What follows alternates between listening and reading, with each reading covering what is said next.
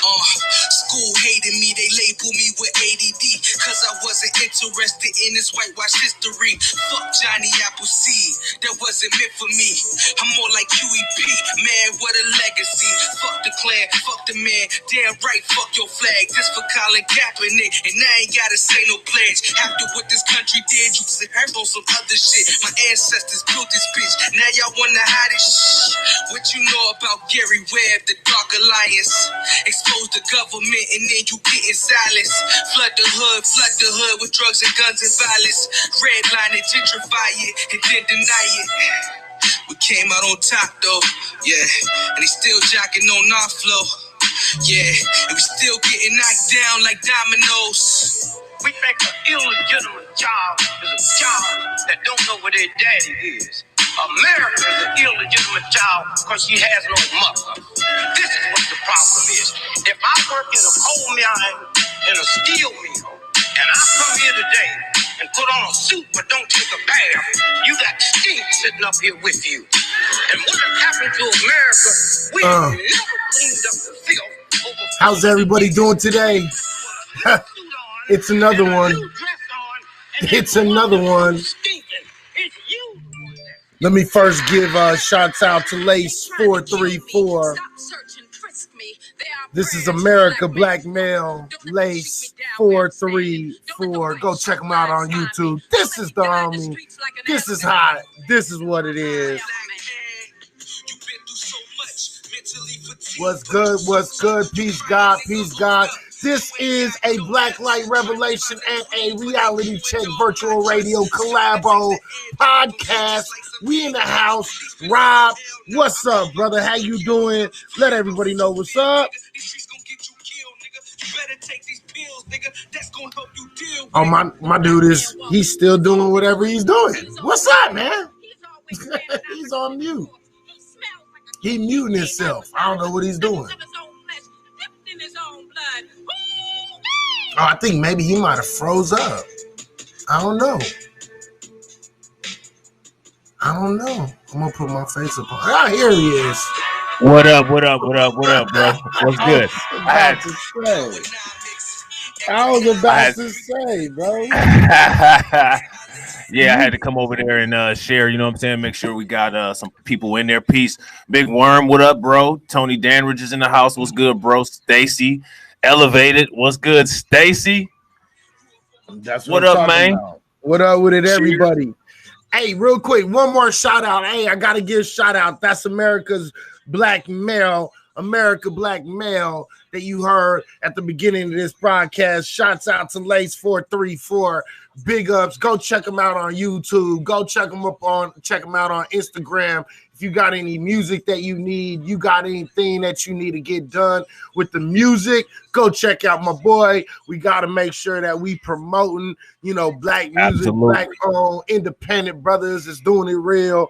You know what I mean? So go check them out. Absolutely. You know Absolutely. What I mean? Any kind of music, background music, most likely that's who it's from. So if you like it, go talk to your boy Lace 434. That's what it is. All right, man. Give me 1 second, bro. Let me cut this background noise off real quick. Hold on. All right, then. All right. So what's up, everybody? How y'all doing? I hope you guys are doing well. Stacy, how you doing? Tony, how you doing? Big Worm, how you doing? Big Worm. Let me add you real quick. So I got you added on here. You know what I mean? That's what I'm talking about, man. I hope everybody is doing all right today. I hope everybody is feeling okay. Early showing right now. Early showing. We came in to talk about a few things, have a few conversations, little bits. So, we can start, with the easiest first. Let's talk about stimulus real quick. Let's talk about the stimulus. So apparently they finally came out with a stimulus resolution, and I don't know too much about it, but my man right here got the info, so drop it. Well, okay, so apparently, when millionaires need to get money, the government got millionaires. When the average individual like you and me need money, we are screwed because the government don't care about your average everyday individual. Let's just put this into context real quick. I'm gonna make sure you guys know what this is. So check this out, man. The stimulus came out today. About 2 hours ago, they finally agreed on what up, Halcino? How you doing, brother? They finally agreed on a deal. It's a package for something like 900 million. It looks like the government will assist you and me, everybody, with a $600 stimulus check if you make under $75,000 a year, and $600 to $700. I don't know how they're going to be breaking it up. Plus, if you're unemployed, it may be vetoed by Trump. That's absolutely true. If you're unemployed, you get an extra $300 a week benefit on your paycheck. Also, it has some money for the PPP. It's talking about sending some money through all the states so they can help get this vaccine out, so they can go out here and, help them stay in, doing their job. So it says $600 stimulus check plus an extra $600 per child. So you can get up to about, I think it's up to 3 children. So 6 plus 3, 6. So it's like 18 plus, so right around 2,400. $300 a weekly extra on your unemployment, $284 billion in extra small business aid through the PPP, the Paycheck Protection Program, $82 million of the funds for schools and universities, and 82 billion, I should say, and then $25 billion in emergency rental assistance, along with an extension of the eviction moratorium, $13 billion in funds and supplemental nutritional assistance program. So if you're getting food from food banks and things like that, they're going to get some extra funds. And then $10 billion to aid childcare providers to keep their doors open. All right. So this was agreed on. The fact of the matter is Donald Trump, even this morning, I believe if I'm correct, Donald Trump this morning put out a tweet that said, get a deal done and make sure everybody gets more money. He was actually, Donald Trump, this is the one time I'm going to agree with Donald Trump. I rarely ever agree with this dude. But the one thing he got right is, for the people who need it, man, you better cough up some checks, man. This is Facts. a $900 billion. This is a $900 billion deal, and $900 billion to every person that qualified, that would equal right around $2,400 each, and that's not counting the bonuses. So this time, I actually agree with Donald Trump, and I'm going to be like, he wanted to give us $2,000. So I'm saying, Donald Trump, before he gets the fuck out of here, hey, Donald Trump, make this shit happen, and I'll give you a little bit of credit on you doing some things that you said you was going to do. Make it happen. Make my bank account positive again. Make my bank account positive again. Right? You know what I mean? It is what it is, man. You know what I mean? Go Donald Trump on this one. You know what I mean? He's an idiot, however, he's 100. Right, exactly. He's an idiot, but he's 100 on that one. So I'm with Donald Trump on this motherfucker. Fuck you and your $600. Give me $1,800. Give me $1,500. Give me 2 racks, nigga. Fuck the bullshit. Like, I am absolutely with Donald Trump on that. So, and you know me, I ain't never with him because I'm like that tangerine tyrant.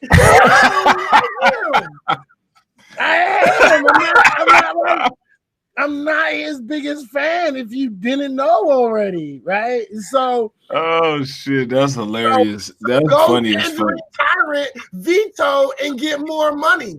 Okay, Listen, check this out. All I gotta say is what Damon Wayans used to say on In Living Color. Who got more money than they know what to do with? Government. Government. Government. Government. That's right. Government. It is what it is. I'm not gonna lie. Look, on this one, y'all can call me all the sellouts you want to call me. I don't care. Okay, put some money in my pocket, pimp. All right, Facts. Put that money in my pocket. When trickle down economics works like that, I'm all about that. Right, but that's the kind of and that's not even the best kind of trickle down. It's just what's needed, right? It's not like the American people are asking for $10,000 each, right? The American people are, hey man, look, I know people that are in debt right now. I know people that are $10,000 and $20,000 in debt. You see what I'm saying? Because they're living off of credit cards and they're, they don't have as many hours and that's on top of already living from paycheck to paycheck in this economy. Right. So, for me, I'm like, if you got people in debt, $20,000, right? $10,000 to $20,000. What is $2,000? That's not even going to really help them. It's just going to help them like stay afloat. You feel me? That's an extra paycheck. What's up, Zulu Warrior? What up, Zulu? How you doing, brother? So I'm with the the Tangerine Tyrant right now. I'm with him. I'm actually with him on this one. You know what I mean? This nigga said the Tangerine Tyrant. Look, I'm with the Tangerine Tyrant. Let's go get it. You know what I mean? Hey, absolutely get us some more money. Hey, if you don't already know, we are streaming this from HAPS, HAPPS. HAPPS. Man, come over here and try it out. You might as well come over here and get used to the website right now. So, you know what I mean? When Periscope closed and is dead, because it's not that long, man. Periscope is being prepped for its final coffin.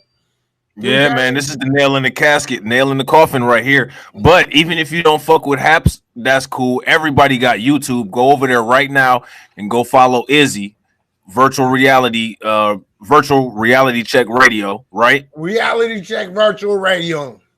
Reality check virtual radio. Go over there, sub that channel. We streaming live on Izzy's channel, and go to Black Light Revelations 1 and Black Light Revelations 2. We streaming live over there too. So even if you don't get Haps, even if you're not messing with Periscope, if you enjoy the content that me and Izzy bring, you can catch us on any one of those 3 YouTube channels. And everybody love YouTube. So go over there right now, heart that video up. You know what I'm saying? Hit the thumbs up, like, you know what I'm saying? Make sure you hit the bell icon on both of our shit for notification for when we do these broadcasts, and y'all won't miss a beat.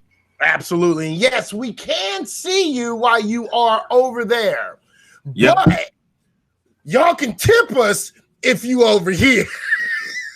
Okay. That's facts. Look, and I'm not gonna lie, man. We don't do research for free. Okay. You can tip us while you over here. Okay. See, look, Charmaine already showing love. Right, that's what I'm talking about. It's like you can show love by helping your boys out, tipping us. You know what I mean? We're not asking for a lot. We asking for a little bit of donation to help us out, make sure we keep on doing what we're doing. That's all. Big facts. Big facts. All. But anyway, we got Butcher in the house. What up, Butcher? What up, Butcher Beats? How you doing, brother?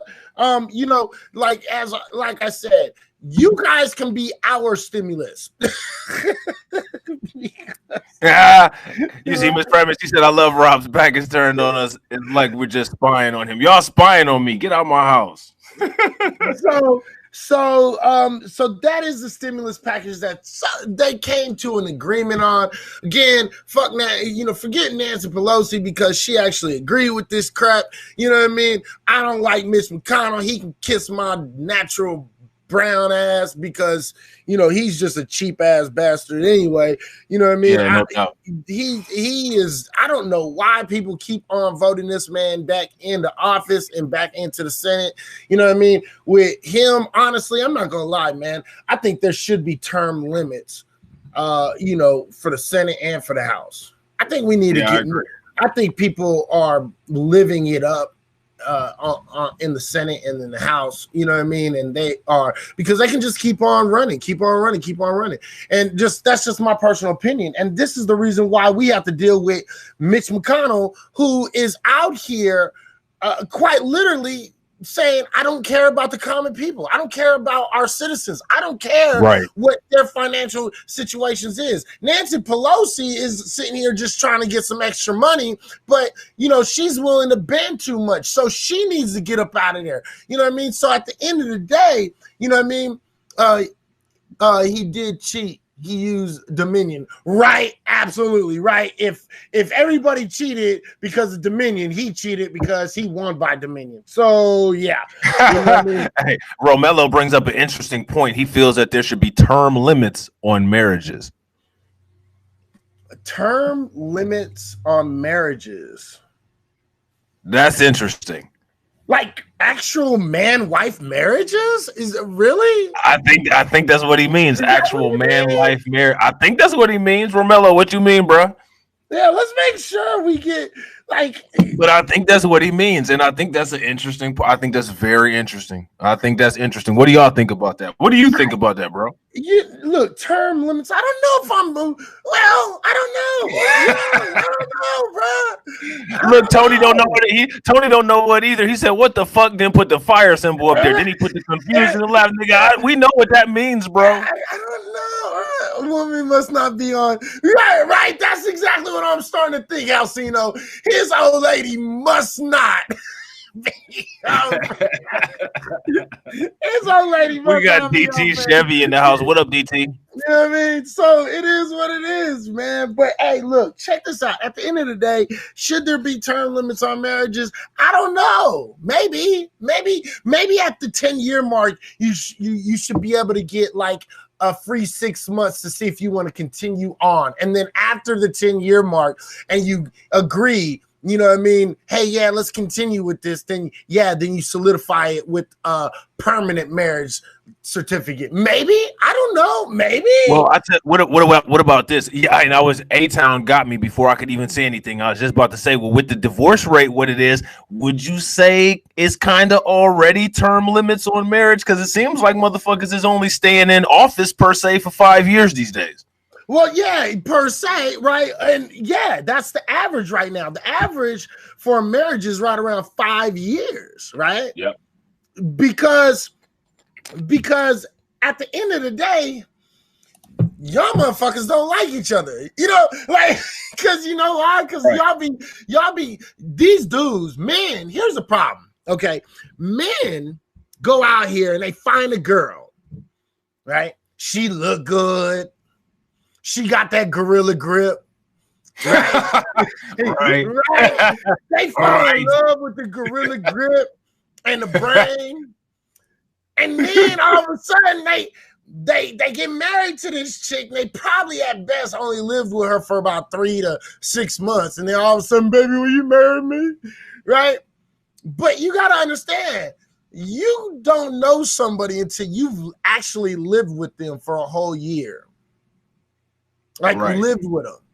You got to live with someone for at least a year before you know. You know what I mean? Agree. Yeah, because at the end of the day, you got to understand that you might not like how somebody live. You know, that chick or that dude might be a dirty ass mother. You know what I mean? He might just be dirty. Right? Facts.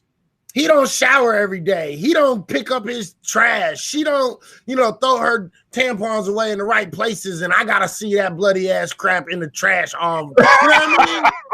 Right. And you be like, oh, nasty. This, right. So you don't really know somebody, right? And you don't know their family. That's another thing. You might not know their family, but then once you meet your family, right, then all of a sudden, this might be a problem, right? Right. So I don't know. Does marriages do marriages that end early? Does that mean that people are not taking the time to get to know their significant other, or is it that people are just making really, really poor decisions? Right. That's the question. So what is that you just brought up? This right here, it shows the average amount of time that a U.S. marriage lasts. And it says right here, on average, the typical U.S. marriage that ends in divorce lasts just 8 years. Wow. It's not that much That's crazy. time. No, it's not. It's that's under a decade. Right. It's under a decade. You know what I'm saying? And this is from this website called brides.com. How long do average US marriages last? Does it state where their source is coming from, where they get that information? Let me see. Let's see if they got a source. You might be screwing your cousin, right? Yeah. All right. Listen, if you go on TikTok, you will see these weird ass stories. Truth check. Yeah, I was dating this guy and I liked him a lot. Come to find out, when I met my mom, I found out, because I didn't never know my mom, I found out that I was dating my brother. Right. Like, right. What's that motherfucker's name? Kevin Gates. He was doing that. Right. He was doing that shit. So it looks like they got their information from where was it? I just saw it on here. The Institute for Divorce Financial Analysts. Okay. So some private research agency. Right. It'd be interesting to look at the census, what the U.S. Census says. Right. Right. That would be really, really interesting to find that out, man. So maybe there should be terms on our marriage. I don't know, but I think there definitely needs to be some terms when it comes down to the House and the Senate. There absolutely needs to be terms when it comes down to the House and the Senate. So that's just my personal opinion. How you feel about that, Rob? Yeah, I agree. They got to cycle in.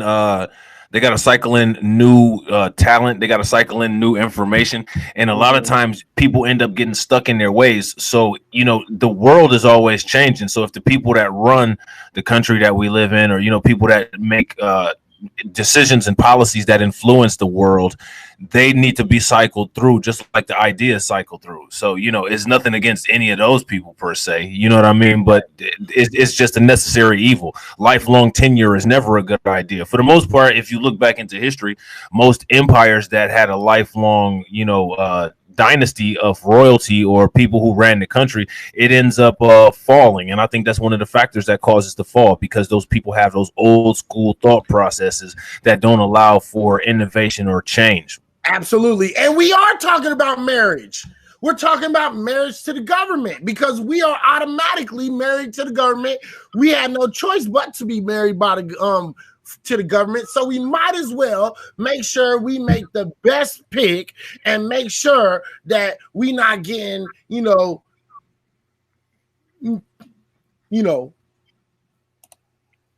what's the best word? I'm trying to use not that many swear words today, but I can't figure out. Screwed. Yeah, screwed. Right? Screwed. So screwed. Right? So maybe we are talking about the same thing. You know what I mean? Maybe we are. You never know. We never know.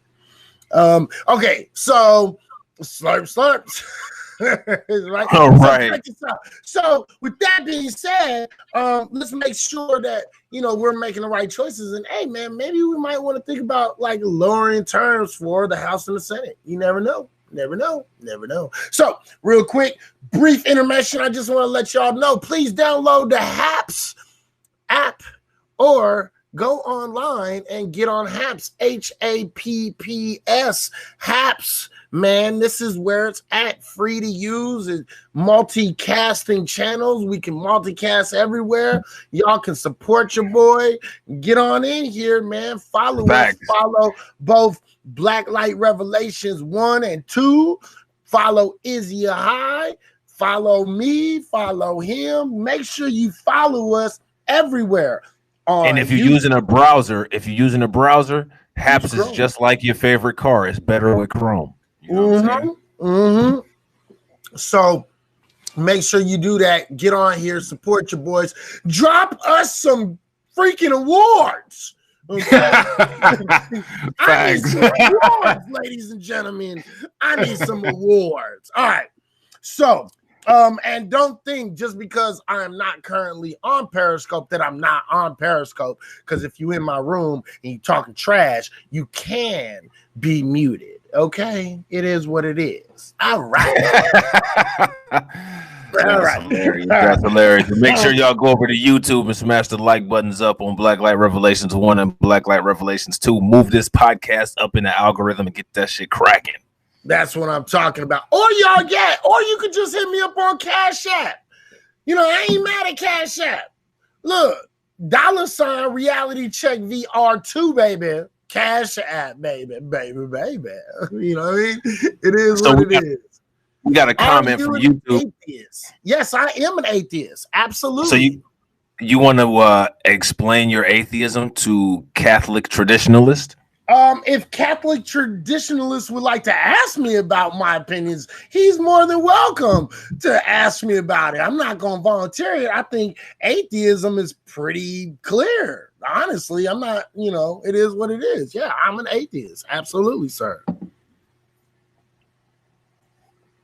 Right. If you have any questions about it, go ahead and ask, and I will definitely answer them. Okay. Let's see. Oh shit! Here we go. I know. Yeah, here we go. Right. So Tony said, "Ah." Right. Oh shit! Here we go. All right. So while we wait for any other questions, because we take all questions and we do answer you guys, just make sure you guys be a little patient. And we will answer anything that you want to answer. But, since we went over the stimulus thing so quickly and we're done with it, how about let's talk a little bit about this vaccine a little bit. You know what I mean? Real quick, Izzy, before you go into your spiel about the vaccine, I got a question for you and everybody in the room. How many of you guys have heard of this concept of common pass? If you've had I'm not an atheist.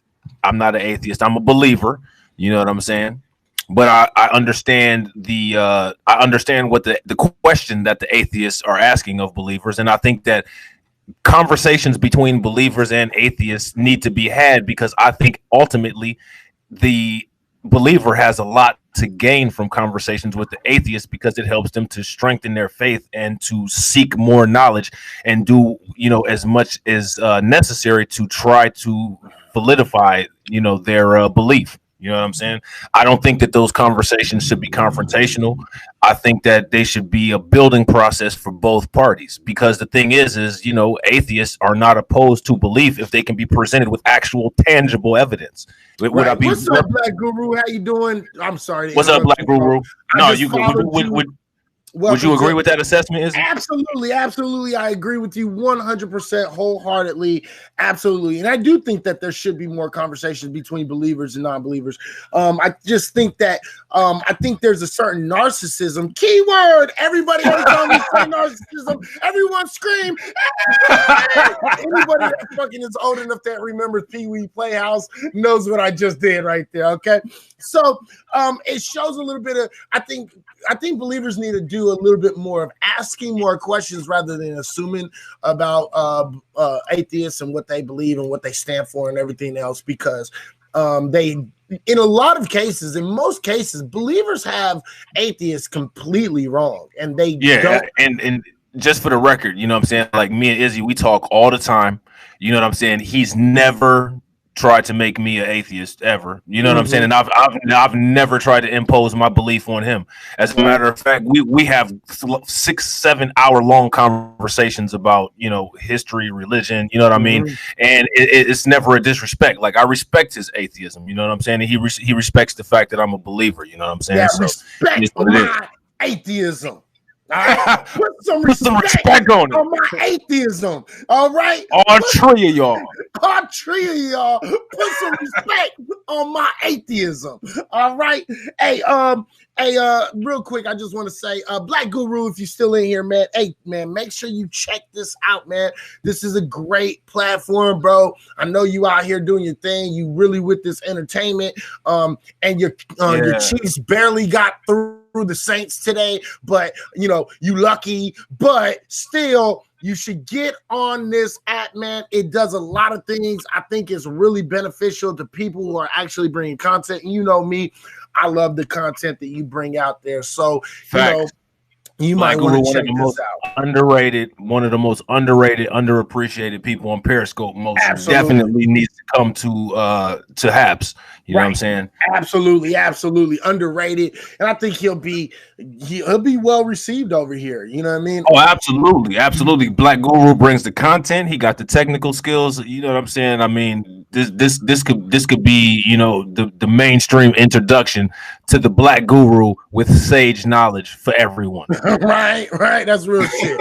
That's real shit. And my man Butcher. Right, And Butcher too. Butcher brings a lot of good info and a lot of, you know, information too. He has good content. So you too, brother, make sure you get up on here. All right, Blacklight, he said, what's your thought on militant atheists that attempt to make laws restricting religious rights? Same question to you, Izzy. Well, you go ahead with that first, since he added you first. You go ahead and start that, bro.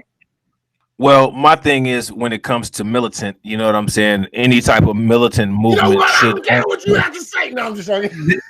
You atheist motherfucker, you going to hell. Me and my militant ass don't care about what you think.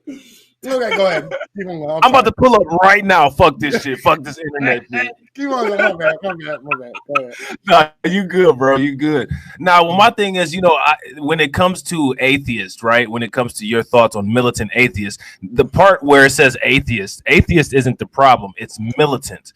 Anytime militant action is used for anything, I think that militant action should only be used in extreme situations when there's oppressive, entities that are where civil rights and civil liberties aren't being allowed. So, you know, if you're talking about something like communist China or something like that, you know, I think that there should be equal freedom. You know what I'm saying? I think that people should have freedom of religion, and people should have freedom of the absence of religion. Mm-hmm. I don't think that either party should be able to, in good faith, superimpose their beliefs on either party. I think that everybody should just do what they can to try to coexist. I don't understand why there would be militant action from either. You know, religious theists, Christians, Muslims, whatever, should not try to impose how they feel on atheists, and it should be reciprocal. Atheists shouldn't do that to Christians or Muslims or any other religious system either. People should just be mature and be able to have conversations about these things, learn about each other, and be able to deal with each other in a civil and human way. Okay, you know, and I respect that. I'm going to tell you, check this out. So according to the way that you wrote your question, you said, what are your thoughts on militant atheists that attempt to make laws restricted religious rights? Actually, atheists don't do that. And the thing is I would actually question you to say, give me an example of that happening. The only thing that I could think of as far as a somewhat even close example of something like that would be like, you know, the restriction of religious freedom in like something like communist China, or like, you know, depending on. We're talking about America. Well, we're talking about America, right? America. Exactly. Let's keep it in America.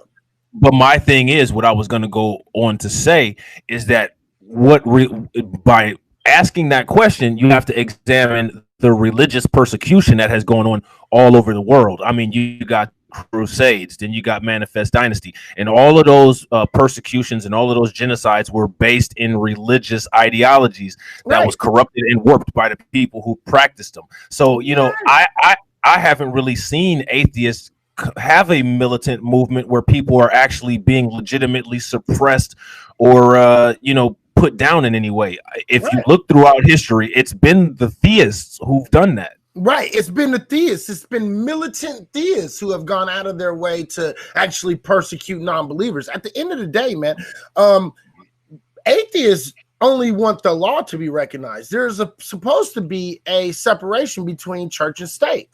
Okay. There's supposed to be a separation of, work and church. if you want to start a business in your church, that's cool. That's your business. But at the same time, you still have to follow the law. And guess what? Because it's freedom of religion, right? And freedom of not having a religion. You don't have to have a religion. I want to be respected. I shouldn't have to send my kid to a school where they do a pledge that says, I pledge allegiance to the flag of the United States of America and to the republic for which it stands, one nation under God. Again, you're imposing your theistic ideals upon me and my kids, right? On the money too. Right, on the money. And what does it say on the dollar bill? It says, what is it? In God we trust. Right? So there's supposed to be a separation between church and state. There's supposed to be that. That's not militancy. That's atheists holding theists to task. That's holding theists to the letter of the law. So what I would say is, show me a militant atheist and I'll show you about 100 theistic militant believers who have forced their belief systems on everybody else. And then not only that, but have quite literally said that their religion is the right one and anybody else is going to hell. So, right. That's also another form of, kind of imposing your will, right. That's not cool. Right. When you know how many times I've been told I'm going to go to hell because I'm an atheist. Like you're trying to use fear tactics to make me believe your belief. To me, that is disgusting. Like, who are you trying to like scare? I don't even believe your God exists. You think I care about your made up hell? But it's a type of like shaming, and it's a type of fear mongering, and it's a fear tactic. It's bullying. It's bullying. It's threatening, right? It's kind of like this. It's like if I went to your house, right, and I knocked at your door and I said, "Hey, are you an atheist?" And you said, "No, I believe in God." And I said, "Well, if you don't become an atheist, I'm going to beat you, your family, all your kids. And then when I'm done, I don't know, I might just kill you." What would you say? You would say, "Oh, yeah, you're threatening people." What? Right. You know what I mean? You're damning me to hell. Like so you have to look at it. And that's the narcissism in religion. Religion makes you think that you're special. In some way, you're special because you believe that you picked the right God. Out of all the 4,200 different gods that's out there, you picked the right one. Everybody else picked the wrong one. And your narcissism and your ego has reached to so high of a level that you think you somehow deserve to have some sort of everlasting life in this imaginary place called heaven. Like, that is narcissism and egotistical behavior unlike any I've seen before. But actually, what's funny about that is that everything that you just said right now, for the most part, most of that is human introduction into what the specific prophets and what the specific saviors per se of those religious ideologies said. The Buddha never said that. Jesus never said that. Jesus even, I forget, I think the guy's name was Barabbas, who he was on the cross with. Barabbas was a criminal his entire life. He definitely wasn't a Christian. He definitely wasn't religious. He definitely didn't follow the ways of Christ. But, Jesus Christ didn't discriminate against him because of that. When it comes to Christ, none of the Christ-like teachings facilitate any of the kind of persecutions that a lot of religious people superimpose onto people who aren't Christian. So you have to ask yourself the question, how is that? How am I a Christian if I'm not, facilitating Christ-like messages? And that's not a Christ-like message. Jesus Christ's message was that he's supposed to love everybody, just continue to try to live in his way. Right. That's Jesus. That wasn't God. Let's make sure. And that's in Jesus. That's Jesus, not God. So, okay. So the thing is, and then my last point to this is this. My biggest issue is, when believers try to come at me and try to tell me something, but at the end of the day, man, I'm going to be honest with you. Most believers, and let's just be completely straight up honest, most of you believers don't even know the religion that you study. And that is the most obnoxious shit in the world. Most believers don't even know the religion in which they study. Okay, no matter Catholic, Christian, it doesn't matter what you are, Mormon. And that is so true. That is so true. For you guys that are on Periscope, when I would go to Izzy Scopes and Jacob Scopes and a lot of the people who were atheists on Periscope, that's one of the things that I was most impressed by was the knowledge of the actual Bible texts that they had. So it is what it is. So I hope we answered that question thoroughly. And until another question comes, let's get into these vaccines, bro. Yeah, no doubt. So go ahead. I'll let you go first with your vaccine info. You go first. So check this out. What I was gonna ask was how many people in here, and you guys can write this in the comments, have heard of what's called Common Pass? Let me know. Have you ever heard of Common Pass, Izzy? It sounds familiar, but off the top of my head, no. I'm gonna stick with no. I haven't heard it for right now. You're gonna stick with no. What about everybody in here? If you guys are in here and you're active, say something, because I don't want to progress until I know whether you have or you haven't heard of it. Yeah, so let's get some more involvement, ladies and gentlemen. Come on, man. Let's get some more involvement. So Mark over here says, "Oh shit, Izzy got the background again. Hopefully you do this on a regular." Yeah, this is going down on the regular, Mark. Oh yeah, this is a regular right now, bro.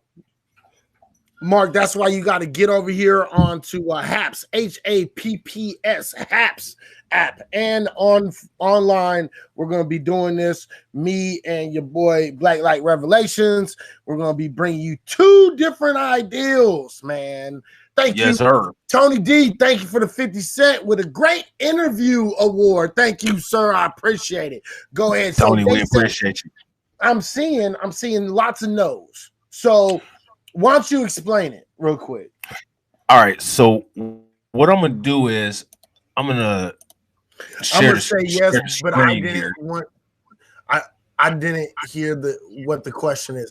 He said, I'm going to say yes, but I didn't hear what the question is. Basically, what Halcino is saying is, yeah, nigga, I know everything. Fuck you, bro. I know everything. You know what I mean? Right. So, all you dumb Negroes around here, that is what's funny about that is that's literally exactly what Halcino is saying. That's exactly what he's saying. So, Common Pass, all right, I'm going to show this to you guys real quick. Oh, we gotta put you put the wrong one up there. You gotta take. Oh, did I? Oh, yeah. Let me see. Hold on. One down there, bro. Brody. Oh, hold on. I had it pulled up. This is it right here. Oh, okay. Yeah, there. This is it right here. I'm gonna get rid of this. Let me see. Put this number 1 right there. All right. So look, check this out. So this is Common Pass, and you see right here it says COVID-19 test right on your phone. All right. Right. Now it says Common Pass, you can share your current health status so you can safely return to travel and life. Isn't that interesting?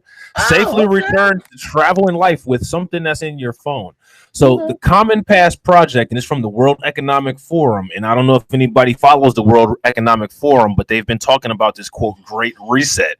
And a broad coalition of public and private partners are collaborating to launch Common Pass, a trusted, globally interoperable platform for people to document their COVID-19 status, declarations, PCR tests, and vaccinations to satisfy country entry requirements while protecting their health data privacy. What do you think about that?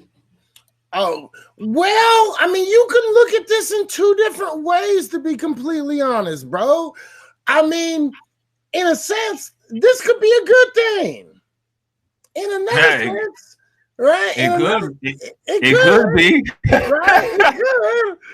But in another sense, it could also be some weird shit. Right, very weird. It could be a little questionable. It could be just a little bit questionable. You know what I'm saying? Just a minute, Just a little bit. right? Just a little bit. Right. So yeah, I mean, I get it. No, never. See here, white folks out of hand, right? Exactly. Of course, that's white folks' ideas, bro. Come on, man. Like we know this. But here's the thing. I don't know enough about it, but on the general description of it that you read, right? And this is their promotional description ideal of it, right? In general context, I don't necessarily know if it would necessarily be the worst thing in the world, to be completely honest.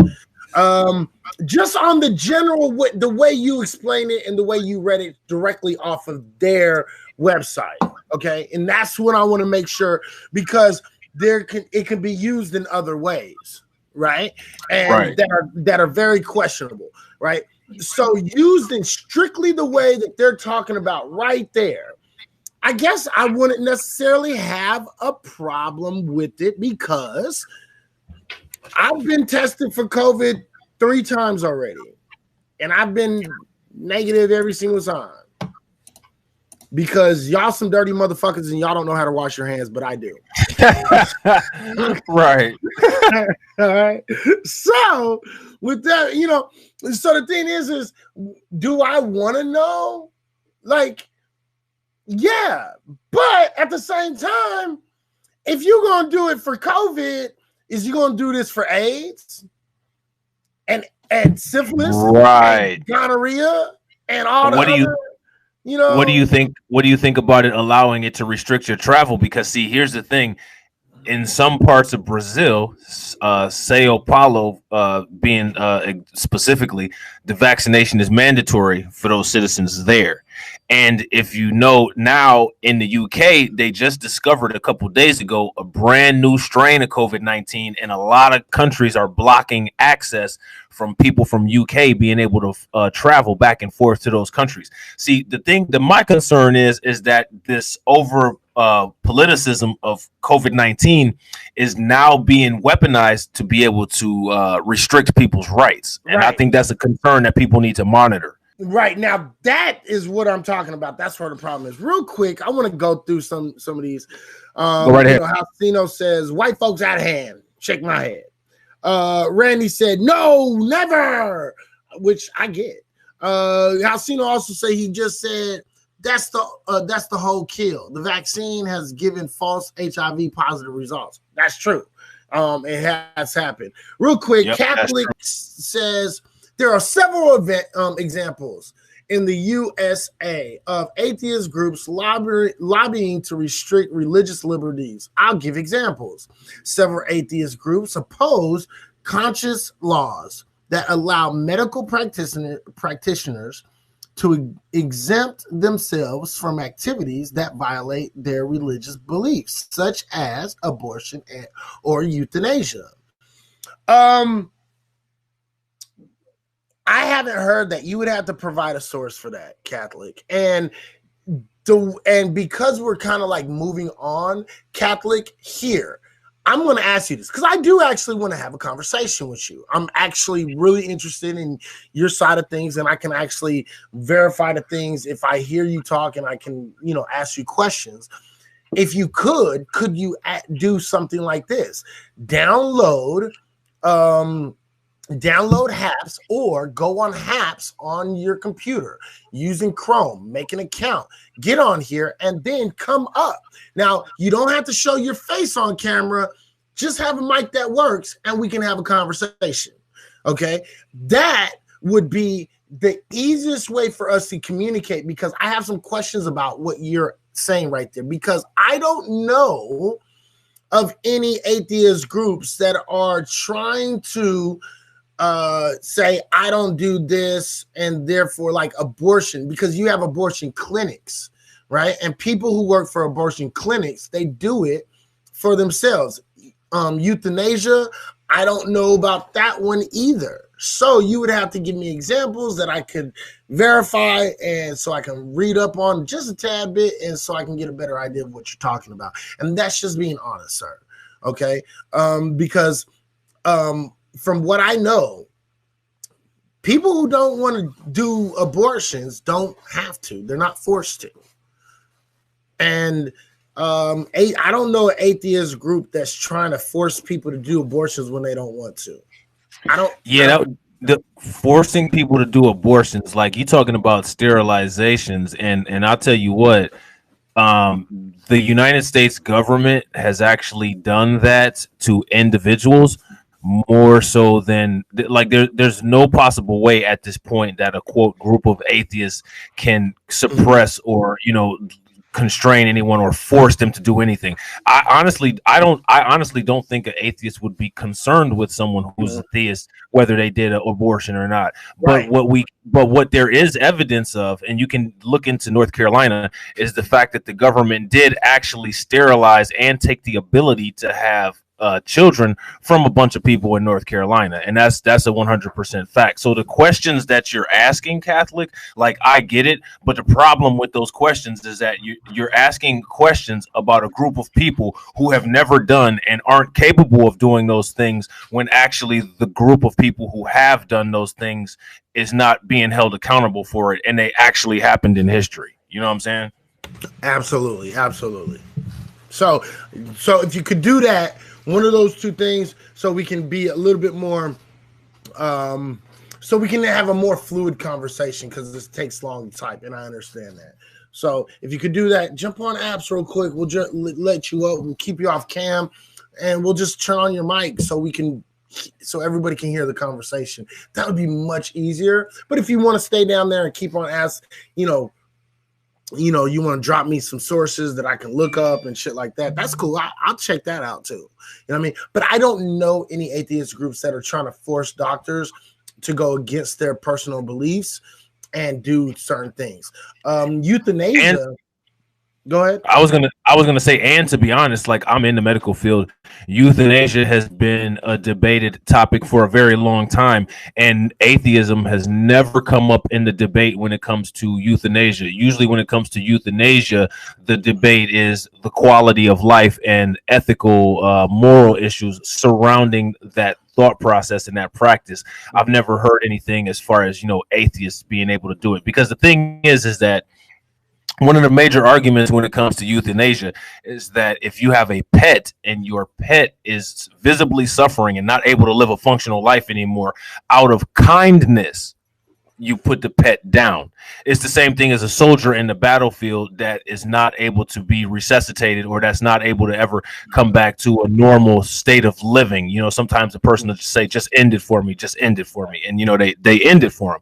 And it's the same thing as hospice or palliative care. But the thing that's interesting is that we don't do that for people.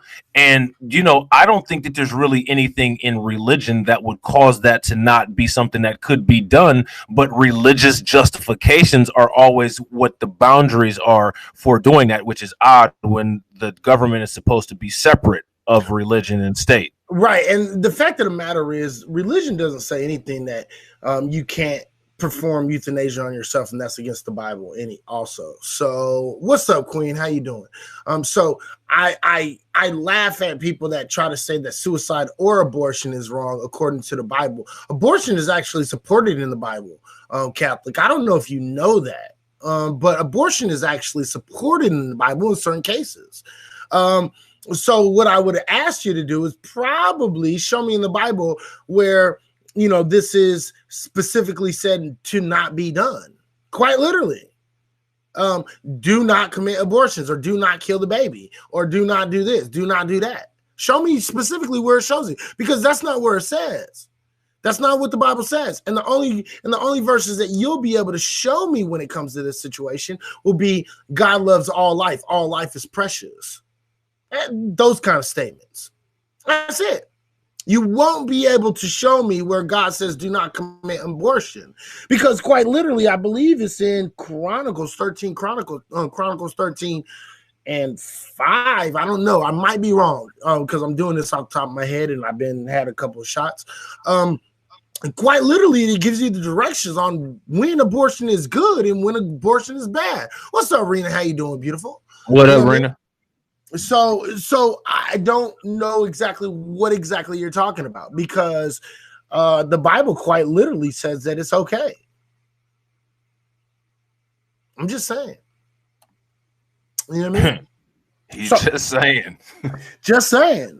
I mean, whenever people use the Bible to go against abortion, I laugh at them because you clearly haven't read the Bible.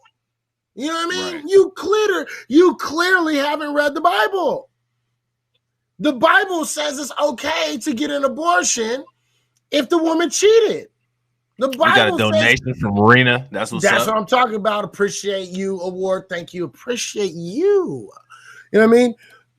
The Bible says that it's okay to have an abortion if you're sick or if it's going to hurt you or it's going to kill you. The Bible says that. One of the biggest okays for the Bible is if the woman had an abortion. And get this, check this out. It's okay for a man to force a woman to get an abortion if he just thinks, wait a minute, hold up, not prove that the woman had an affair, but just thinks she had an affair. Thanks.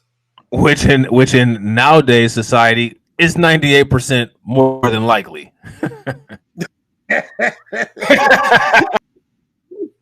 Okay, so I don't know exactly what you're referring to because the Bible doesn't support your position. Just saying. All right, let's get back to Corona. Back to Corona. All right. So back to the test. The thing about it is again, if it was used for the basic practices in which we're talking about, I can understand it. It's just you're trying to make sure that people are safe, they can travel, and you have a less likelihood to infect others, because what they're finding now is that 6 feet is not enough. Yeah, it's never been enough. Right. And that they say Corona can stay in the air strictly, and it can also stay on surfaces. It's not only airborne. You know what I'm saying? It's airborne, yes, but it's not only airborne. Right. And so the thing is for those reasons, and to be able to make sure certain, people can get back to their regular normal lives, right? And do away with, trying to keep people stuck where they are with the lockdowns that are going on right now, because I know a lot of people don't like them. I just personally believe that, I think I can understand it, but I think there's too many negative things that can still possibly happen using this system. I think there's a lot of things that they can abuse this system with. So yeah, it's kind of, up and down. Right. No, I agree. Anytime you're dealing with something like this, as irritating as it may be, because I get it, man. I'm a hairy dude. You know what I'm saying? Like, I don't like the mask pushing all on my face, and I get ingrown hairs in my beard and all of that. But, it's always better to be safe than sorry. And then you see all of these controls that they're implementing based on whether you become positive or negative from the COVID-19. My best advice is do whatever is necessary to never, ever have a traceable positive COVID-19 test. Mm-hmm. That's my advice. Tony says it can be projected 18 feet from breathing. It can survive in the soles of your shoe, and it can survive up to 28 days. Right? Not only that, but you can be infected by somebody just talking, and the mist getting inside your eye, or if it's just like your nose, your mouth. Things of that nature. I mean, these are serious things. I mean, and the thing is I don't think people really quite understand that it's not that COVID is super, super dangerous, but it is. It's dangerous, right? But it's not like over the fucking top dangerous, right? The reason why they're taking this so serious is because of the ability of this disease to change. Okay. And it's already changed. We see evidence of that in the UK. Right, exactly. And that's the thing. It can change so quickly. It can mutate. The mutative ability of this disease, it's what's so dangerous. I keep on telling people, I told people back when I was on Periscope, it's not that COVID is so dangerous, it's that the mutative ability of COVID is so dangerous. That's what's dangerous, people. Yep. And I don't think people are getting it, because all you ever hear is people are saying, oh, well, my friend got it, and my cousin got it, and my dad got it, and this guy got it, and the old man got it, and this guy got it, right? The mutations is what's the dangerous part of it. It is not the disease itself, it's the mutative ability of this disease. Last time I checked, I think there was something between 18 and 24 different mutations of the coronavirus. That's how dangerous it is. You know what I mean? And that's just what I'm saying. Let me see. Facts. And there were already 30 different 30 different. See, last time I checked, it was 18 and 24 different mutations. C-Dog said, so what's your fucking solution? Well, my fucking solution is none, because I'm not a fucking doctor, you idiot. Okay? I'm just giving you the fucking information. Okay? I hope that's fucking okay for you. All right. Now, if you want to know a more, a person who is a little bit more ready to answer this question, Rob, I think that question would be more so suited for you. What's your fucking solution? And I'm quite literally quoting him. Oh yeah, who is this angry C-Dog? I am C-Dog. So what's your fucking solution? Well, first and foremost, neither one of us have solutions, and we're not required to have solutions because we're not physicians. We're not infectious disease doctors. So you might want to ask your man, Dr. Fauci, about that. You know what I'm saying? That's actually his job. Or you might want to ask that guy who's heading Operation Warp Speed, because, again, that's actually his job. Right. My solution is the same solution as it always is. Wash your hands. Make sure that you play it safe instead of playing it sorry. You never want to have a positive COVID test. Right. That's my solution. As far as my solution, goddamn mask. Oh, you know what? I'll tell you my solution. My solution. Go ahead. Go ahead. No. Go ahead, bro. I say wear a goddamn mask, and the reason why is because of two reasons. Number one, as far as I know, and everything that I've seen, they work. All those bullshit tests you see online. Oh yeah, looking at the fucking one that gets through it.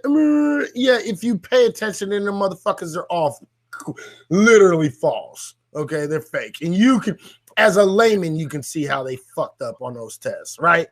And number two, I don't want to really smell your fucking bad breath anyway.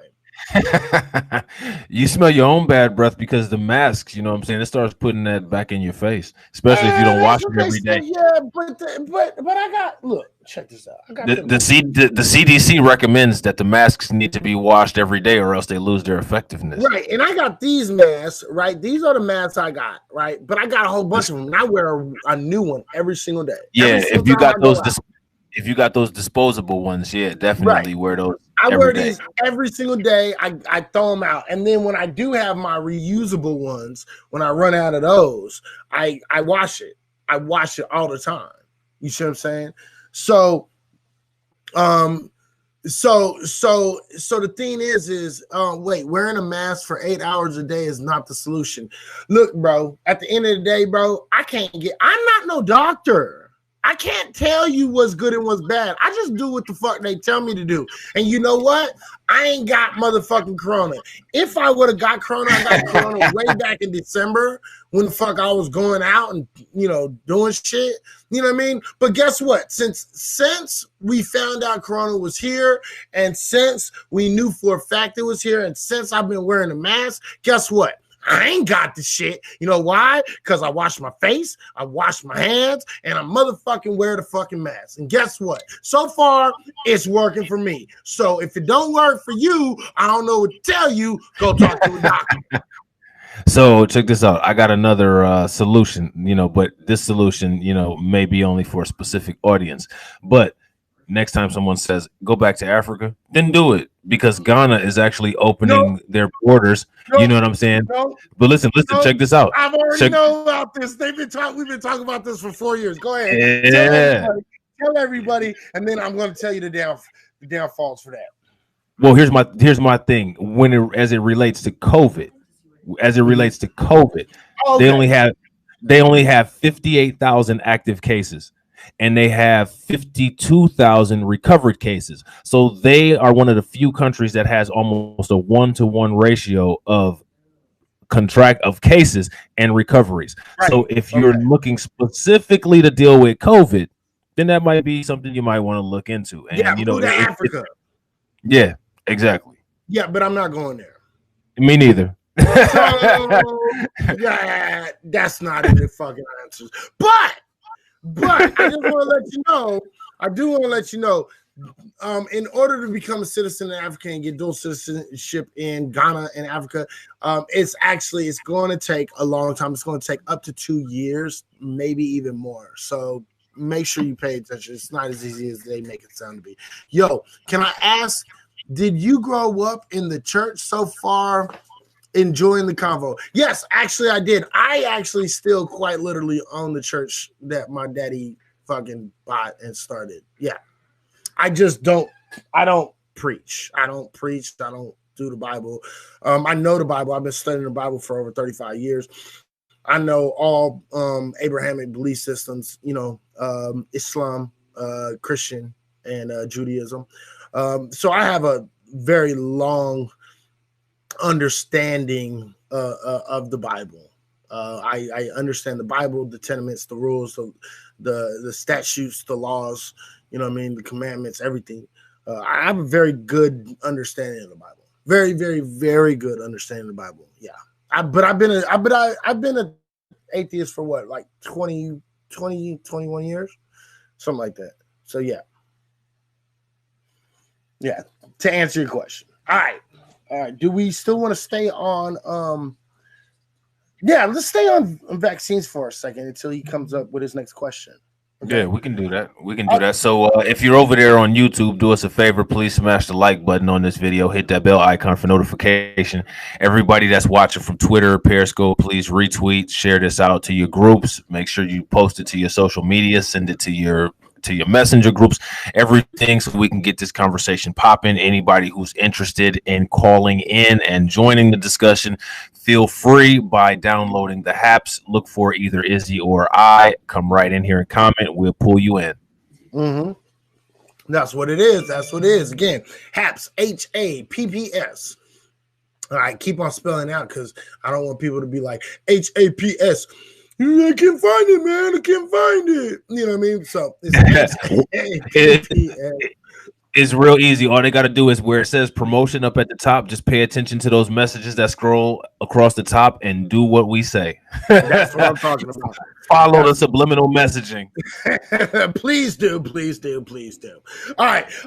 So let me ask you a question. Hey there, Izzy and Rob. What's up, Carlin? How you doing? So the next question we probably should be asking is, why is it that Black folks have such a problem or are so leery of taking any kind of vaccine that they might have came up with, or they claim that they came up with? Rob? Do you want to give one reason, or do you want like a whole dissertation? Because both are available to you if that's what you want. Because there's plenty. Well, what we can do is, you know what? I'm going to leave it up to you. You choose. All right. Well, I posed the question to you, so I'm going to let you choose. Well, see, Tony down there has it right. He says the Tuskegee experiment, and I don't know if you know about this. This is why I encourage everybody to go to my Black Light Revelations 2 and Black Light Revelations 1 YouTube channel, is because they are now using descendants of the Tuskegee study to try and pander the vaccine. You know what I'm saying? Absolutely. They're doing that, and I think that's just as morally and ethically bankrupt as you can possibly get.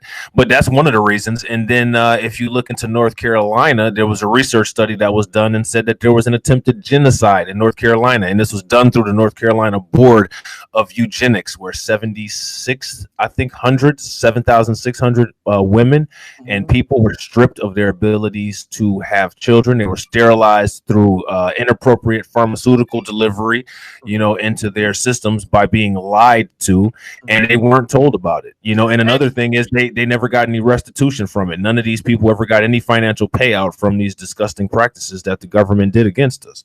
Absolutely. And I would like to point out that when we talk about the sterilizations, I want to make sure you understand that it wasn't just sterilizations. And I rarely do this.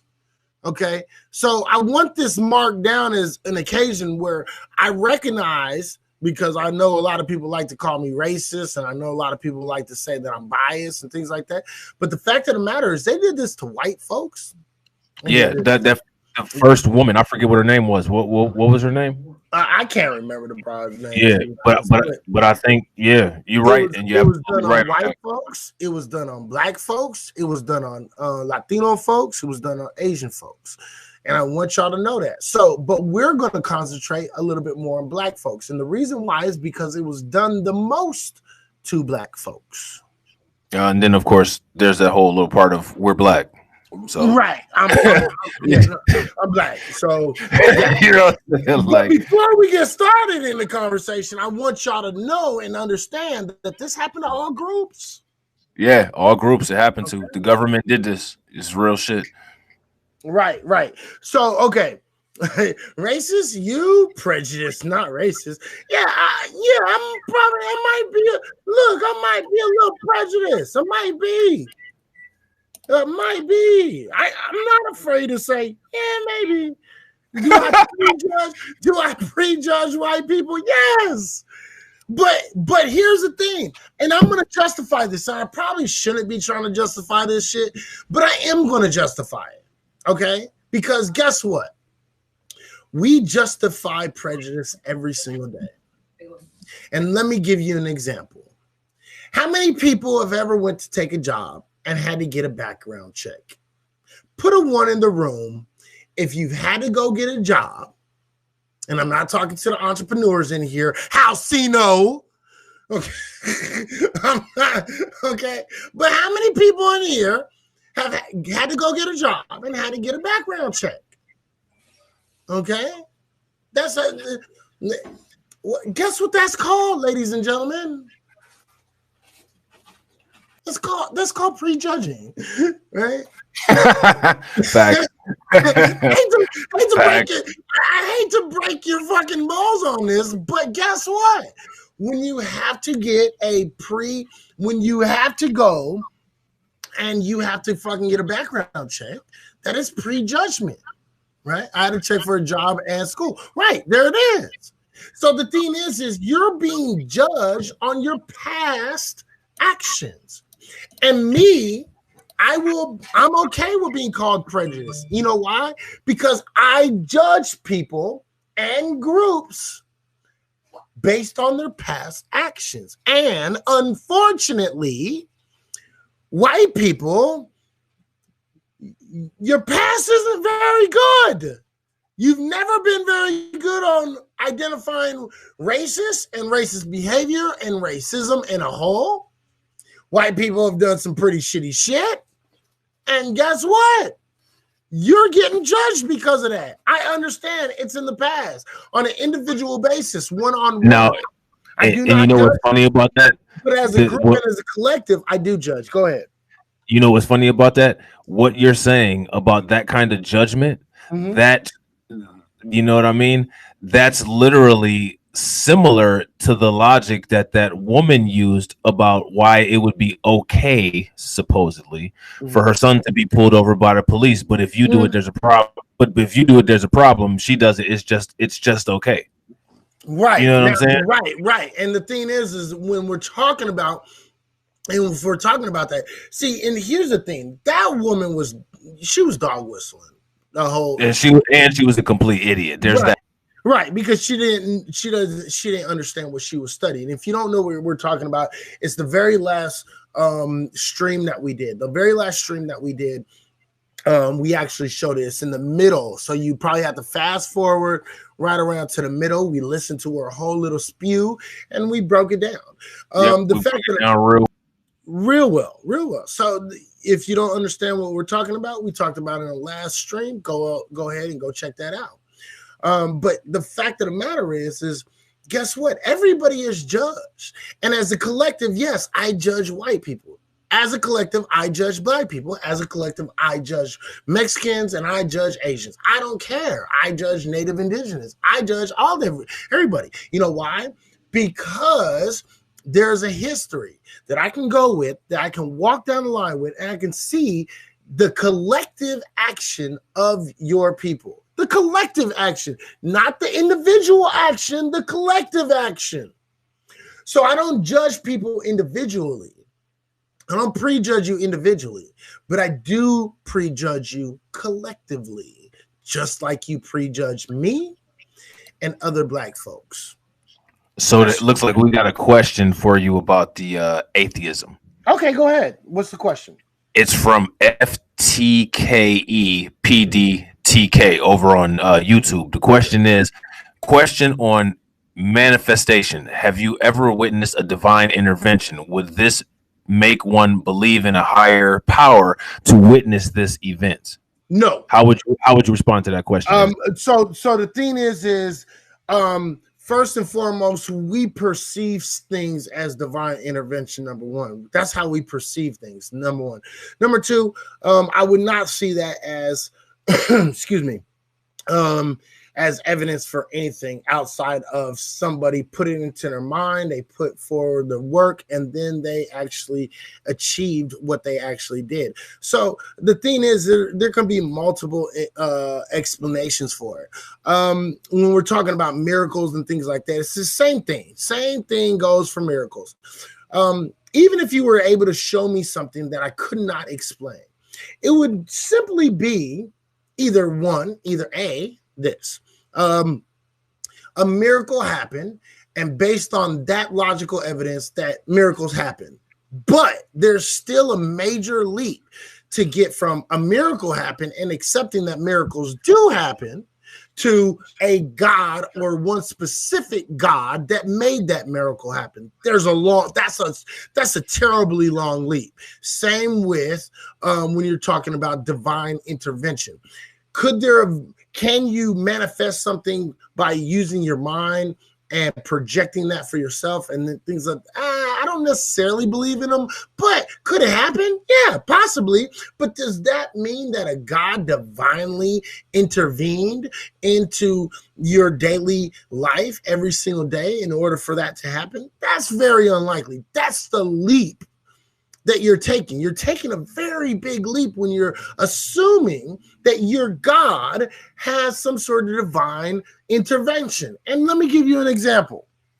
So there's places out here, okay, where people are very devout in their belief system. Very, very, very devout. And I mean from Christian to Islam, it doesn't matter what the fuck your belief is, very devout.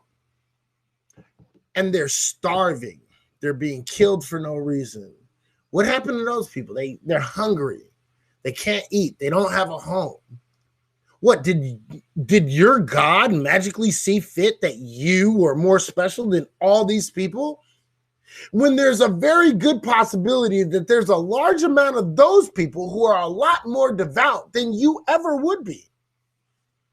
So where's the explanation? How does God, or your God in particular, choose which one? This one or that one? Who does he choose to divinely, intervene on?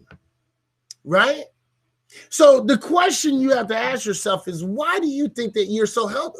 You're so perfect, where God thinks that you're owed this? No, wrong. I don't believe that. I think that's a very long leap. I think that's egotistical. I think that's narcissistic. At best, could I believe that there was some sort of divine intervention? No, I think that people can perceive things, put things in their head, and I think that people can, manifest things by thought and by action. I don't think that a divine intervention happened in any case. No, absolutely not. It doesn't make no sense, and there's not enough evidence for it at all in any way, shape, or form. So that would be my answer to you. No, that would not convince me of anything. No. If you want to know what would convince me that there was a God, if the God was a, omnipresent, all-knowing God, I would have to say that he would know, right? Omnipotent, omnipresent, right? All-powerful, all-knowing, right? He would know what would convince me that he was real. He would know. So, I heard he don't like ugly could play a role, right? You know what I mean? Like, God don't like ugly. How many times have you heard that? I've heard that shit a lot. You know what I mean? How many times have you heard God don't like ugly? And a lot of y'all motherfuckers is ugly. I hate to hurt your feelings, but a lot of y'all is ugly. So that would be my answer. That would be my answer, but it's not because I just don't see any evidence in that. I could, if you wanted to say ghosts exist, okay, ghosts exist, but that doesn't prove. That doesn't prove. Let me see. I just got a text. I'm sorry.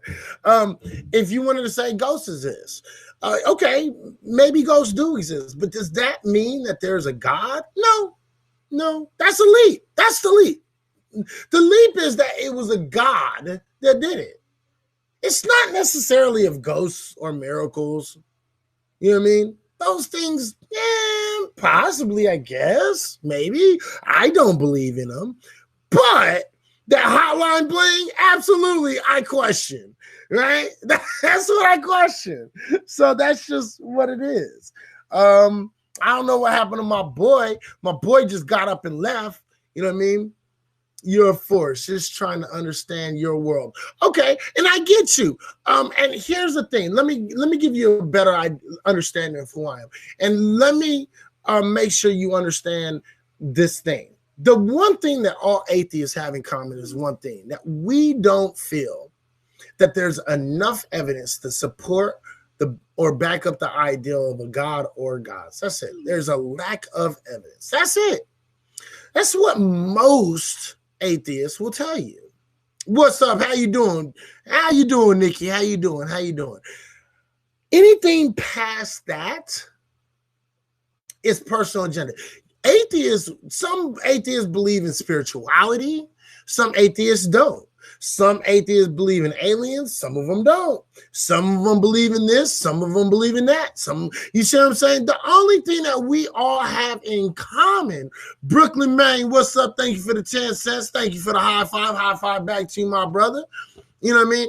The only thing that we have in common is that we believe that there's a lack of sufficient evidence of a God or gods, and that's it.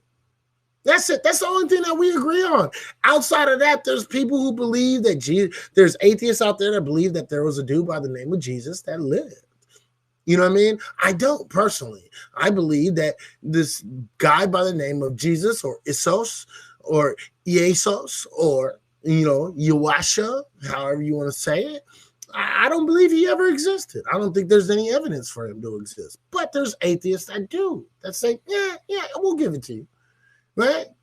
So you have to understand that the one thing that we stand on as atheists, for the most part, and I'm not going to say this for all atheists, we all just don't believe there's enough evidence for a God or gods. That's it. We are denying the claim of the person who says there's a God. That's it.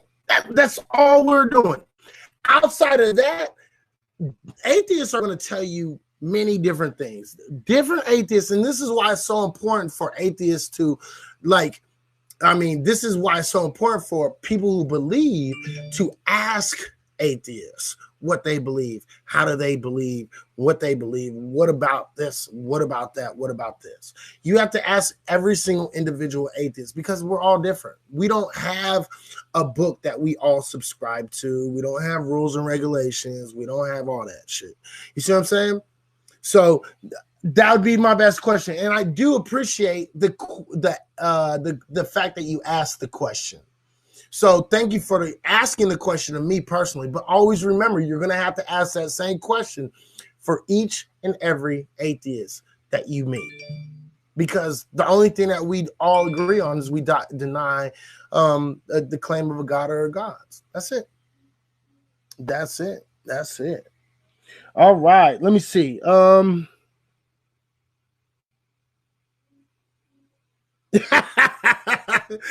Okay, signed up with Haps. That's what I'm talking about, Natasha. And I just followed you. You are here. Make sure you follow everybody else that's been on here. Go on to my follow list. Add all the people you know. You know what I mean? Join. I appreciate you joining on, Natasha. Queen, you are the shiznit. I appreciate it. Shatira, what's up with it? How are you doing? How are you doing? Atheist, non-pagan here. My God, sis are not real, but they are archetypes. And see, and that's awesome. You see what I'm saying? Because she views them as architects, archetypes. I'm sorry, archetypes. I don't. See, so me and her, she's an atheist, non-pagan atheist. Me and her disagree on one little thing. You see what I'm saying? And I thank you so much for coming in. You see what I'm saying? So I want you to understand that each atheist is different, man. We're not all the same, and we don't oblige by the same rule. The only one rule that we all agree on is that we don't agree that there's sufficient evidence that a god or goddesses exist. That's it. That's it. It's just that simple. What's up with it? You back? What up, bro? Finally. Did I miss anything? Oh, we got Nikki in the house. Natasha King. What up, Natasha King? Right, Kim Chi. I don't know who she is, but I thank her for coming Kim in. Chi. What up, Kim Chi? I don't know. I don't know, bro. I'm terrible with Asian names, bro. It is what it is. Okay. Now, is Kim Chi? That's that Spanish, or not the Spanish. That's that cabbage that they bury underground for like a long time, and then like pull it back out and like pickle it or whatever, and you know what I'm saying, eat it. And that is that kimchi or is that kimchi? Kimchi, S-H-E. I don't know if they put it in the ground, but you know what? I seen it, and it's just some red sauce and this whole bunch of cabbage and shit. It's supposed to taste good. I guess I've already eaten it, but I don't fucking know. But you know, it is what it is. Kimchi. I don't know what the fuck it is. I don't know. Ask her. I know for a fact I've never eaten any of that. You know what I'm saying? But and I think you sent me some shit. Yeah. I was cracking up. Pat's friend, and I'm a spicy little dish. Oh, okay. So I guess you do have something to do with the cabbage. Okay, Nikki says it's good. This was like the very first. This was like the very first YouTube that I ever did. Way back. Dude, I think there was one of those ones that I sent you that got like 1.2K views. It's old, man. It got 1.2K. Yeah. It was old, bro. This was motherfucking old. That's why I laugh at people. I'll be like, they'd be like, oh yeah, I got this many views. I'll be like, nigga, I got a really garbage ass fucking like video out. Like, I really didn't say anything on, right? And fucking I got more views than that. That's hilarious. So, yeah. Okay, so I know what that one is, but I'm gonna listen to this one. So you're gonna have to entertain these folks while I listen to this shit. That's hilarious. You're going back down memory lane. That's hilarious. So man, when it comes to this vaccine, it's kind of scary. I know Nikki, she follows me on Facebook. I think she follows Izzy too. So, you know, I post a lot of stuff about coronavirus because I'm a nurse and I deal with it on a daily basis.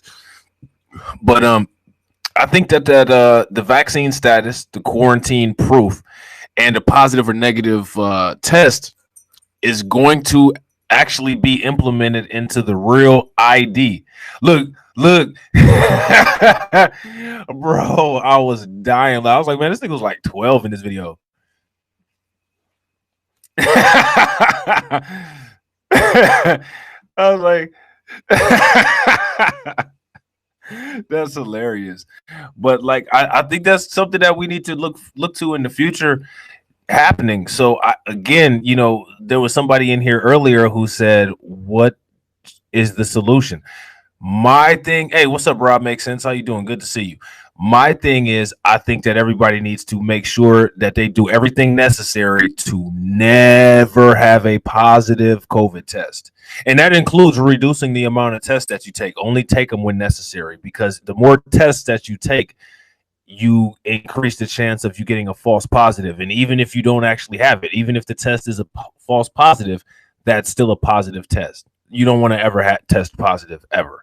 All right. So Tony D says, since you're in the medical field, I got a question for you. What's the question? Give it to me. What up? Tell me about it. So if you're not on Haps already, or if you're not following on YouTube, please make sure that you go to Blacklight Revelations 2. You can also follow Blacklight Revelations 1. I'll be posting on Blacklight Revelations 1 again. But make sure you go to Blacklight Revelations 2. Please like this video, hit the bell icon for notification. If you're on Periscope, make sure you hit those hearts up to move us up in the Periscope algorithm. And if you're on Twitter, make sure you retweet this. If you enjoy this content and you want to share it with others, please do that. Help us out. All right. I'm dying laughing because I'm gonna let Izzy tell y'all what he's laughing about. I think he got the mic muted though.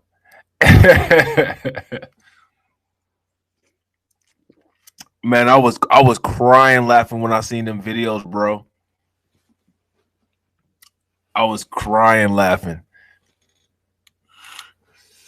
Okay, I'm sorry. Sorry about this. This shit was funny. Man, that's memory lane. That's memory lane. Memory lane. Look, I'm gonna look. I'm gonna let this play. Watch this. Okay, a lot of people ain't gonna know, but this shit is hella funny. Watch.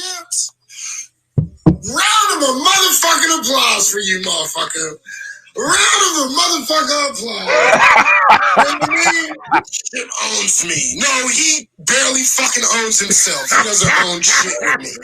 Okay? That is, I said, some dude in a chat said he owns you. I said, nigga, that nigga barely owns himself. And that's some real shit because like literally 2 weeks later, that nigga went to a mental hospital. Wow. Like that shit was hella funny.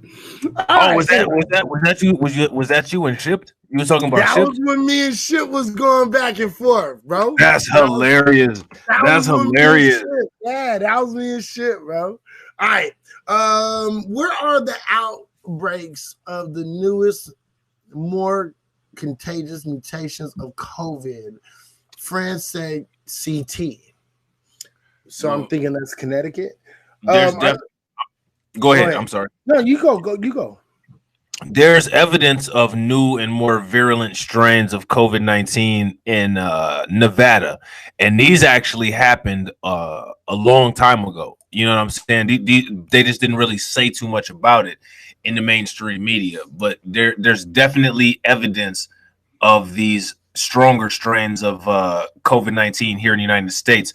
But the main one that's being put out in the mainstream media is in UK. They're actually restricting travel because of this highly infectious COVID-19 in the UK. And I'm going to try to put this up on the screen if I can. I got a hey, what's up, Shatera? How you doing? It's not letting me do it. So you know what? I'm gonna send it to you, bro, and see if you can actually do it. I don't know why. What you want to send it on? I'm gonna send it on Messenger. Can you get it on Messenger? Yeah, I got you on Messenger. All right, cool. Hold on, here, go right here. Cause I just had to download that shit or get on there. All right, bang, there it is. Bang. EU countries. Oh yeah, the EU countries. Right. So I'm gonna put it in here real quick. Hi. Okay. So check this out. I'm gonna put that up there. Real quick. Yeah, there you go. There we so go. it says right here, except cookies. Except cookies, bitch. So it says EU countries shutting down travel to the UK amid newly highly infectious COVID-19 strain scare. It's talking about Belgium, Italy, and other European nations are following the Netherlands' lead and closing their borders to all travel to and from the UK due to a new strain of SARS-CoV -2 that is spreading in southern England. Okay. A string of travel bans announced on Sunday was started by Belgium. Its restrictions come into force at midnight and will affect air travel and Eurostar trains, which connect in the country of the UK via France. Prime Minister Alexander De Croo said in the interview the restrictions will remain in force for at least 24 hours. He told the Flemish television program De Zevende. I can't fucking say this shit. I am absolutely destroying this language. I make this shit sound terrible. Okay, so I'm just gonna spell it out. It's spelled out DE space ZEVENDE space DAG. All right, so that's what it's spelled. Okay, the Belgian leader described the decision as a precautionary measure, quotes, precautionary measure, that followed a similar move by the Netherlands, which closed its border for the UK until at least January. De Croo said his government is taking scientific consultations and would extend its ban if that proves necessary, end quote. Okay, so yeah, there are bigger. Again, this is going back to the mutation of this disease that we were just talking about. Most, I keep on telling you guys, it's not the disease that's a problem. The biggest problem with this disease is the mutation. Nobody ever wants to listen to me because I'm black and I look like a thug. But ladies and gentlemen, I promise you, just because I look like I come from the hood, because I do come from the hood, don't mean I'm stupid. I'm trying to help you out. You got to be smart if you survive the hood. Look, you can't be a dummy to be 42 years old and, you know what I mean, be able to do everything in the hood that you Facts. want to, right? Facts. And most dumb niggas is dead already. That's all my dumb friends.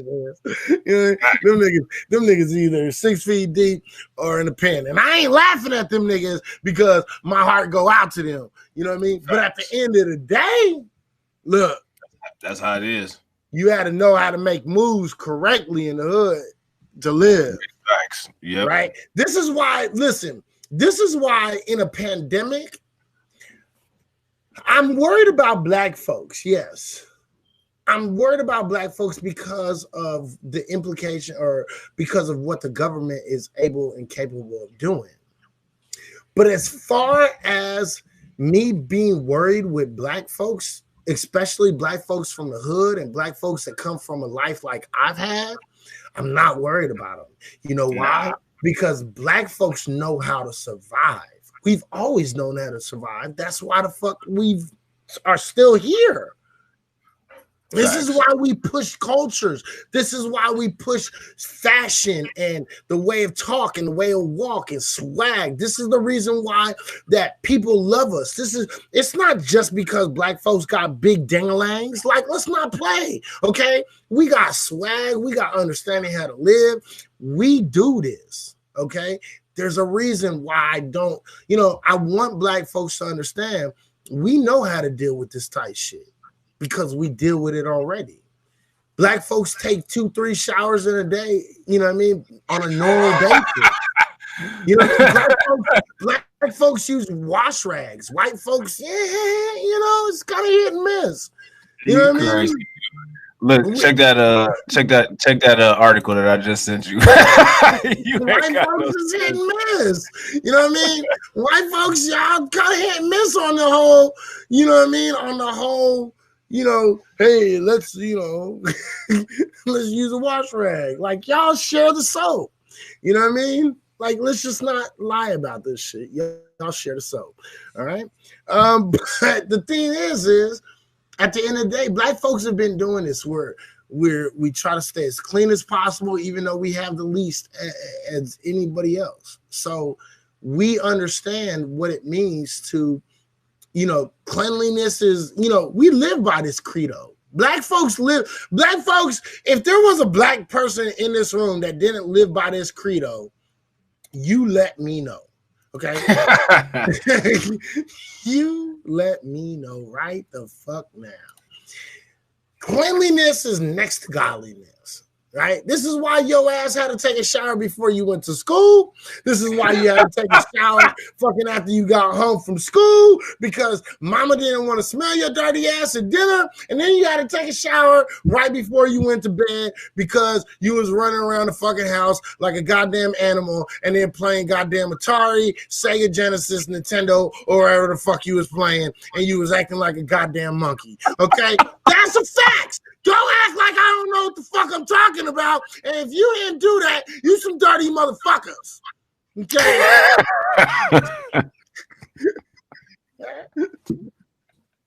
You ain't washing with a wash. Look, if your house didn't have the same number of washcloths as there were people in the house, if not more, you dirty. Tell me I'm lying though. That's real. That's real. Look, tell me I'm lying though. All right. Let's watch this real quick. You just sent it to me, so I wanna. Yeah, they need to hear this, bro. Everybody, while you're in here, if you haven't shared this out already, please share it. If you're on YouTube, smash the like button on this video. Right. If you're on Facebook, share it. If you're on Twitter, retweet it, tweet it. If you're on Apps, give me some goddamn rewards, bitch. Yeah. Are you serious? Give me some awards. We're giving you top-notch information in a very entertaining way. Okay? You guys love this shit. Shut up. Okay, your brother take care. No evidence you would, but you both being transparent, I believe you will. Okay, and real quick, brother, FT, before we get into this video, FT, let me tell you something. There is evidence that would prove to me that God is real.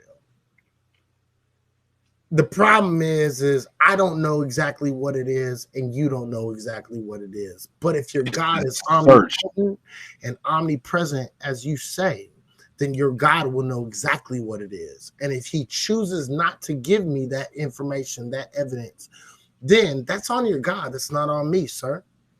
You know what I mean? And I want you all we got is our human capabilities. You know what I'm saying? Right. And so at the end of the day, I need you to understand, man, this is all upon your God. If your God wants me to see him, he'll allow me to see him. If he doesn't exist, or he's not real, or, you know, he just doesn't want me to fucking believe in him, guess what? He's not going to show me. You know what I mean? At the end of the day, that's just what it is, bro. And I can accept that. I hopefully, you can accept that too. My house smells like pot roast and flowers. You know what? I'm not gonna lie, Shishi. I don't know if pot roast and flowers is the best way. That's for houses to smell. I'm not gonna lie. Don't get me wrong. Pot roast is good. Wait, hold up. Are you doing the pot roast in the fucking slow cooker, or are you doing the pot roast inside the oven for a long time? This is gonna give me the answer that I want. Pot roast is good. You know what I'm saying? Any food, listen, any home that smells like home cooked food all the time, that means some shit is actually, you know what I'm saying, on the stove. I'm cool with that. That's a good air freshener for me. I'm straight. I am too. But the problem is here's the thing. If you cook pot roast in a motherfucking slow cooker, you got artificial fucking smeller in your bathroom. And that's just real. And if you're cooking pot roast in the oven, what you have is you have a whole lot of those, the dead flowers and all that shit, you know what I mean, that make the smell and shit. Tell me I'm not lying, bro. You know what I mean? It's the I forget what the fuck them motherfuckers is called and shit. I need rewards. Look, J-Dub said the crown is kicking in. We need some rewards up in here. Look, listen. We listen, we got a goal every single time that we do a live stream. You know what I'm saying? The goal here is 65% of $50. That's right. We're at 65% of $50. So what we want to do is be on a 1-to-1 ratio every single time we go live and hit every goal that this thing puts up. So we want to get to $50 by the end of this broadcast. And right now we are 1 hour and 45 minutes into this broadcast, and I got a question for y'all. Are y'all enjoying it? Do you feel more enlightened? Do you feel like you are actually getting something out of us being live and talking to you guys? Let us know. That's what it's called. Thank you. And if you say no, you're lying, motherfucker. All right. But answer the guy's Facts. Go ahead.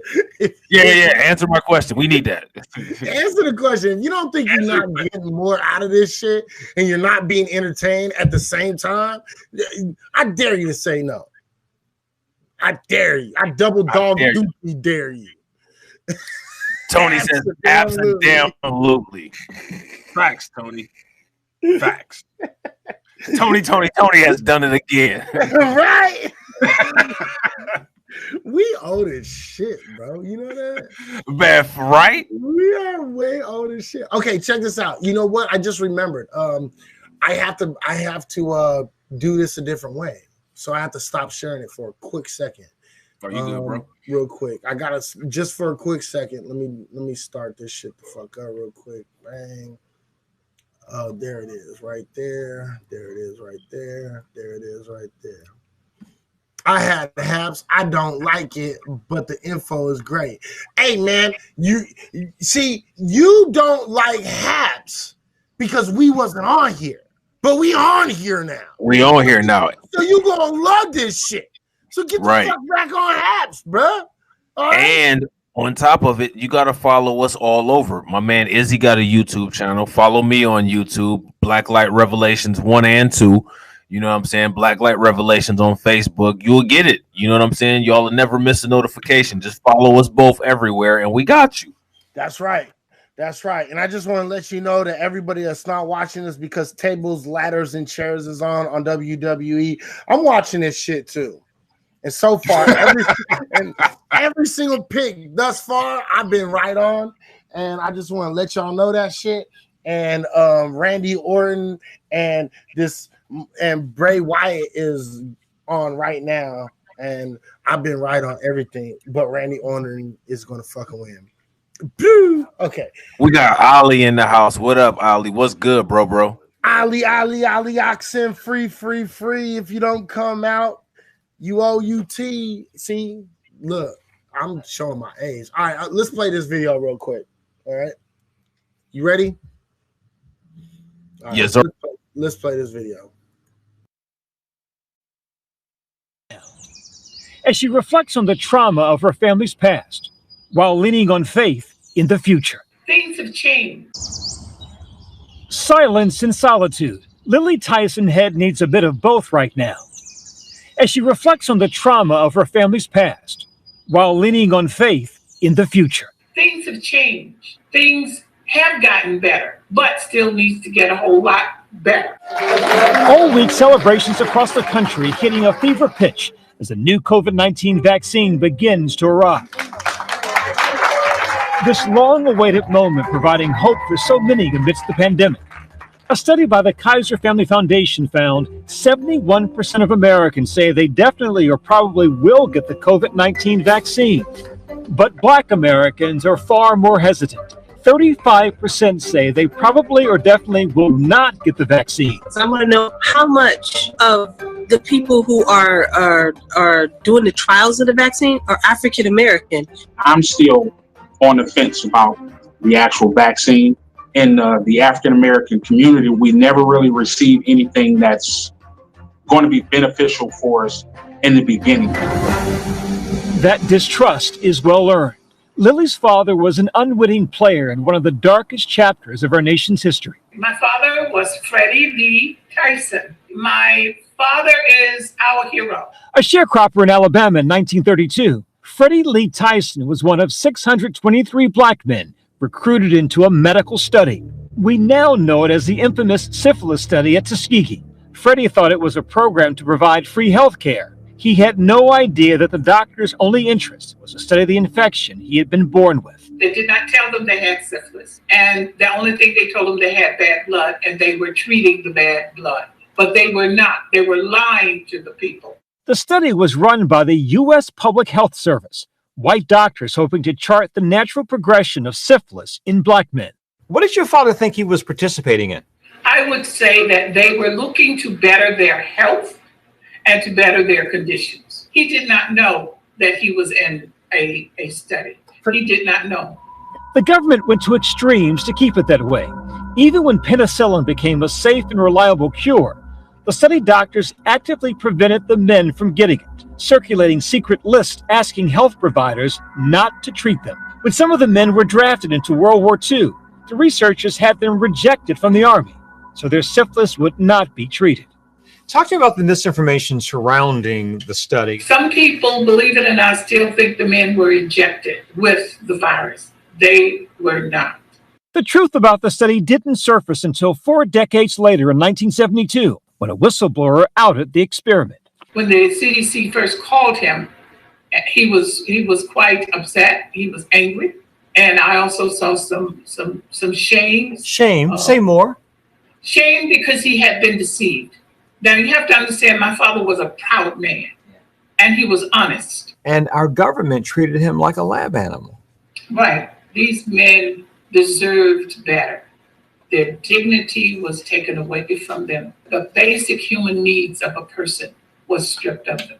The syphilis study reinforced a painful reminder of the racism stitched in the very fabric of the medical system. As far as the mistrust, I think it comes from the way that we have been treated over 400 years.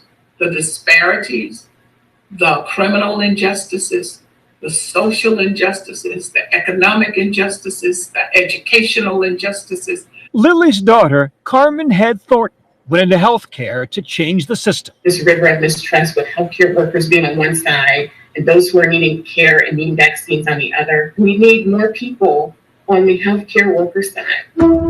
That river of mistrust is at the very heart of the mission at Meharry Clinic in Nashville, Tennessee. When we recognized that the pandemic was devastating people of color, we just felt compelled as an organization that we had to be involved and do something. Dr. James Hildreth is the president of Meharry Medical College, founded in 1876, the first medical school for African Americans in the South. The impact that we've had on the health of minority populations in this country is very significant. Right now, the college and its clinic are moving to center stage in the battle against COVID-19. Meharry is working with Novavax on phase 3 of its new vaccine trial. The challenge? Recruiting Black, Latinx, and other minority groups to participate. Good morning. Their secret weapon? The doctors themselves. Dr. Vladimir Berto and Dr. Rajbir Singh are running the COVID investigation here. What do you know about the vaccine? Little to nothing. It is very safe, and there will be no cost to you or to your insurance. One of the big concerns about the COVID vaccine centers around how fast it was developed, taking only months instead of years. Experts say the shortcuts were not in the science, instead speeding up approvals and distribution. I'm truly excited about it, and I'm in awe of what has happened, but there are great reasons for why it's happened so fast. Dr. Hildreth says in order to rally support in communities of color, it's also important to spotlight the medical professionals behind them. Messages are fine. You can have wonderful messages, but if the messenger is not trusted, it's not going to be very effective. One of the trusted messengers, Reverend Liz Walker. How can you be so certain that taking this vaccine is the right choice for you?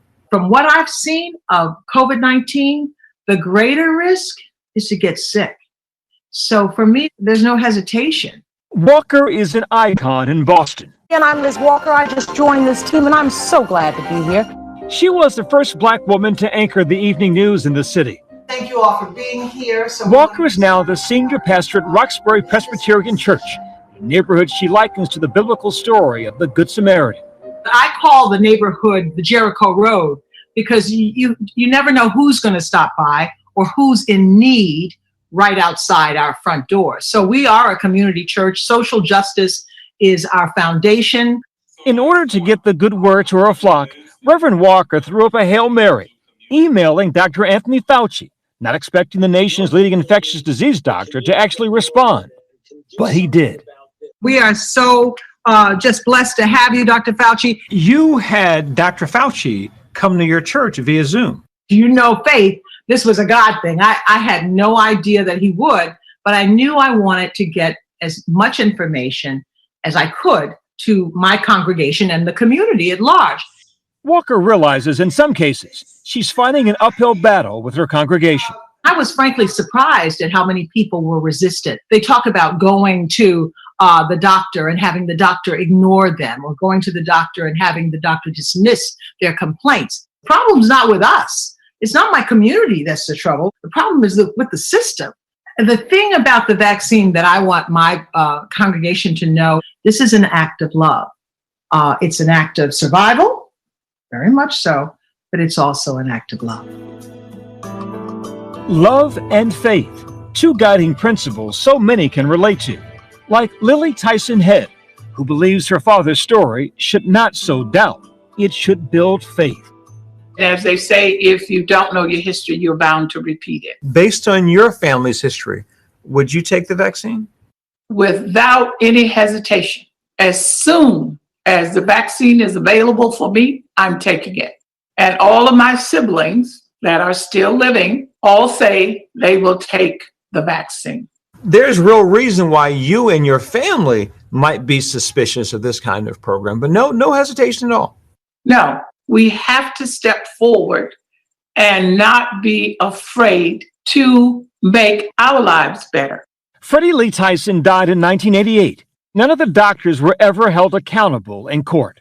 We have to be in a place where we move past rage, because rage and anger clouds our capacity to be strategic, to really be engaged in making a difference that destroys and deconstructs structural racism. These women fueled not by rage, but by purpose.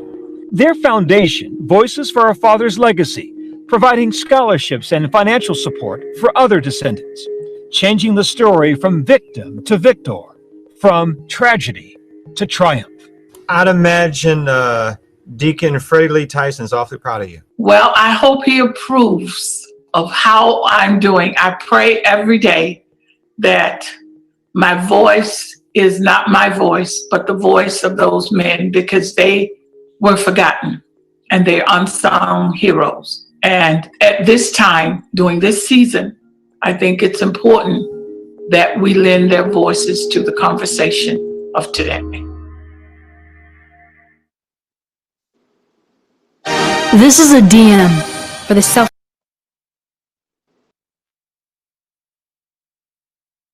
So what do you think about that, bro? Man. So I think this is okay.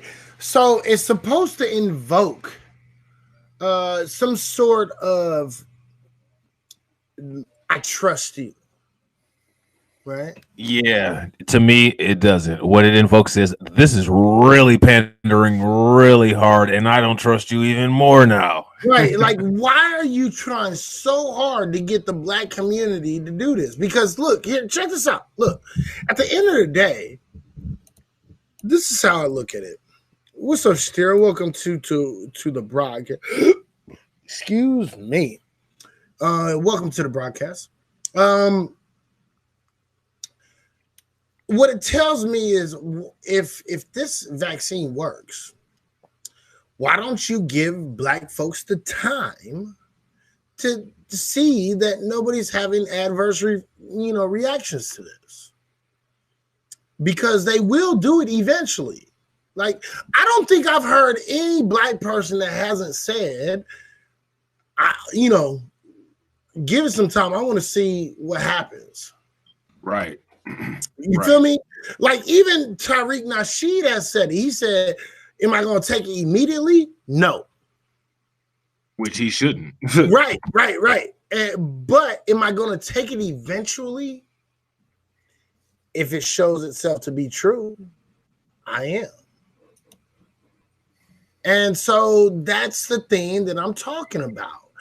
I'm talking about that for some odd reason, they are doing an overemphasis of trying to pander to black folks. Now, not to say that it works.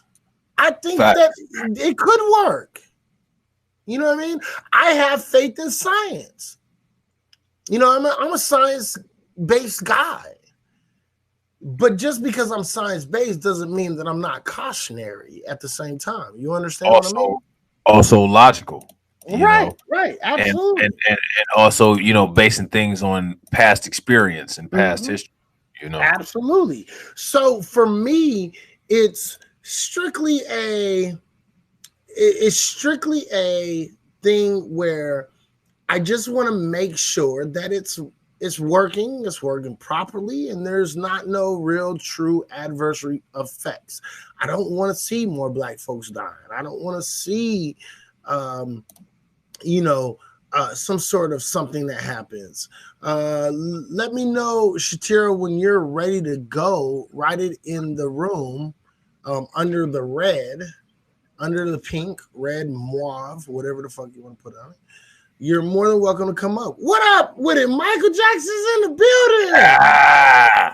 building. Michael Jackson. Everybody, if you don't know who this is Michael Jackson, aka motherfucking Ryan Perez. What's up with it, buddy? How you doing, bro? Oh, your mic's not on, bro. Okay, there we go. I got him. Okay, my mic is good now. Yeah, your mic is good, bro. Yeah, man, it's been a while. I've seen a lot of activity on this site, but I haven't had a chance to. Just been really busy the last couple of days. So, but I was missing that conversation. I'm missing that conversation. Well, welcome back, brother. You already know what it is. So, have you been in here very long? How you feel about what we're talking about? Let us know, man, real quick. I haven't. I just popped in. I just saw that you guys just ended a video, and I didn't get a chance to see it. Okay, so the video was some of the siblings of the Tuskegee Airmen with the Tuskegee experiments. They were saying that they would take the vaccine. So and they're trying to build confidence in the black community in order to take this vaccine. What do you think about that, Mike? You know what? The Jamaican prime minister, I think the prime minister or president, came out today or I saw a video today, and he's like, you know what?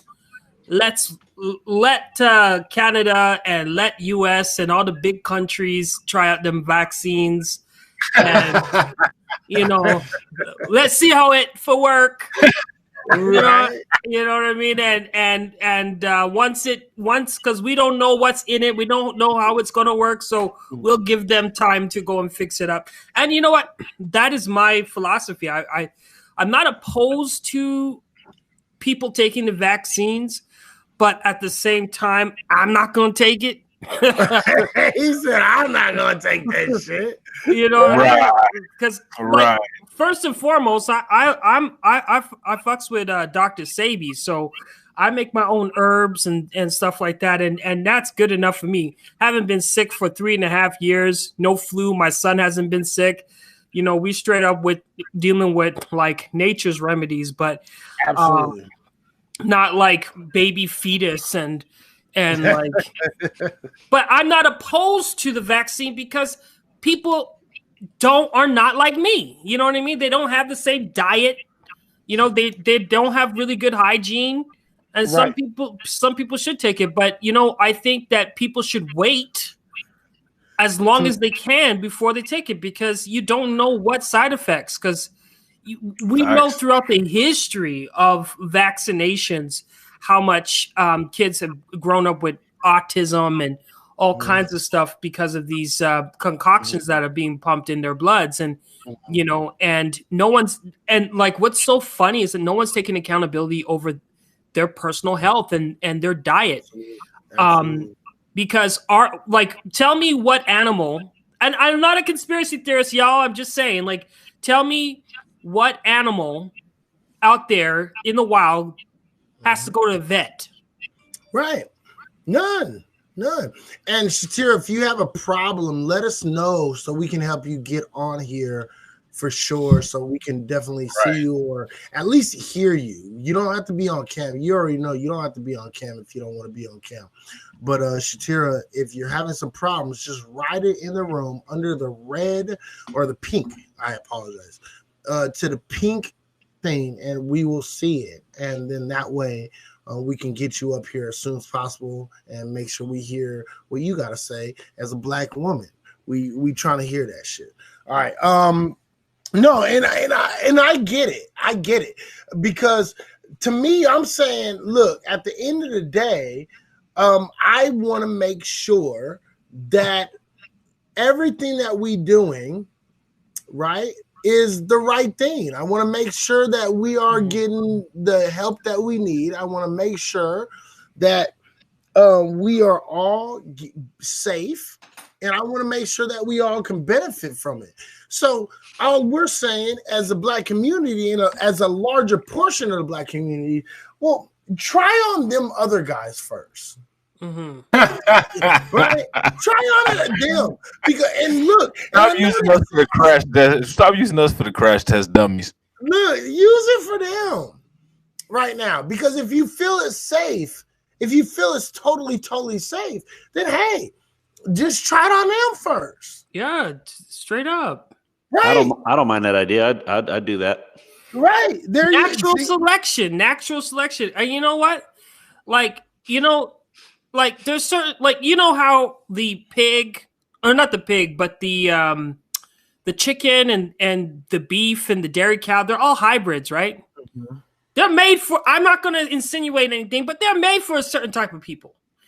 Right. And, you know, and I'm just saying, natural selection, you know, they say the world is overpopulated. Let's talk about that for a second.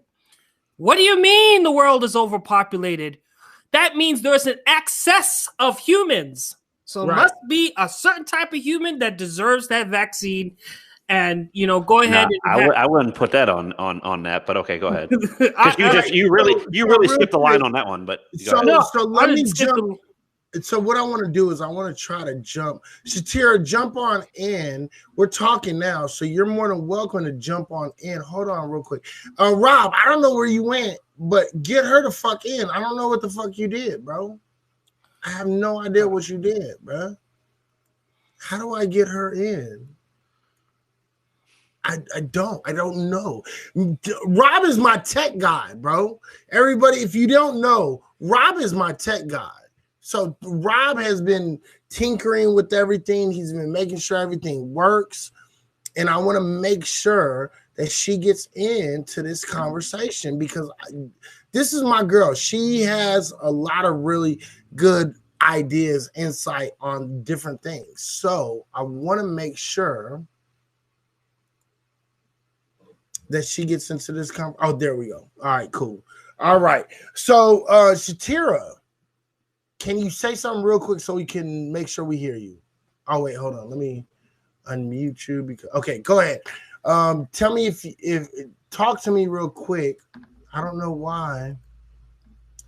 Shatira, say something so we can hear you real quick. It's still loading up. I think it is still loading up. Shatira, just talk when you get this message. Keep on talking, keep on trying, and when we hear you, we're just gonna let you go in real quick. You know what I mean? All right. So while we're waiting for Shatira to come in, because I know she has a lot, I know she has something to say in this. Okay. But here's the thing: I want to make sure that everybody is safe. I want to make sure that all my black people are safe. I want to make sure that, you know, with that, I want to make sure that she is, I mean, we are safe, that we take this drug. If people decide to take this drug, me personally, I'm not big on taking this drug. That's just me. Mm-hmm. Right? So what happened, Izzy, to you and I talking earlier when you're like, hey, we're going to see the first rollout, and if a lot of people don't get effed up from it, then you and I were both saying we would be more than willing. I am more than willing, but I'm going to have to make sure everybody who's tested, like, how many people saw the video where the woman, she got a test and then they went up, she fainted. Yeah, but that's common though when you're getting needles. That's just a common thing in you know, people are blowing it out of proportion, but you know, correct. Getting a blood test, getting a needle. I've passed out by getting my blood drawn before, and I didn't mean to. And so, are we saying we shouldn't get our blood drawn either? Like, no, you know what I'm saying? Because see, this was like 5, 10, 15 minutes later. This was when she had already gotten the test. You see what I'm saying? Mm-hmm. And so the thing is her fainting at the time of it happening is normal. Her fainting 5, 10, 15 minutes later is not normal. Mm-hmm. You understand what I'm saying? Mm-hmm. See, so that's the problem I'm having. Shtira, what's up? How you doing? Because I see you up here. Is everything working? Can you hear me? Yeah, I can hear you now. Okay, go ahead. I'm sorry. Go ahead. No, I want to know. So how do you feel about these tests? Tell us, like, how you feel about the tests. What you feeling like so far about this whole COVID situation? How you feeling about it? Because you're a black woman. We're speaking for black men. You're speaking on behalf of more black women. So let us know. I'm going to be totally honest. My family has been affected by COVID ever since the beginning. I think that I was on the phone with you, Izzy, when I told you that my sister had passed away. That was back in April. That was the first round. My younger sister in April. I lost a cousin in July. I've had about 6 people in my family, and out of those 6, 2 people died. So we're at about, what is that? 2 out of 6 is 33%. Right around a third of it. Yeah. Right. So how do you feel about taking the vaccine? How do you feel about that? This whole thing when they're talking about, they're saying, okay, we got a vaccine. What do you feel about that? With the vaccine situation,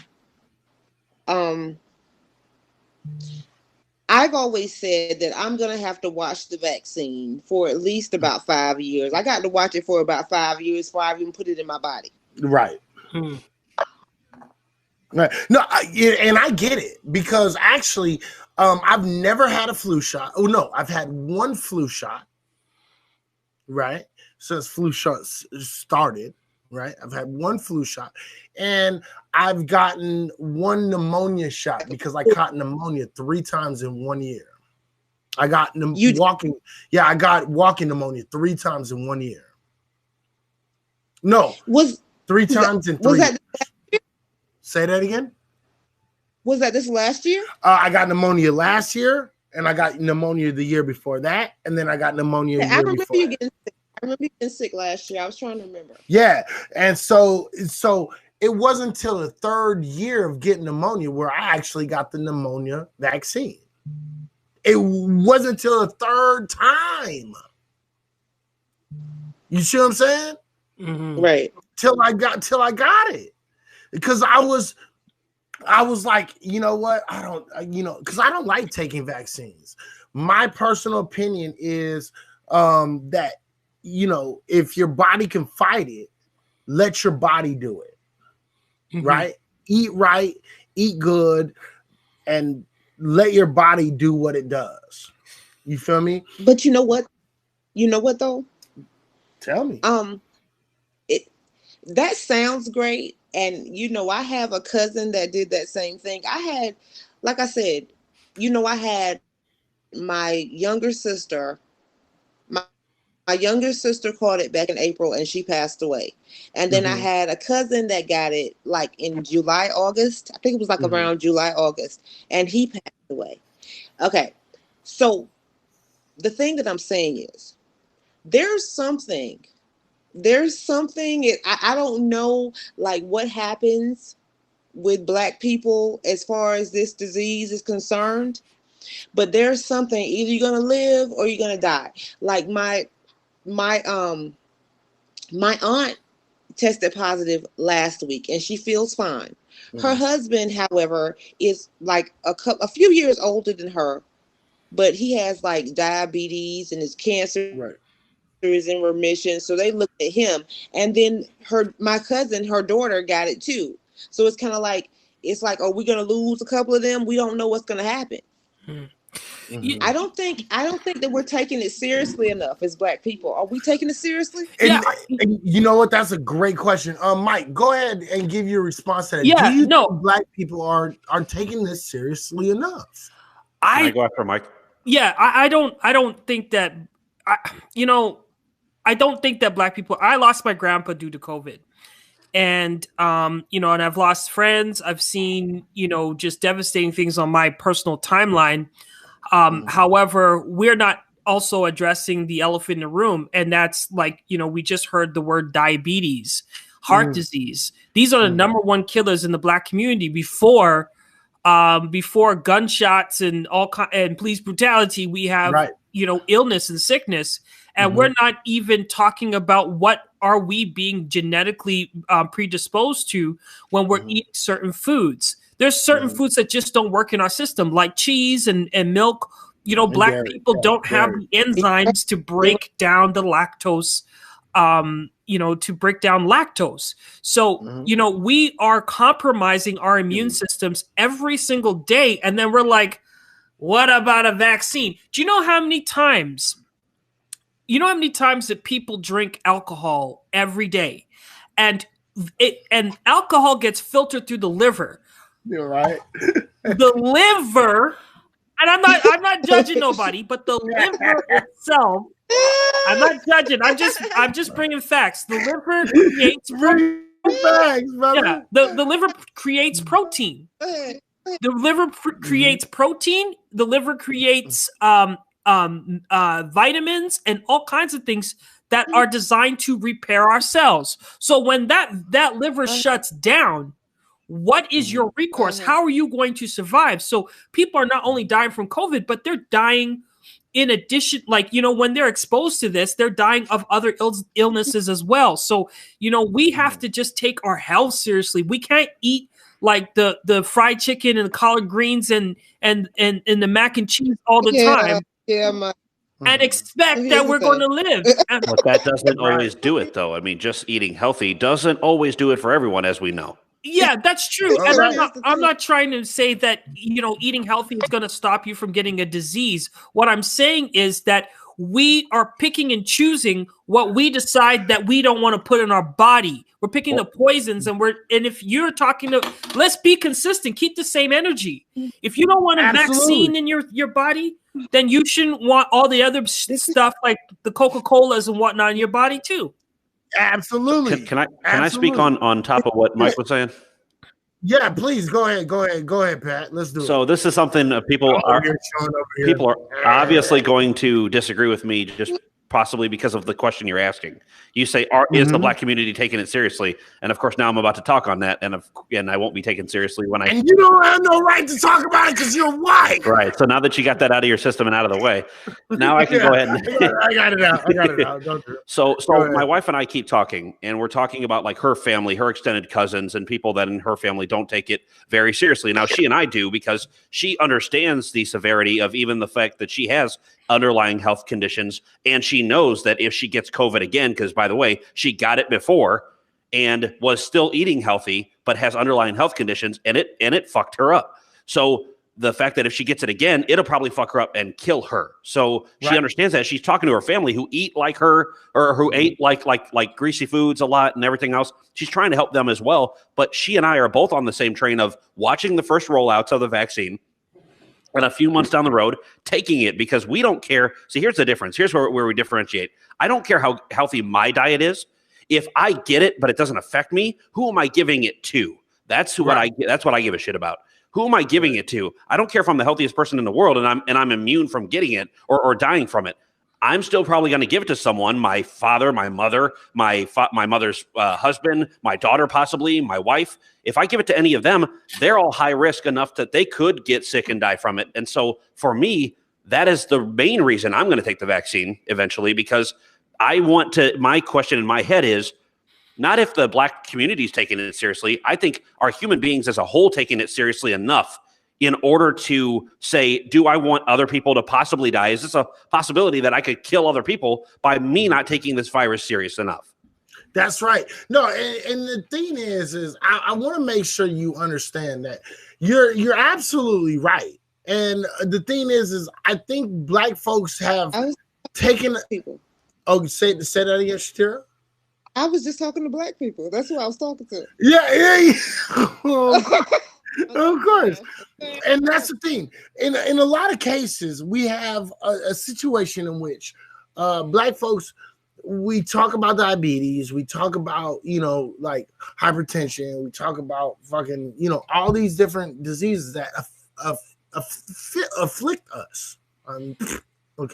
Afflict us, right? And the problem is we don't, in a large situation, we really don't take that serious. I mean, like we do, but we don't. I think lately, Black folks as a whole have been taking our health a little bit more seriously. You see what I'm saying? And now it brings to the question, because Pat said it and Shatira has said it. You have underlying conditions, right? And so we have to ask ourselves, like, with these underlying conditions, should I take this medicine? And should I take this medicine right now? Right? And I think maybe, you have to weigh that within yourself, right? As a people, you have to weigh that, exactly, Mike. You have to weigh that. You have to say, here's the possible, good things, and here's the possible bad things, right? And you have to weigh that within yourself, right? And I'm not by any stretch of the imagination saying that you cannot take this medication or don't take this medication. What I'm saying is you have to make sure that you feel okay doing it. But you have to understand that there is a history. That history is prominent. That history is only 40, 50, 60 years ago, right? And that's not that long ago. Right. It's not long. Like, as many people love to say, oh, that's 60 years ago. No, that's not long ago, bro. That's less than the average human lifespan right now. Right. So you have to make sure that you're doing the right thing for you at the time. So what I'm telling you is not to not take the vaccine, and I'm not telling you to take the vaccine. I'm telling you to take the time within yourself and to understand the vaccine, understand the different complications. Because I've heard everything from this is an antidote, right? This is something that is, oops, hold on. Okay, there it is. That this is something that everybody, you're cured, right? And then I've heard that no, it doesn't cure you. What it makes all the symptoms that you have easier to deal with, right? You see what I'm saying? So you don't hear the same thing from the same people. The truth is it's a vaccine just like the flu vaccine. It's not an antidote. None of these are antidotes. Right. And that's the thing. So Black folks have to take this into account. But at the same time, Black folks have to take their health into account. 100%. You see what I'm saying? So we have to make sure that we look at this, and we have to look at this from a perspective of, who is this going to benefit and how is it going to benefit me, right? And can I also add that in the Black community, the one thing that we lack, because we live in North America, is we lack vitamin D, and vitamin D is a 100% determinant on whether you're going to have harsh symptoms or you're going to have no symptoms, right? Right. And I think that and we all, everybody ought to take more vitamin D if you are deficient, because that's that's a preventative way for you getting the vaccine. But again, we are going to be more susceptible to this virus because of that alone. And then, and then quadruple because again, a virus cannot penetrate the mucus cells. Virus cannot penetrate. There has to be a compromisation somewhere in your body in order for microbes and for viruses to get into your cells. Right. And a lot of us, No, absolutely. What's up, Monica? How you doing, sweetheart? Thank you for coming in tonight. No, keep on going, Mike. Yeah. So, we have, some people have, for example, HIV. Some people don't really show the symptoms until their immune system is compromised. Right. So, that's why we ought to look at health a little bit differently. That's why we ought to take an audit of our environments. We need to take an audit of the things that we put in our body. We also need to we need to make sure we're getting enough sleep. There's a lot of factors involved. And then we also, and like you were saying earlier, you kind of have to weigh in the options, because let's be real, corporations are going to act if you're working for Sprint, if you're working for, in Canada, I know I have some of my friends watching. If you're working for TELUS, they're going to make you take that, right? If you're working in the office, they're going to make you take that. If you're traveling, you're going to have to take that vaccine, right? So you kind of have to weigh out your options. Are you going to go protest and not eat? You know what I mean? So there's going to be some cost benefit analysis here when it comes to taking the vaccine, and hopefully you're not going to be forced, because if it's not the government forcing you to do it, it's going to be the very things that put money in your pocket. And then Canada, we're imposing people are talking about universal health care. Mm-hmm. If people take the universal health care, that may be a stipulation. If you want to get that stimulus, you may have to. You may have to, you might have to take that vaccine. I already get you, because they were already talking about giving out $1,500 deals for so if you what they were saying is this: if you take the vaccine, we'll give you $1,500, right? And who is that going to benefit the most? Black folks. Black folks is in a large majority of situation. We're talking about black folks who are broke. They don't have the money. Right. And so in order for them to be able to save money, be able to get money, pay rent, they are most likely are going to take this shit. Right. So the thing is that at the end of the day, I want everybody to understand that, we do this. We don't do this for shits and giggles. What's up, Rob? Welcome back, brother. I don't know what happened to Pat. He says he had to go because, or he didn't give a reason, but he says he didn't give a reason, did he? Huh? Yeah. Okay. So we have what up, everybody? We have to make sure that we're going out and we're making sure that this is not going to affect us as black people in a negative effect, in a negative way, right? And we have to understand that. And this is what I don't think the general public really truly understands. I don't think they understand that black people, right? Shatira, you still there, sweetheart? I am here. I think Shatira's still there, bro. Yep. Well, I just took it down because there was no camera space being used. Right. Still hear the voice. You know what I'm saying? Shatira, let me know if say something so I can make sure I hear your voice. Is she there? I can hear. Can you hear it? I can't hear. Yeah, her. I'm here. Okay, cool, awesome. All right. I just wanted to tell Sugar Booger I appreciate the compliment about the back of my head. I think it looks better than the front. So that's why I tell her. That's why I tell everybody the back. Exactly. Exactly. But I'm ugly too, and I just want to force y'all niggas to look at my pretty ass. It is what it is. So look, at the end of the day, we have to measure this as black people. And I'm talking to black people right now. I'm not talking to white people. White people, this medicine, I think, in more cases than one, I think we can show that this medicine was made for you, right? And so for black folks, I need you to understand that you have to weigh the pros and the cons. Make sure you're not losing income, make sure that you're not losing family members, and make sure that you're not going through a situation in which it can put your life in a detrimental effect. You feel me? Mm-hmm. So, and that's all. That's all we're questioning. We're questioning, why are you trying so hard to push this?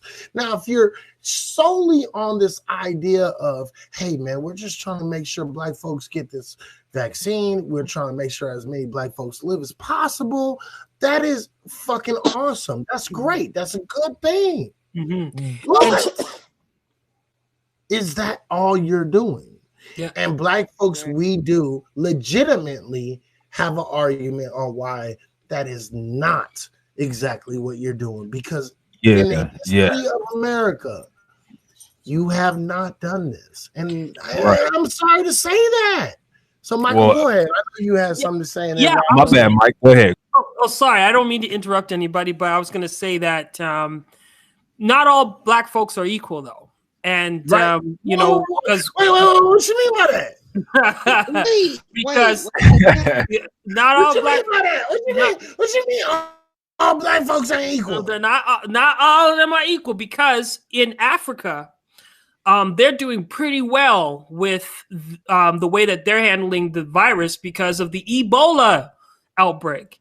And so they are spraying people's hands on the side of the road with hand sanitizers. Like, they're on it. No one talks about Africa. No one talks about places in Africa, but they seem to be, as a continent, they seem to be more proactive in preventing the virus. Whereas in North America, we just, people are marching because they don't want to wear masks. You was late, brother. I talked about it. We talked about it. You way late. You was running on CP time, and I talked about it earlier. Yeah. Right. Absolutely. We did talk about it earlier. You know what I mean? So you a little late on that part of the conversation. Don't rub in here late and tell us what we was appreciate, right? We appreciate the Africa speech. We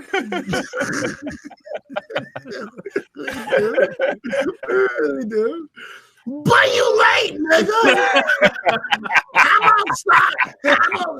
Be on time, nigga. Be on time. I mean, how the fuck is this nigga supposed to be on time when the fuck we didn't set up no schedule? Right. Be on time, nigga. Yeah. You supposed to sense this shit. Okay? Yeah, well, I sense it with you guys. I know you guys. All my people in Facebook, we got 5 of my friends watching. Just wanted to share that out, because people are not. I know my friends. I know a lot of people not talking about Africa, and that's the thing. It's like black folks. We have to just start looking around beyond United States and Canada, see what the fuck is going on in different parts of the world, because people seem to be a little bit, because you know what? Some people can't afford not to go to work. You know what I mean?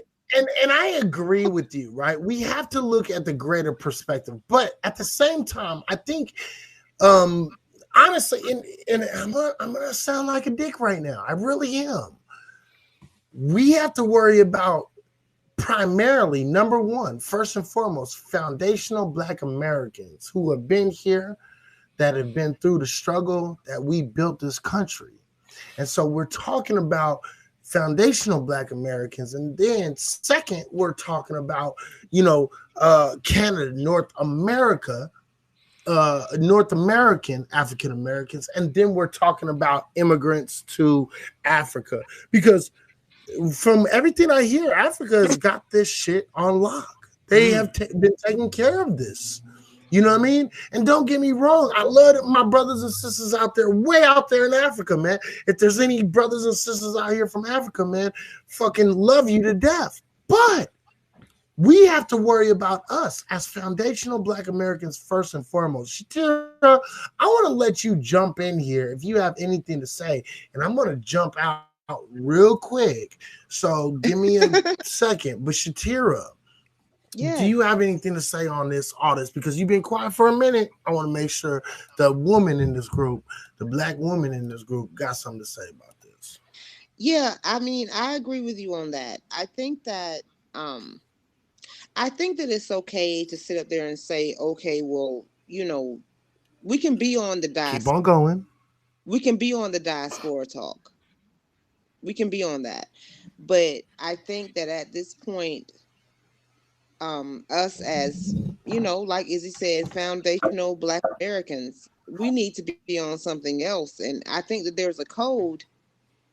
I want to ask y'all something.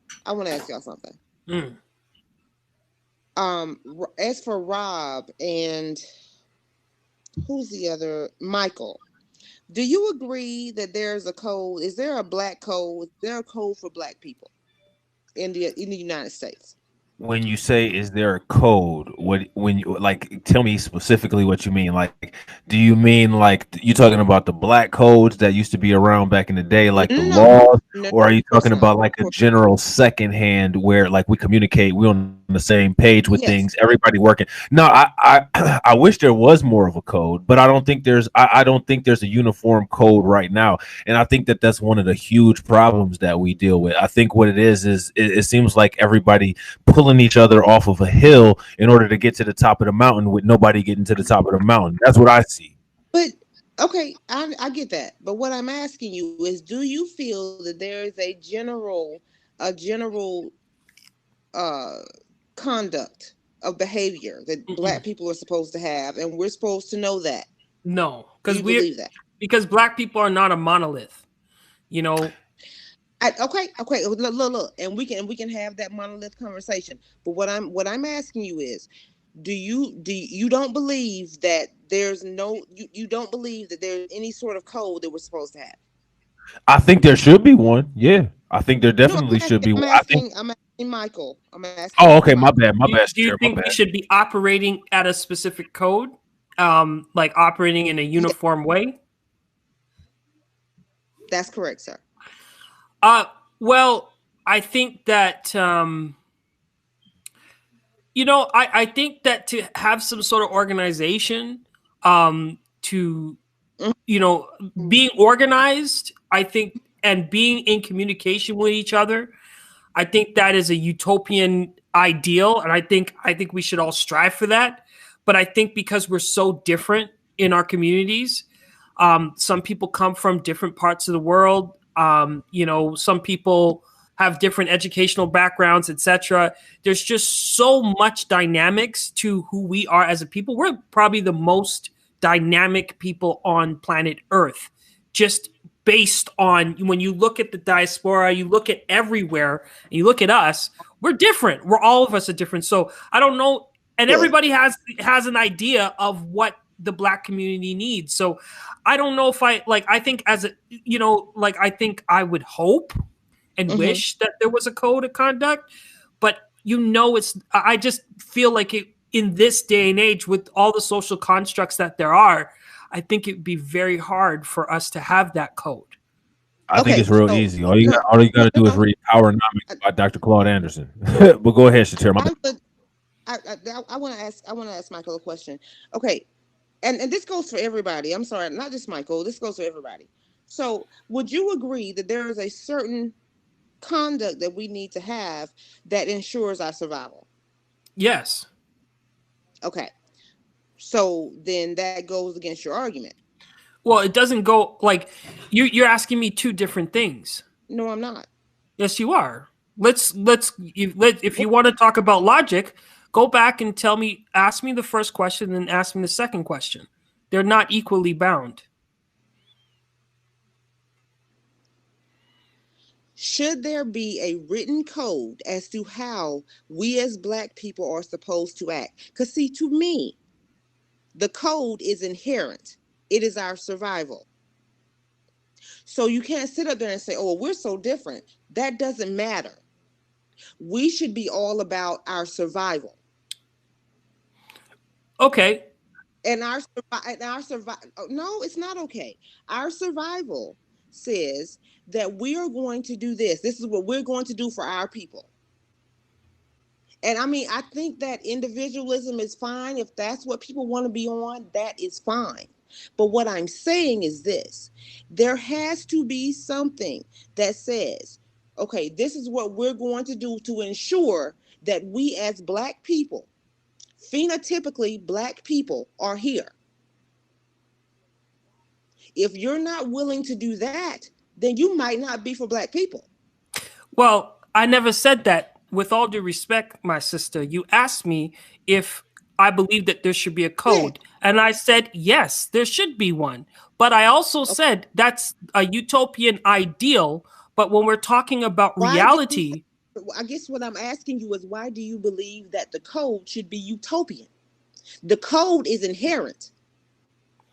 Okay, well, it should be, in your argument, the word should is should not, should. I don't know. I think that it's just giving your you know, what should happen as to what is actually happening is completely two different things. So I think that, you know, I think the utopian ideal of having a singular code, you know, when we are diverse, I think it's an ideology that we should strive towards, but in reality, it's going to take a lot of work. So I'm not saying that it should not happen. I'm just saying that you know, when you look at the reality of things, many people sit on different, many people have different paradigms when it comes to Black people and their health and what they choose to do. So, you know, if you believe that and you believe that for our survival, that there needs to be one code, then power to you, sister. But I think that leadership has to come from somewhere, and it's going to take time to implement. It will take time because everybody comes from, when we study the Black people as a group, I mean, we are all calling ourselves Black as a way of uniting ourselves for our struggle, but we are different. And that's the reality of it. Some of us are Christian, some of us are Muslim, some of us, you know, eat certain foods, some of us decide not to eat certain foods. Some of us go to certain some of our parents come from Nigeria, some of our parents come from Trinidad and Tobago. All have different food, different substance, everything. There's just a lot of differences, and that's kind of what we kind of have to figure out as a people. So I believe that there should be a code, but I just don't think a singular code is going to necessarily work for people's survival, because what works in one place is not going to necessarily work in another place. When we're talking about geographics and so many different regards, you know, one solution is not going to fit all in this particular case. So I guess that I would ask is, am I to believe that none of us care enough to have a singular code that ensures our survival? That's what I'm asking. Can you say that one more time? Am I to believe that none of us cares enough to ensure that there's a code for our survival? Well, I personally believe that we all have a code, and that code is our opinion, because we are living our code. You know, we are not one culture as a group of people. We don't share one particular culture. You know, when you ask a Muslim, you know, what should you do for your survival? That's a completely different, you'll get a different answer from asking a Christian, what do you believe? And then asking someone that's atheist, what do you believe? Everyone has a code, and we are all implementing it in that way. We have to find a way of collectively defining what is Black, collectively putting people under that group and that label, and determining a new lifestyle. But we've been trying to do that for many years. We've been trying to find a way of grouping us under one banner. Okay, well, hold on, my love. I'm sorry. Did you just say that we need to define what's black? Yes, we need to we not sure? I'm asking you. Are we not sure? Listen, I'm not saying that we're not sure. I just what I'm saying, the foundation of my argument is that we're all different. We all come from different places. So when I'm talking about culture, we have to find a way that defines our culture as being one, right? Because we are not one. You know, we share similar experiences and some experiences overlap, but we're not one. Okay. All so right. you if you have the answers, show me the proof. Show me. Oh no. Show me what. No, what you're working with. I see. Well, this is the thing. I can't even begin to show you proof, my love. If we're questioning who's black, I can't even begin to show you proof. I can't do that. You see what I'm saying? Who says I'm questioning who's black? Because you sat up there and said, "What is black?" That's why I'm like, "What no, do you?" I didn't say what is black. I didn't ask that as a question. We have to determine what. No, what I'm saying is, if we even have that, I understand that we have that question. What is black? We have that question as a people. And we have that question because of this society that we are in. And we had people determining who was black and who was not. So I'm by no means, I'm not trying to, I'm not saying that trying to be any sort of way to you. I'm just saying that we have to raise that as a question. But if we start questioning who's black, then we're not questioning who's black. What you're asking for and what you're saying is that you believe that we should believe in one code to operate for our survival. No. What I said was the code should be inherent. There should not be this much conversation as it relates to a code. Okay, so let's define inherent. Okay, what is inherent to you, sir? No, but what's your definition of inherent so that we understand? Okay, hold on. Inherent would mean that I am born with it. Okay. The minute I'm born, I know that this is what I'm supposed to do. Mm-hmm. Okay, so it should be inherent. So it should be from birth, correct? That's inherent. Okay, so so it should be inherent, but who is determining that? Are you going into are you talking with every parent and letting them know what they need to tell their child while they're developing in the womb? I think that Sir, I cannot sit up here and, make excuses for the failures of your parents. I cannot. But I mean, like you're saying, it should be inherent. So people should be born with those instincts of survival. And people are being born in certain neighborhoods. People are being born with certain with a certain class structure. People are being born from different places in America, within Canada, within all over the world. Michael, I'm not even talking about class structure. I'm talking about just being born.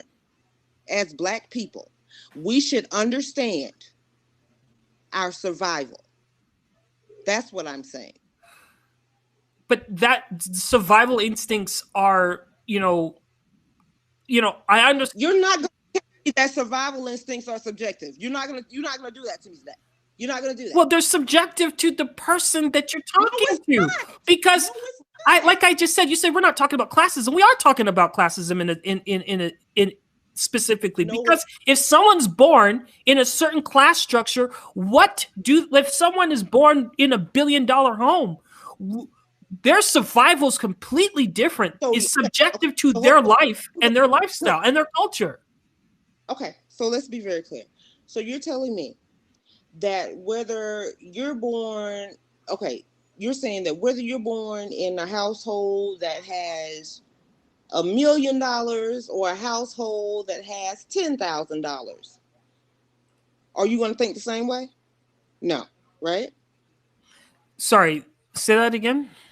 Okay, so if you're born in a household that has $1 million, are you going to think the same in a household that has $10,000? One more time. Sorry, I was just reading comments. People on hold on one second. People on Facebook, I will read your comments afterwards. Because we're in Haps. If you guys want to click the link, you guys can get into the chat, and then we'll all be able to see the chat. But go ahead. Sorry, sister. Go ahead.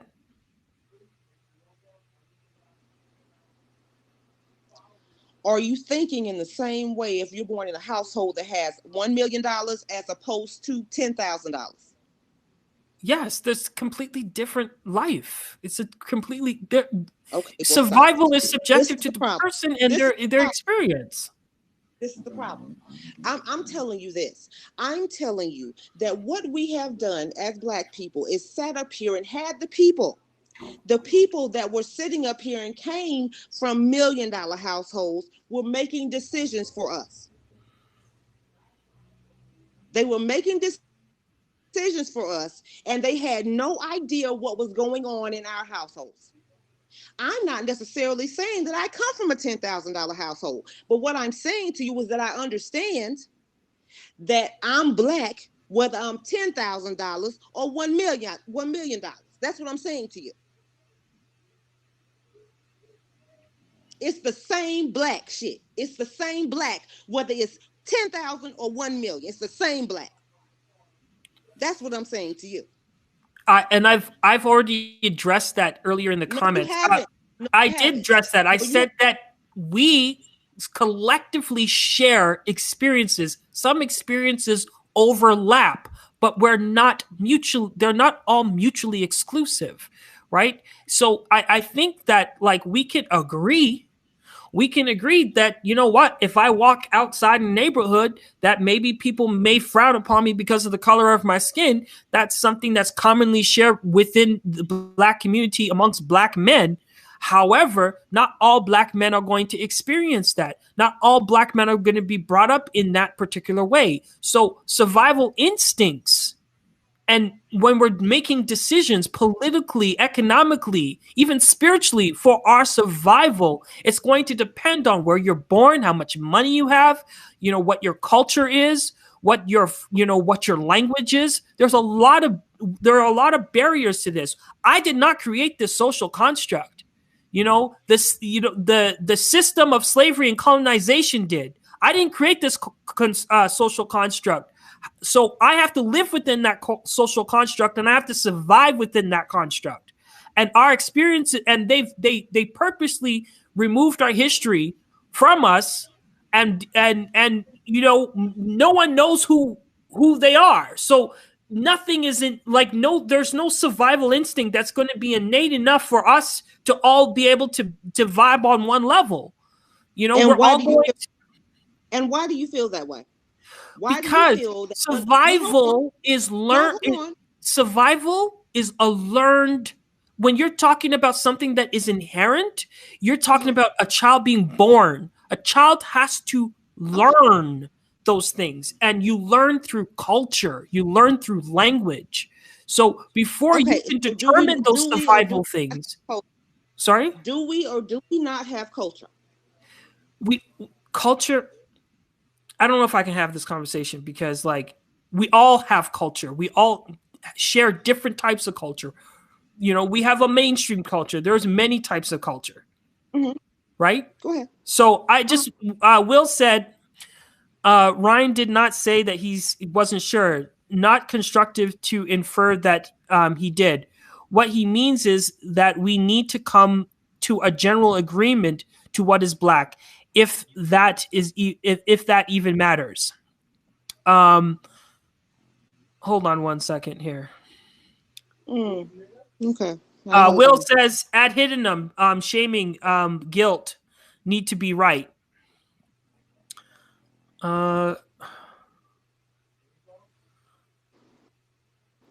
That's all I'm seeing on this side of the equation. So yeah, I don't know. I just think that when it comes to culture, there are cultures that overlap.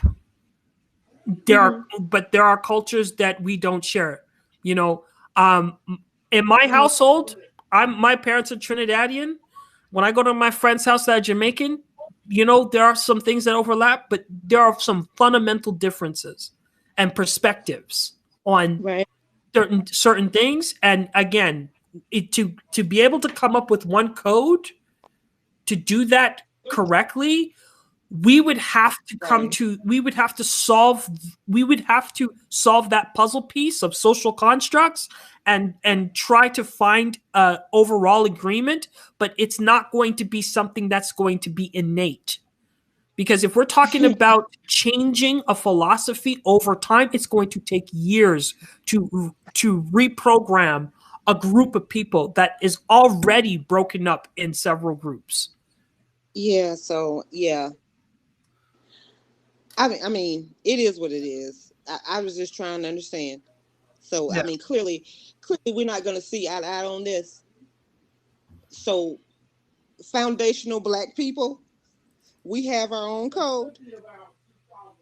I would like to think that we do. And I would hope that some of the people that are foundational Black American people here understand what the code is. I thought that the code was inherent, but what I'm finding out that evidently it is not.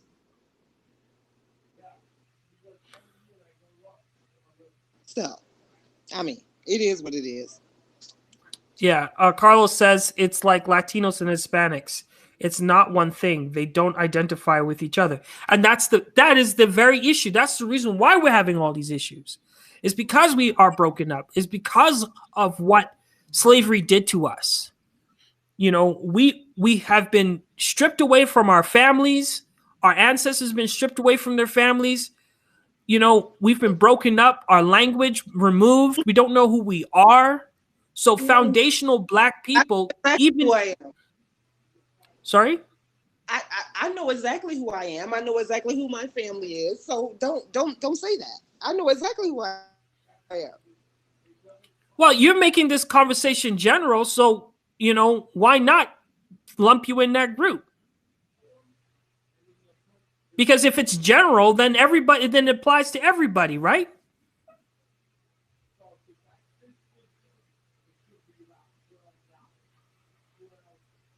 Right? Because we're all supposed to have this innate code. Let me know. Holla at a brother.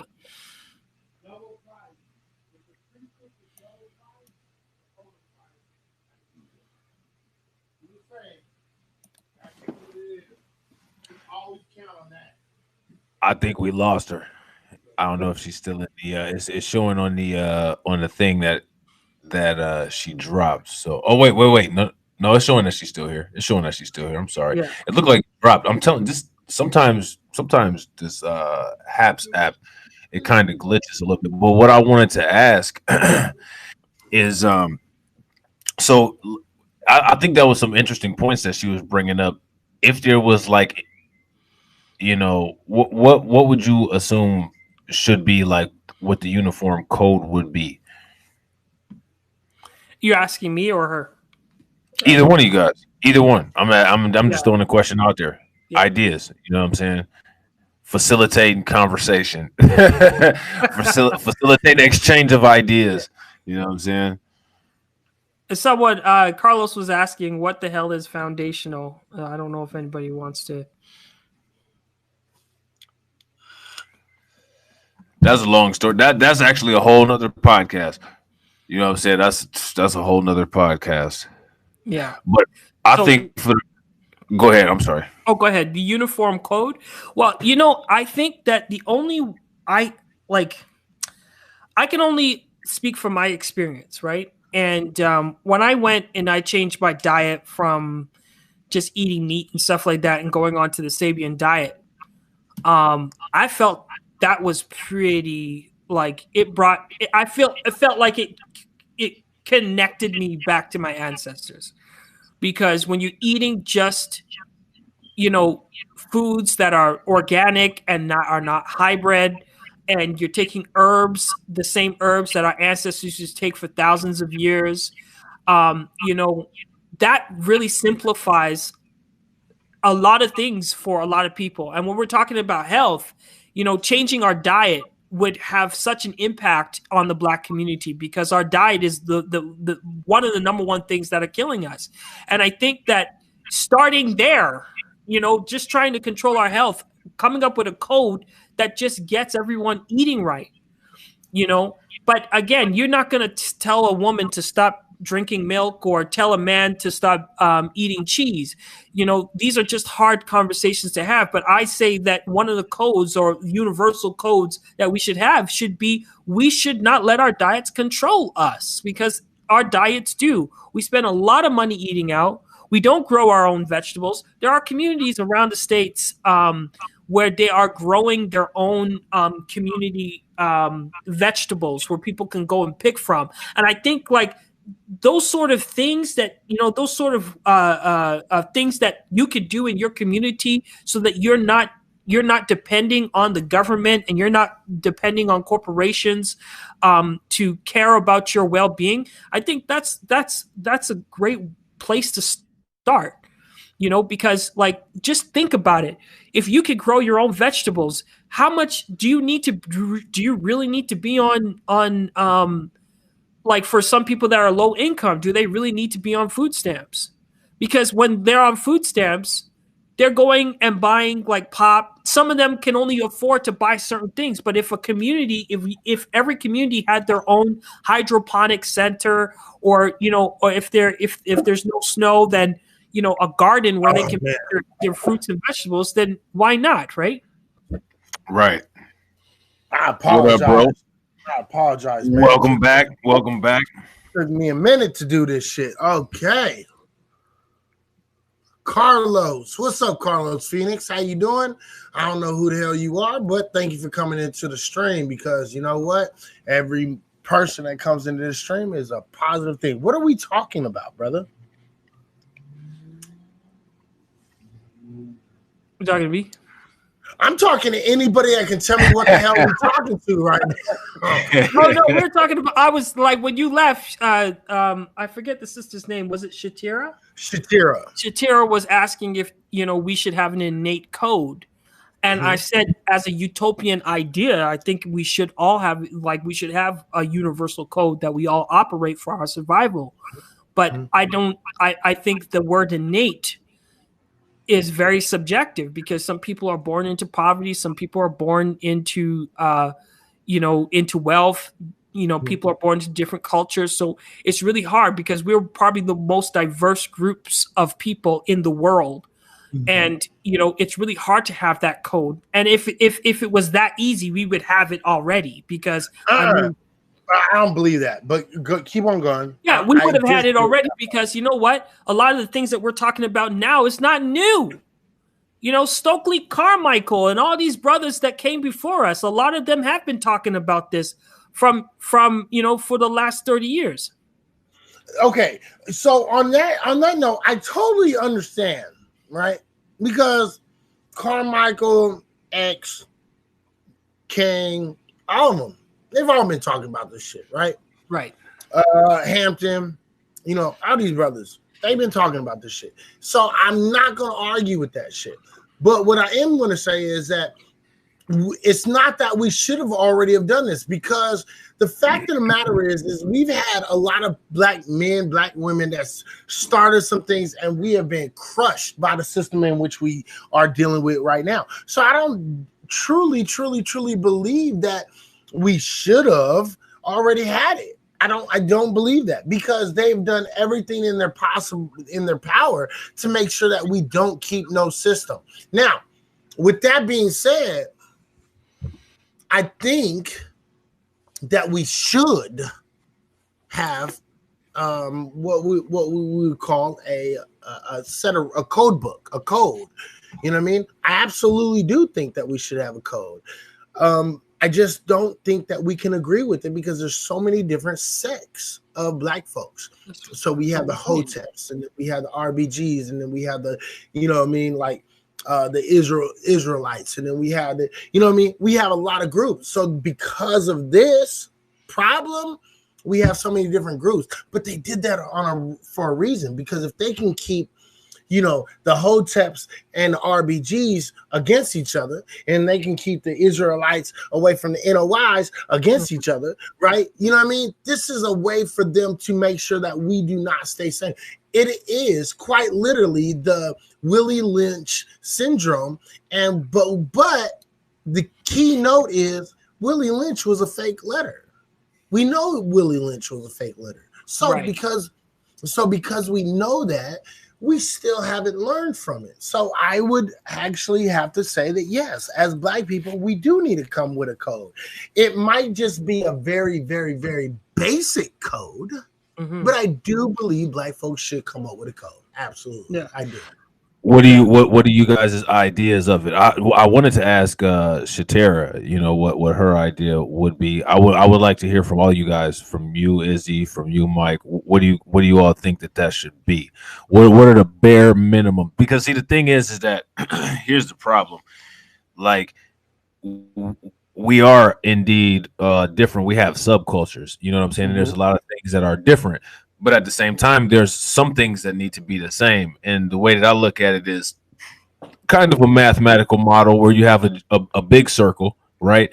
And the big circle should be the main idea. And inside that big circle, there should be smaller circles. And those smaller circles should be accepted. You know, we don't have to agree. You know, we should be able to, you know, work within those circles without any conflict or violence. Right. And all of those small circles should be pushing the momentum to get that big circle to where that big circle needs to be. But I think that the problem is inside of the big circle, we have a bunch of the little circles cannibalizing each other, and that's not good for anybody. You know what I'm saying? It's never good. And the thing is, I think some of the basic fundamentals as Black folks is we need to come to a consensus of something that all Black folks believe in and we all subscribe to, right? And then, you know, go from there. That's where you're going to be able to get your basics from. As you was talking about, where's the basic, right? So I think that's where you're going to start to get your basics. And I can't tell you exactly what the basics is because I am not the vocal fucking, you know, I'm not the vocal piece of the Black community. You understand? I might be, you know, king of Black Periscope, but I'm not king of, you know what I mean? I'm not king of Black folks, period. You feel me? Yeah. So, you know what I mean? It's like I own the smallest sector that's about to die. You know what I mean? So, that's like, my sector of Blackness is dead, right?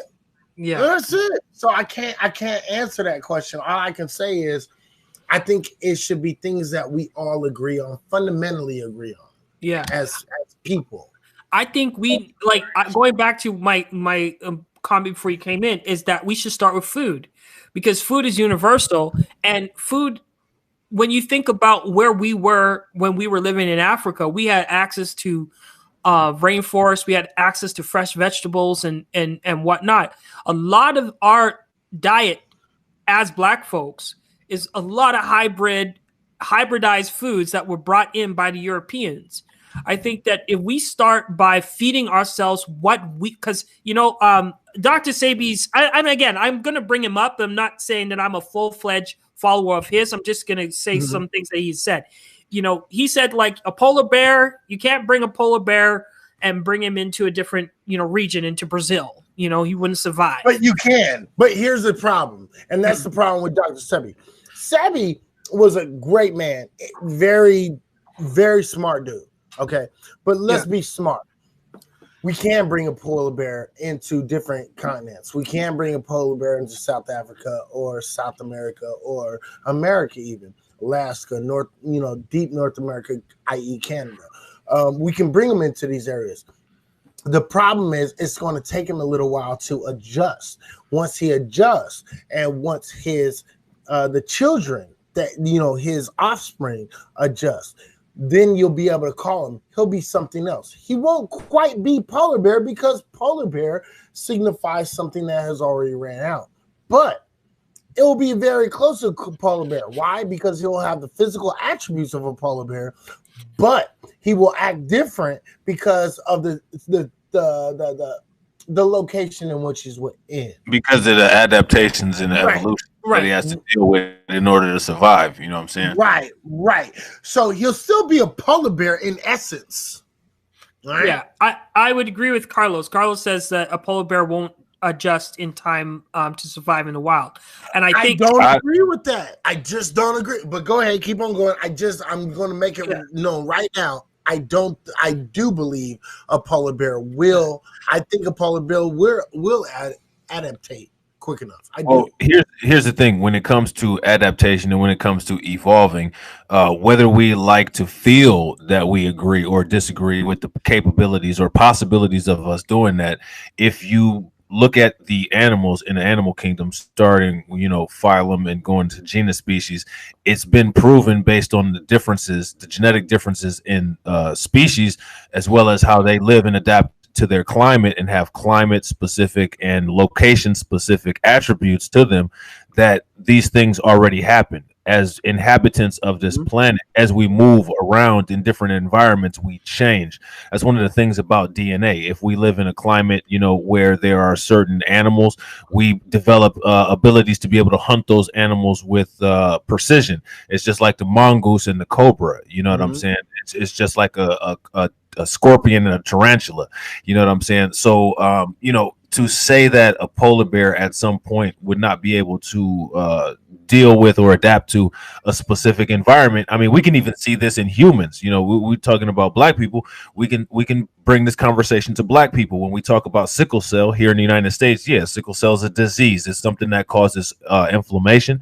It's something that causes swelling. But if you understand how sickle cell works, sickle cell is an adaptation that allows fibrosis of the cell membrane of your red blood cells to protect you from malaria infected mosquitoes, so that those mosquitoes can't penetrate your skin, inject viruses, and have those viruses get to the nucleus of your red blood cells in order to spread malaria throughout your system. It's a protective mechanism that people in the Mediterranean area have. That's why you can even see darker skinned Europeans, like some Balkan Europeans or Spanish or even Italian people have those sickle cell traits. I know an Italian woman who actually had sickle cell. You know what I'm saying? Right. So this is evidence that what Carlos is saying, unfortunately, he might feel that way, but his feelings are not consistent with what evidence has shown throughout the history of the planet and the inhabitants of this planet. Right, exactly, and that's what I'm talking about. And little buddy,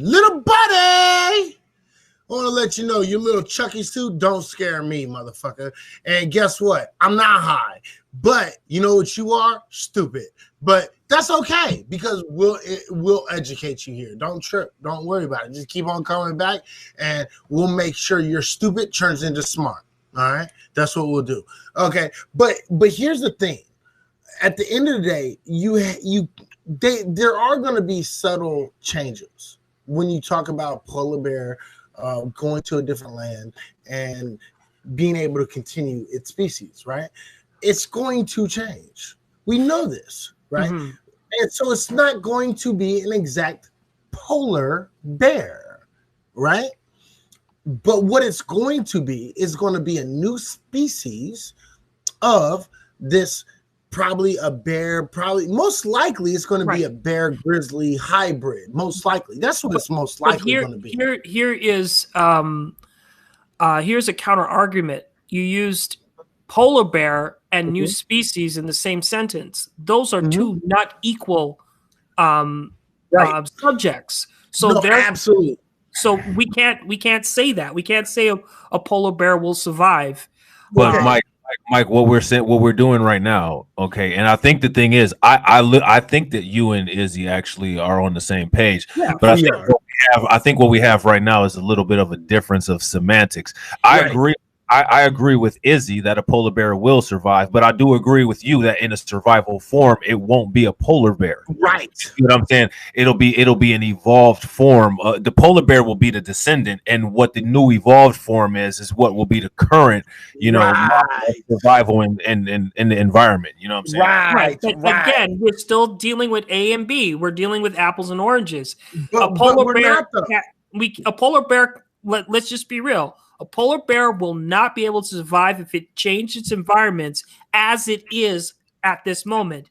But if we're talking about adaptation, you know, and sure, species will adapt to their environment, you know, but the big but is that you know, that's a new species that's coming out.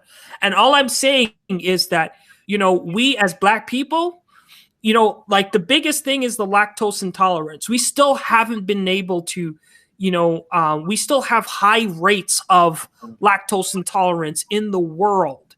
So we haven't adapted to that. And well, one of the reasons, Mike, I believe because of this, and I didn't mean to cut you off, but no worries. you just went right into it because I'm a nurse, so I can kind of relate to this. Yeah. The thing is that we live in a society that's so politically correct. It's almost become inappropriate to discuss any of our racial or culturally cultural specifics or our differences. And I think that that's sad, because when it comes to things like diet, or when it comes to things like you know, healthcare, those definitely play a part. You know, like you said, lactose intolerance. That's absolutely you're 100% on point with that. There's a huge lactose intolerance, and also, you know, the cow dairy products cause a lot of inflammation, and one of the things that you see with inflammation is scleroderma. And also, you know, again, we were just talking about sickle cell crisis, you know, can be triggered by a lot of inflammation or things that cause inflammatory responses. But one of the things that we don't do is we don't concentrate on the cultural, ethnic, and racial differences that we have in healthcare and that we have in diet. And I think you're right. You know, that's one of the things that does need to be concentrated on. When it comes to heart problems and blood pressure, there's empirical evidence and research that shows that ACE inhibitors are more effective in managing heart and blood pressure issues in Black people than beta blockers, which work better. You know, in white people, right? Right. And, you know, there's a lot of examples like that. If you look at a lab value that has a basic metabolic panel, there's two different values for the GFR, which is the glomerular filtration ratio. And it's different. There's one specifically for African Americans. You know what I'm saying? So because of the politically correct aspects of society, which has actually been weaponized against the people that is supposed to protect. You know what I'm saying? There's a lot of these things that go you know, purposely overlooked. You know what I'm saying? And I just want to jump in, and I apologize. You already know, Rob. No, you good, bro. Go ahead. Do your thing. The thing is Carlos, I understand what you're saying. I just don't think I think you're looking at it from one perspective, because what we do know for a fact, right, is this. If you actually put a polar bear in a grizzly bear setting, you will actually have an increase of understanding. It does it does accept the adaptation. It changes, it moves the way it has to move, and things like that. It learns. The problem is I think that we're being too very, very, very slim in this idea of adaptation. We're being too slim in this idea of understanding that a grizzly bear and a polar bear are different, but they're fundamentally at the same time the same. Okay? What we have is the grizzly bear, that's the largest land animal. Well, it's the largest animal in North America, right? And then we have polar bear, who deals with a completely different environment. But we have seen the ability of polar bears to actually live in the environment of the grizzly. Okay, so what we're doing is we're saying, yeah, it can work one way, but it can't work the other way. The fact of the matter is it can work both ways. We have evidence of this. Okay, not only that, but we also know that if you put a polar bear and a grizzly bear in the same vicinity, okay, they can actually mate and actually come out with a new type of bear. Now, when we understand that it cannot just go both, it's just because we've mostly seen it one way. That's the reason why in a lot of cases you would say, oh, no, that wouldn't work, right? Because we've mostly seen grizzlies come into polar bear territory and not been able to adaptate, right? And we haven't seen too many polars that came into grizzly territory to be able to. let's discuss the fact that the polar bears right now, due to global warming and all these things that are happening up north, you know, they're going to be purged by 2/3 by I think 2050. They're not adapting to their environment. No, absolutely. No, and the thing is, because the thing is I absolutely agree, but we have to actually understand that polar bears are being quite, if you want to put it in a simpler terms, polar bears are just being stingy or stubborn. They're being hard-headed. Okay, the environment in which they stay in, right, is conducive to them surviving at higher rates. They are used to it. It doesn't mean that they cannot survive in a grizzly territory. It just means that they don't want to, because the environment in which they are in suits them better. That's all. And don't get me wrong, if you want to put in the question of numbers, right? You want to put in the question of numbers, right? Is it to little number of polar bears that would have to adapt? I get that. If you want to say too big a numbers of grizzlies that want to go into the area which polar bears are in, I get that. But what you're not understanding is the ability to, not that it will happen. We're talking about the ability to do it. Okay, which the ability to do it is right there. Yeah. The wantingness to do it is a whole different question. Well, okay, so just to, based on that logic, can we adapt to petroleum foods that have been made with petroleum and drugs that have made with petroleum? Are we Yeah, go ahead. Okay, so with that, I think we're talking about two different parameters, only because okay, so we're dealing with, first off, we're talking about bears. Okay, so when we're talking about bears, we're talking about what they eat on a regular, normal basis. And then on top of that, where are they hunting? How are they hunting? How is it working out? Right? So this is the first parameter. Okay, as human, when we're talking about African Americans, and let's just say non-African American people, i.e. white people and other groups, okay, petroleum and non-petroleum foods, again, you have to understand that we're different. We're talking about a major difference in diet. Okay, white people have a lack of vitamin D.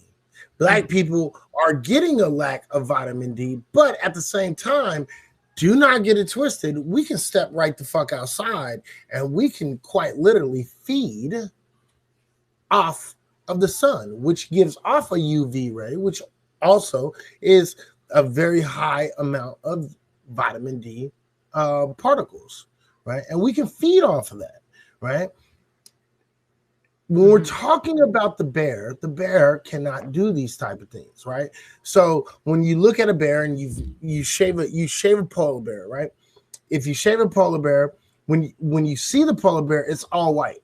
When you shave the polar bear, what is the color of the polar bear? Underneath? Yes. I don't know. Maybe white. Okay. It's going to be a melanated color, dark pigment color. You understand? Yeah. So we're dealing with two different species. We're not hairy. We don't have to deal with those. But what you're saying is that if you're like, my argument is saying that we've been far removed from our environment that we were naturally brought up in. And we tend to thrive better in, sunnier climates with fresh vegetables, etc. Yes. We are in a, and then, let's talk about certain places in the States where you have concrete jungles where they don't have, they're food deserts. They don't have access to certain types of foods. We are adapting to these sort of these diets that we're eating, but they're at the same time, we are dying 10 times faster. Our moods are different. These the hormones in some of the foods, like you got little children 10 years old growing breast and or taller than their parents. I mean, we're not adapting to this environment, and that's why I was saying the original argument was that Do you think that we're not? And I hate to interrupt you. I totally apologize. Keep your question in your head real quick. Yeah. The question is this: are we adapting to our environments? Are we attempting to adapt to an environment? Are we being forced to adapt? Because the fact of the matter is, we're still living, but we're just not adapting as well as these other groups, i.e. meaning the average age of a black male in the United States is right around 65 to 75 years old. Right. Right. The average age of a white male, you know what I mean, is 80 to 95 years old. Mm-hmm. You see what I'm saying? So you have a higher adaptivity because based upon the foods, the dietary measures. Now, if you look at this as a whole, you're looking at this, you got to understand that 5, 10 years, 15, even 15 years is not really that big of a difference. But everything that we've studied thus far in America and in the North Americas has been a Eurocentric way of thinking. Think about it for a second. So everything that we know to be healthy for European people, white people, right, is not the same thing that is actually advantageous for black folks. Do you understand what I'm saying?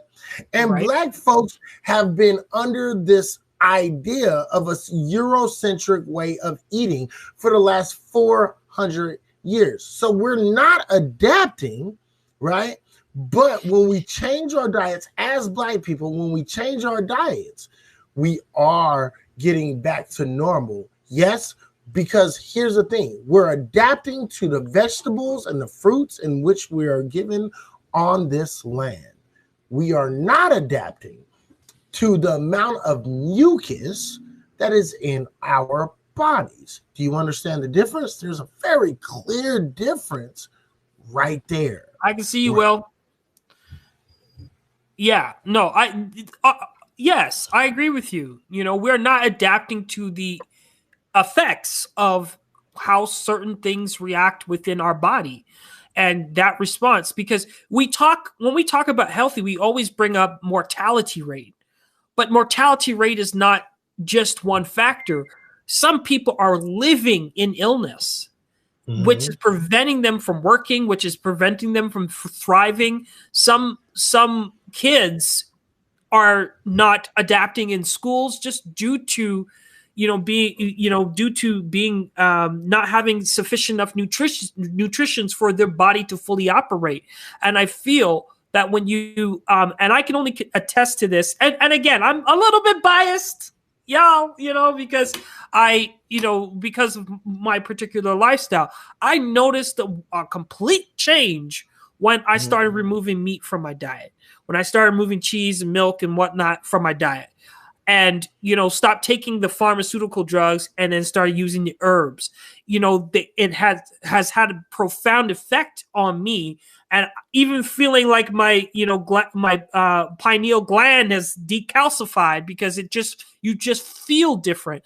And I think that, are we as a people, if there's anything, going back to the code, if there's anything that's universal that we can change today, would be how we regard what we put in our bodies. Because if we go on the premise that we are from somewhere else, therefore we should eat as close to our ancestors as possible for our survival, I think that's a really good argument to make. But and I don't argue that at all. William, real quick, I apologize for jumping in. William, you are allowed to jump in if you would like to jump in. Just let me know that you would like to jump in. I've already added you as a follower. I followed you. I subscribed to your channel. All you have to do is just let me know you want to jump in. If you want to jump in, I will add you. Me or my co-host will actually add you. There's no problem. We can have, I believe, up to 6 or 7 people in there at one time. So if you would like to jump in, just let me know, and we'll get you in here. We'll get you in here. I would like to jump in. Cool. All right, let me Let me make that happen. Keep on going with your point, Mike, because I think your point is actually very valid. It's a very valid point, and I appreciate your point. So just keep on going.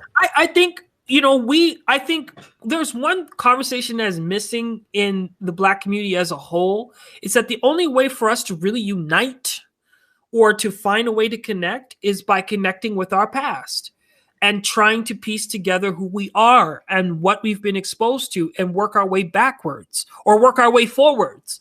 Because if we start from where were we, what were we eating then, if we eat that, will that improve our health? Will it change? My grandma called me today and I gave her some herbs that I put together. And these are Dr. Sebi approved herbs. She has diabetes. She told me today that her blood sugar levels went down by 50%. And I mean, and she's from Trinidad. She's like, boy, when I was telling her about the herbs originally, she's like, boy, we've been doing this herbs things for a very long time, but these particular herbs that she had, lowered her blood levels by 50%. So I'm saying, hey, maybe there's something to this. Maybe if we're not going to live in Africa, we're not going to go back to Ghana and Nigeria and Uganda or wherever we're from, or the Congo. But can we eat? And even when we talk about that, we're not talking about what they're eating now. We're talking about what they were eating before colonization. And that information is, Dr. Sebi didn't go and read history books to find out what these people were eating. He had to travel. He had to do research in order for him to come up with some of these natural occurring herbs that are throughout these jungles, etc. So I'm saying that, we need to go back home. We need to find a way to figure out what are they doing so that we can protect our health, because it seems like our health is the biggest thing that's holding us back. Because if we're not dying, we're like living in pain. Well, the thing is, bro, one of the things that people don't understand about the whole thing. Keep that in your head. William, we threw an invite. I believe I got the right person for the invite. Tell me if you ain't get the invite. If you got the invite, just join on in. We'll get you up. We'll get you up here. Go ahead, Rob. Keep on going. I apologize. No, you all good, bro. What I was gonna say was that one of the things that we don't really talk too much about is the technology involved in food, and the technology involved in food targeting people on a race-specific basis. They recently came out with RNA, mRNA specific foods that can create RNA strands that operate as their own pesticide production factories. And these RNA strands, they can also be used to target specifically based on race or codons, sequences of DNA that allow the RNA strand to detect what kind of host that is in. These things can deteriorate the tissues of someone who ingests this kind of stuff. Monsanto is doing this now. It's basically the child or the product of all of the GMO research that Monsanto has done. So the thing is that we're being targeted not only, socially, economically, financially, but also through the food. I mean, let's just be honest. How many African-American food companies are there that are producing fruits, vegetables, have cattle farms and different things like that? None. There's billions and trillions of dollars, DARPA, government, the United States government spends all of this research money and research dollars on dissecting the human genome. Why do you think they spent the money dissecting the human genome? To keep black people from getting cancer? No, it's because they want to understand you on a periodic table, elemental basis, and completely destroy you. You know what I'm saying? And that's just the reality that we live in. And they do these things. And if you talk about things like, the people that run the world, that could be the stuff that conspiracy theories are made of.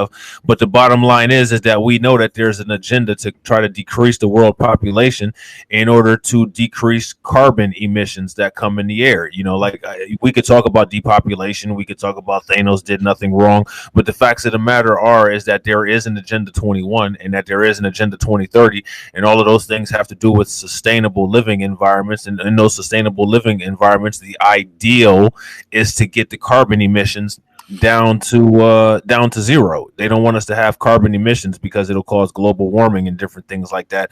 And you have to be careful with those kind of messages, because in those kind of messages, that's when you get idiots like Cory Bush and idiots like Ilhan Omar and AOC racializing the climate agenda, which, if you look at it, the climate agenda can definitely, when you talk about it in the context that I just tried to explain it in, it does have effect on us as far as racially. But the thing that we lack is economics. You know what I'm saying? So we need to be able to deal with that. And so, real quick, I just want to go through some of these comments. For sure. Haley says, "Hey, is it in the motherfucking flesh? Yeah, what's up with it, bro? How you doing? Yeah. How you doing? Eleanor was talking to Carlos. Like, life expectancy in the U.S. white 78.8, black 75.1, Hispanic 81.8. Okay, Haley, when did you turn Islam? You know damn well I ain't no fucking Islamic dude, so calm the fuck down, bro. Let me see.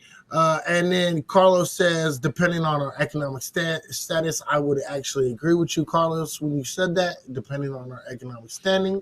William Slate, is there a link I am supposed to click? I am not quite sure. Hit the bell, brother. At the very top, hit the bell.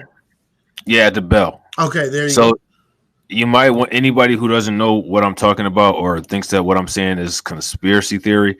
I just put a link into the chat. If you're on Haps, you'll be able to see it. If you're on another platform, you won't be able to see it, but you'll be able to see it on Haps. And this is why everybody should download Haps, HAPPS, Haps. Download that shit and also get on your laptop if you're on it. Keep on going. I'm sorry, bro. No, I pretty much finished my spiel. This is a lot of when we talk about these kind of things. This goes into the realm of the kind of stuff that conspiracy theories are made of. But unfortunately, like these days, this stuff is no longer conspiracy. Not a conspiracy, yeah, it's not a conspiracy. They're talking about gene mapping and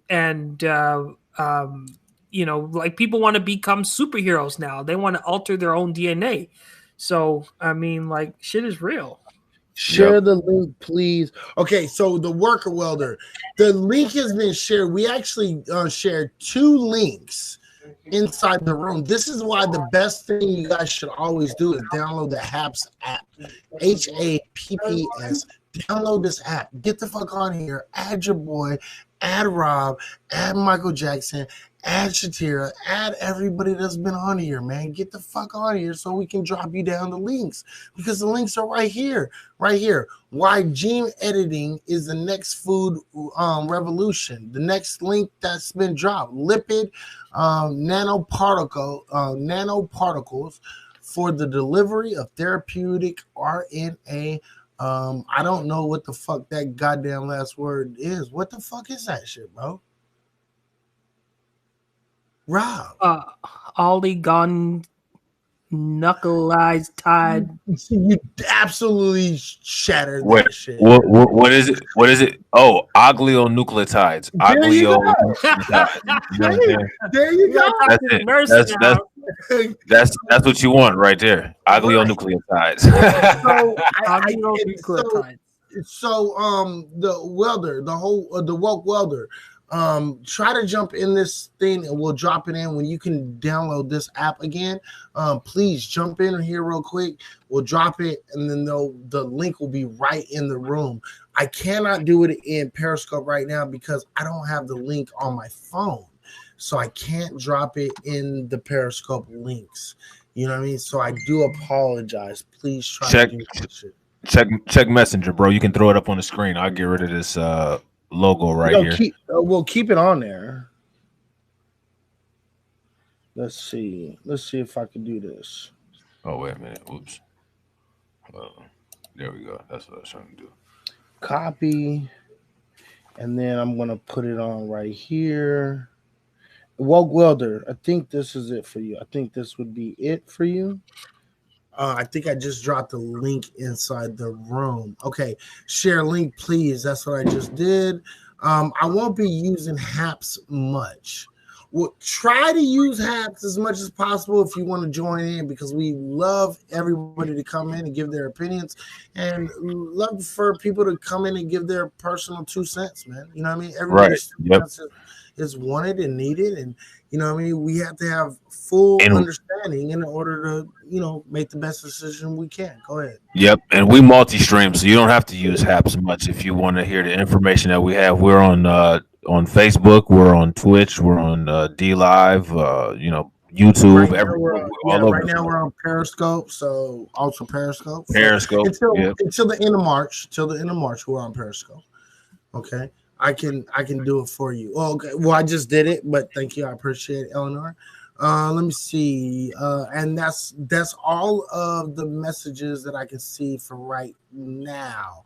And just in case, William, I would like to jump in. You said you would like to jump in, but I cannot see you. I don't know if something is going wrong or what.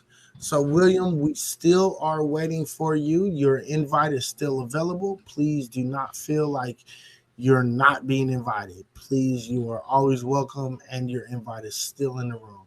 If only your conversations would try to be inclusive to kids as well, but I don't cuss my kids. Had to stop them from listening. You cussing too much. I'm getting comments from my live stream. Okay. Listen. Okay, and so this is the difference between people and their basic ideals. I teach my kids that cursing is nothing more than words, because that's literally what they were. If we were all raised up to think duck was a curse word, then guess what? You would sit here and you'd be like, oh, duck, that's a curse word. That's bad. But it's not. They're words. Okay, that's number one. Number two, I teach my kids to understand the proper use for the curse words and, you know, improper use for curse words. This is what I do, me personally, as an individual. Well, even to the religious people out there, I'm pretty sure, I believe the Old Testament was written in Aramaic, and I think the New Testament was written in Greek. And I don't think that there's, you know, the words that we consider curse words, you know, they're not Greek or Aramaic. So it's kind of difficult to justify, you know what I mean? But that's just some of the you know, that's just some of the inconsistencies that we deal with in society. Y'all need to go live like every day, because like this is good for my mental health. I need to be around brothers like you like every day. Look, at the end of the day, bro, and then the last comment I put out there, I'm gonna be honest. My scopes are really not for kids that's under 16 years old. I'm gonna be completely honest. My kids are allowed to curse, but they're, because I have a rule in my house. The way I work curse words in my house is, if you feel that you are old enough to curse, then you'll curse in front of me. Until then, you know it's a bad thing, so don't do it. You understand? Because the thing, at the end of the day, I want you guys to understand, and please bring William into the conversation if you possibly can. I want you guys to understand that curse words are nothing more than words. They are words that help make certain things and certain conversations that we're having, it's easier to understand for curse words. Believe it or not.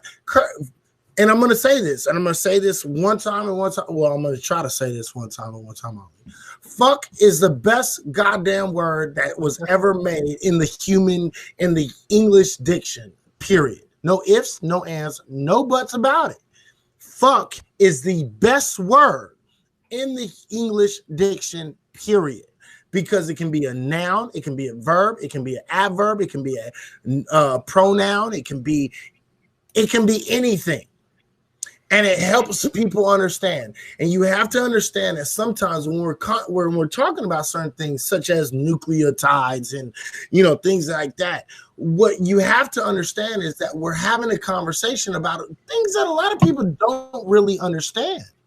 So we have to put it in the simplest forms. And sometimes curse words, what we consider curse words, are the words that help people understand those things, even though maybe it might not be for you. If I spoke a different language and I swore right in front of you, you would have no idea what was even done. So, you know, the value that people place into curse words, you have to take some self accountability and responsibility. Like, it's me who has this attachment to what a swear word is. It's me who places this value in it, because I could be in front of someone who speaks a totally different language, totally different system of alphabet, completely different ideas, and they could completely curse me out and say every kind of slur or whatever in front of me, and I would not be affected at all because I had no idea what they said. Right, exactly. So please understand that, you know, I understand that sometimes some of the parents out there that are watching this, I totally understand if you can't have your kids watching this, and I totally understand if you don't agree with my stance, personally, my stance on the words. Now, if you send me more messages and you let me know that, hey, you know what, I want my kids to watch this, and I just don't agree with the curse words, I will go out of my way to limit the curse words that I use in the broadcast. Or do you see where it says we're at 71% of the $50 goal? This is an American broadcast, and in America we're capitalists, and you got to pay to play. So if you demand us to not swear, then you got to get us to that $50 goal. Right. Look, that's facts. That's facts. Do we get percentages for being panelists? Like, you guys hit me up with that money, man. You can make it more money than I'm making. Look, so you can either you can let me know that you're watching this and you want your kids to watch this, and I will try my hardest, but I cannot promise that I'm not going to use curse words.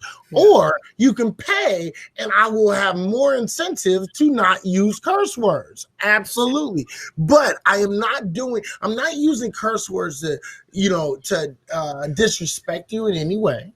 I am not trying to use curse words to influence your kids to use curse words. And I'm not trying to use curse words in the sense of just being vulgar. Okay. I'm using the words for a reason, even though sometimes at certain times, we're talking shit and, things of that nature. I totally understand. Sometimes we are, but this is all a part of being an adult.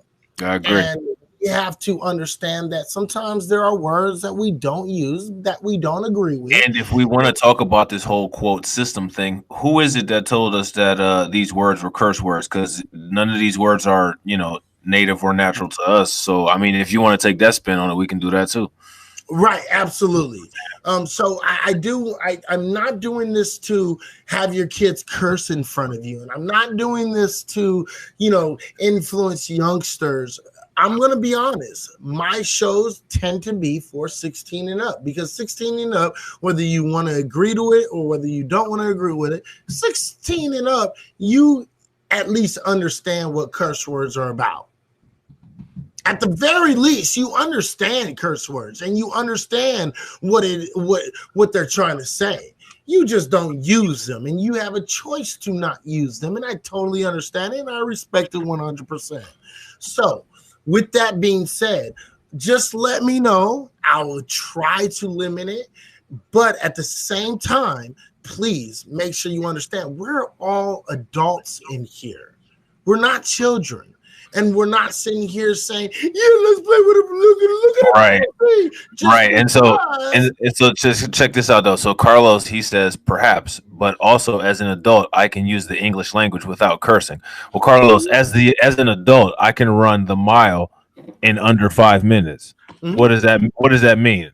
Right. It doesn't mean anything. Right. And let me make sure you understand something too. If you actually go look at the studies, the people who are using curse words a lot more than the people who don't use curse words, it's because they have a higher it's because they have a higher IQ. And they are trying to dumb down the words and dumb down the understanding for everyone to be able to consist or join into the conversation. And so I don't do this. I don't curse just to curse. Okay. I curse so everybody understands. And if you don't understand it, I totally agree. I totally understand. And I get it. If you don't want to be here, cool. more power to you. But if you understand the basic point is to make sure you understand what we're talking about, so you can keep on riding with us, so you can keep on having this conversation with us. It's not so, I have your little kids inside your house talking about fuck you, yeah, that's not right. That's not what it's about. It's a quintessentially, it's so people understand things, and because of the language in which we speak, you have to understand that even just words, even when kids and people don't understand the words completely and totally, they understand the meaning of the statement that you're making. They understand it with those curse words, whether you realize it or not. And the thing is at the end of the day, actually, I am trying to be an asshole. This is me and Izzy's broadcast. You know what I'm saying? This is our project. This is something that we put together, and this is something that we're trying to grow. And if you don't like how we do things, there's a million other broadcasters that actually have badges. You know what I'm saying? They're actually verified accounts, and you can actually go watch them if you don't like what we have to say or how we do what we do. But the thing is that we do what we do the way that we do it, and we plan how we do it, and we disseminate the information to the people that we want to disseminate it to in the fashion that we want to do it in. And if that's not, consistent with the way that you feel or how you feel it should be delivered, all the opportunity is there in the world for you to either Google, or search whatever information you want to, or listen to whoever you want to. Right, absolutely. And we do not have a problem with you not listening to us. We encourage you to do what you feel is best for you. Absolutely. One thing I would say too is that the kids say much more on the school grounds. Oh yeah. Facts. Right. When they come absolute because go ahead. No, I was just going to say, the thing is, you got to understand the psychology behind this kind of thing. And it's the whole referee complex. You know what I'm saying? Right. We're in here, we're saying too much. And, sometimes people feel either offended or not included when that's not the intention. But I mean, the facts are is that, sometimes that just happens. And they want to be able to, somehow try to curtail or control the conversation. And the thing is that that's just not happening. So, And I want everybody to understand that when you understand that I'm not doing it to be abusive. I have a lot of families, quite literally families, that listen to me. I don't. You're not being abusive like Kevin Samuels. You ain't about to abuse nobody up in here. I'm not trying to abuse you. I'm not trying to take advantage of anything. Look, this is an adult program for an adult to digest, make their decisions, and teach to their children. Teach to their children. If you are leaving it to me to teach to your children, then you can't complain about the language that I use. Okay. It's kind of like I had a really great example in my head, but I can't quite think about it right now. You know what I mean? It's strictly I give you this information as the adult, right? I give you this information as an adult, and you are to disseminate this information that I give you to your children the way that you feel is appropriate. But I want you to know that I have young children watching my show with every single curse word, because they are being taught something that is actually going to help them every single part of the way. So I want you to understand, this is not, just to be vulgar. This is not for shock jock. This is for information. And sometimes it's just easier to say fuck instead of saying osteomosis and whatever. Well, you know what? It actually that is interesting, bro. This whole conversation actually brings me to an article that I read today about T.I., and there was a huge outrage because T.I. said that his fathering time with his daughter was thought prevention time. Now, here's the thing. Everybody wants to get outraged about T.I. saying thought prevention. but nobody wants to give T.I. credit for being a father, you know, the non-existent father that everybody likes to talk about. You know what I'm saying? They want to drag T.I. for making the comments about, you know, his daughter being a virgin, which is one of the reasons why he went to the gynecologist appointment for her. But nobody wants to talk about the fact that, hey, you got to be a good dad to sit through a gynecologist appointment with your daughter. You see how that works? Right. You see how that works? You have to take the negative with the positive and figure out which is it more negative or is it more positive. And I personally I think that the information that we're offering up is more positive than negative. Can I say something to you? Like, at Hustle Zone, we on our Instagram, we cater to everybody. Right. Some things have swears, some things have black excellence or whatever. You know, because I think, especially when it comes to black folks, they weaponize. Society tends to weaponize language. Absolutely. So when we're swearing and cussing and swearing and whatnot, it's like, look at these gangsters, look at these guys. These guys are, you know, mongrels. But then you listen to everybody, like, you know, gets on their knees for Gary Vaynerchuk and, you know, Grant Cardone's of the world, and they cuss and they swear and they say whatever they want. Here's my thing. When people criticize the way that I'm using the language, I ask people, why am I speaking the language that I speak? Let's talk about that. I ain't mad at that. Keep on going, Michael. Let's talk.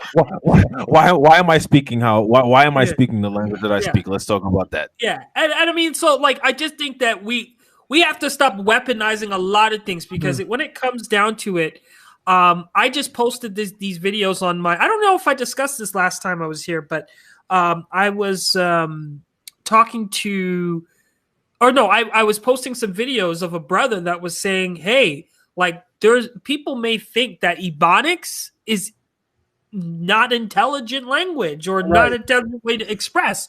But the thing is that we are able to communicate with the least amount of words, like kissing your teeth can mean a whole lot of things, right? A whole lot of things, you know, in certain contexts and whatnot, right? So, you know, Black people, our language and the way that we express ourselves comes back from Africa, comes back from Nigeria.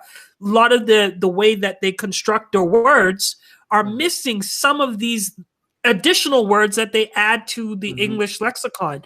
So, you know, some, like, being able to compress a word or compress a lot of things into one word is efficient, because we want to get to the point rather than saying, I think that you are acting like a little, I think you're being a little bit pessimistic here. Okay. You could just say, boy, please. Right. And then everybody, everybody gets what you're saying, right? Just based off of 2 words. Right. Boy, please. Right.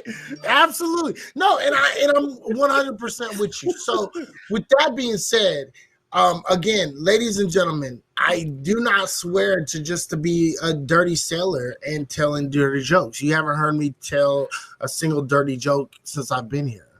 So I want you guys to understand that we're speaking in a Black perspective to Black folks who understand how we're speaking, Black folks that understand what we're talking about, what we're saying, how we're saying it, and the easiest way to digest it. And sometimes curse words are needed. I do get, and I totally respect all platforms.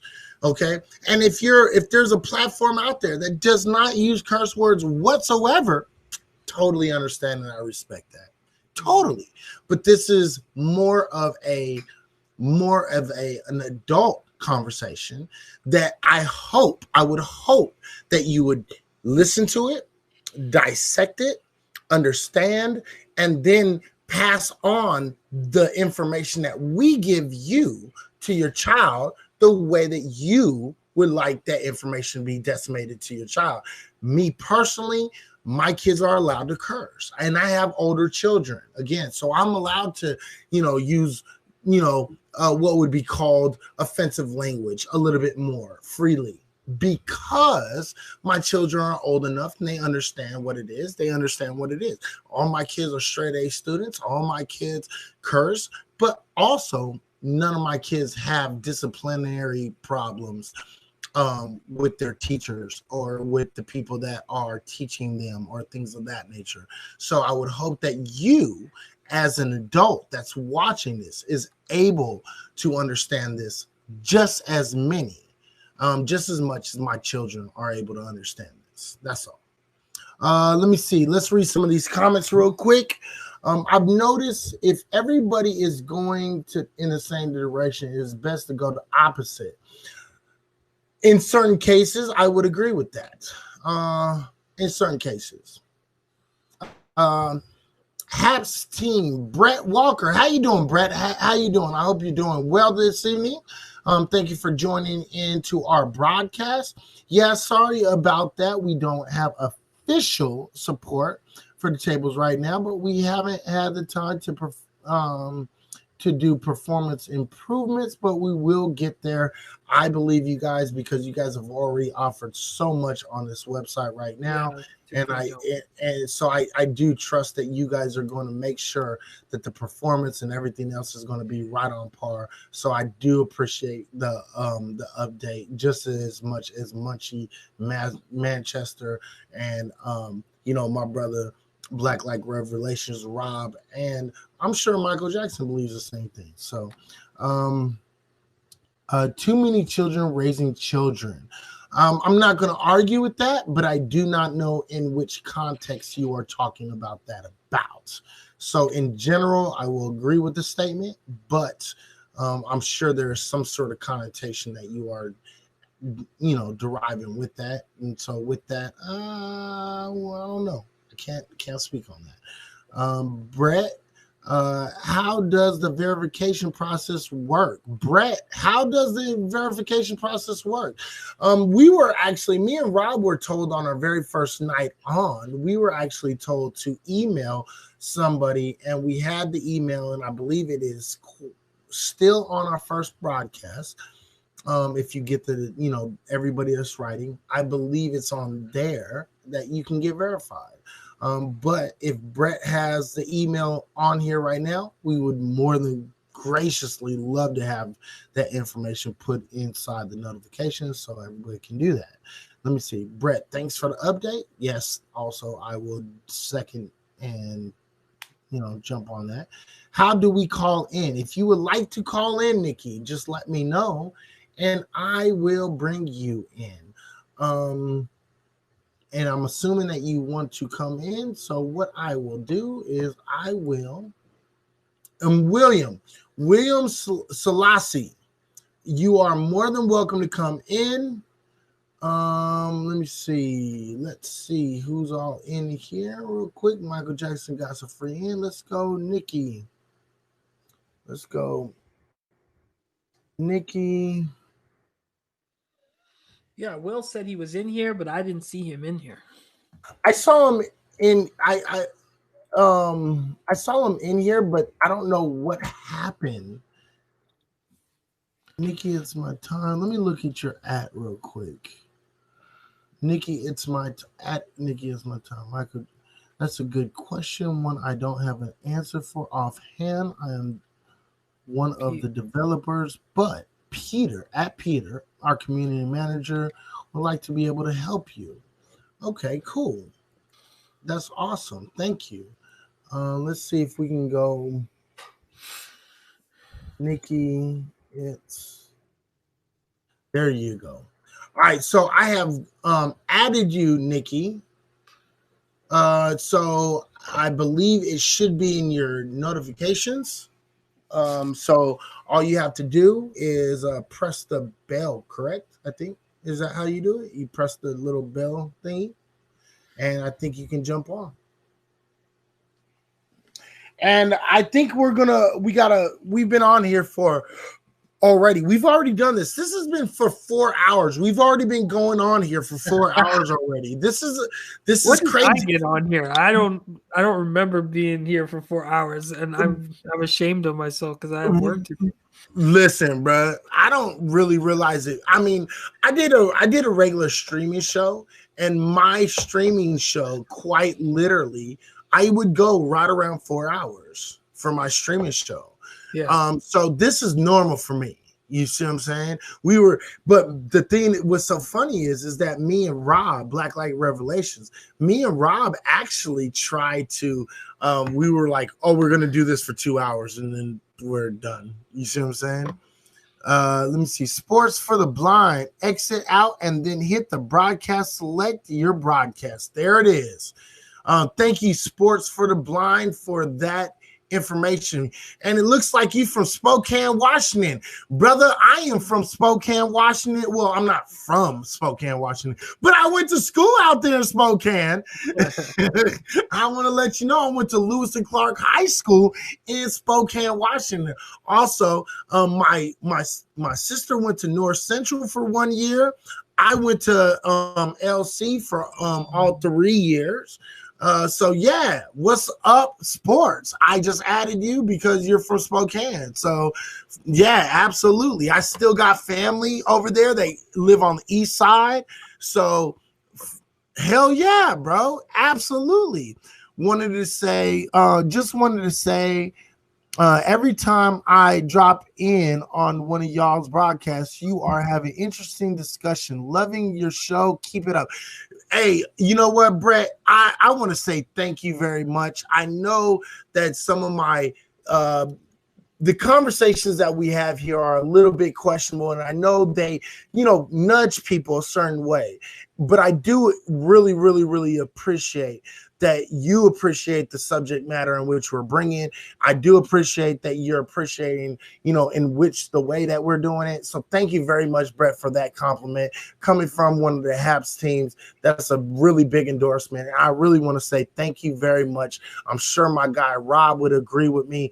Thank you so much. Absolutely. And we absolutely love the program. We love HAPS as a whole. We love everything that is bringing to the streaming community, and we want to just say thank you. And you guys keep on doing the best work you can, and we're going to keep on trying to bring awesome information, and we're going to try to bring a little bit different of a perspective on certain situations. That way we can have the conversation, because the number one key of everything that we're doing here is the conversation. The conversation is first and foremost.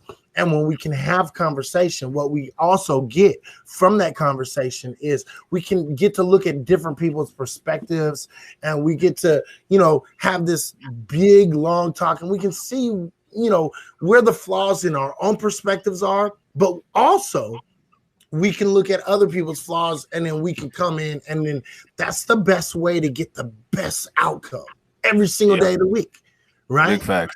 So, and that, I think that's what we're all looking for. We're all looking for the best outcome. Not the shittiest outcome or the worst outcome. We're looking for the best outcome. So I want to say thank you, Brett. I appreciate it. Thank you very much for that compliment. I'm going to absolutely take that as a compliment, and I'm going to like that comment very, very much. So thank you, sir. Big fact. Same here. And I'm going to tell you something, Brett. Listen, check this out. Let us do our thing. We'll double your platform size by the end of next year. 2021, this shit will be double. And that's just coming from me and Izzy. Look, I think we're going to double this. I think we're going to bring in a lot of people, and I think we're going to bring a lot of people onto this app. And I think we're going to do that in a lot sooner than a year. You know what I mean? 3 to 6 months. I'm thinking that we're going to bring a lot of people to this platform, especially when we got guys like Michael right here, Mike, right? When we got Ron Perez doing his motherfucking thing, right? And when we got Twan doing his thing, Twan, that's my guy, bro. I don't care what nobody says. Where is Twan? Where he at? He's probably working, but I gotta give a shout out to Twan. Twan, what's up with it, bro? Big shout out. Hopefully you get to see this, because Twan Ron is my dude, bro. You know what I mean? It's like he's a good dude, man, and he brings out, and he's gonna start his shows in the new year, and he's gonna bring great content, man. I think we have a great list of guys that come onto the show. Mike is gonna be bringing on so much great content. Mike, real quick, tell everybody who you are and what you're gonna bring to the comment, real quick. Well, I am Ryan Perez, owner and founder of Hustle Zone TV. We've, we started way back on another platform similar to this.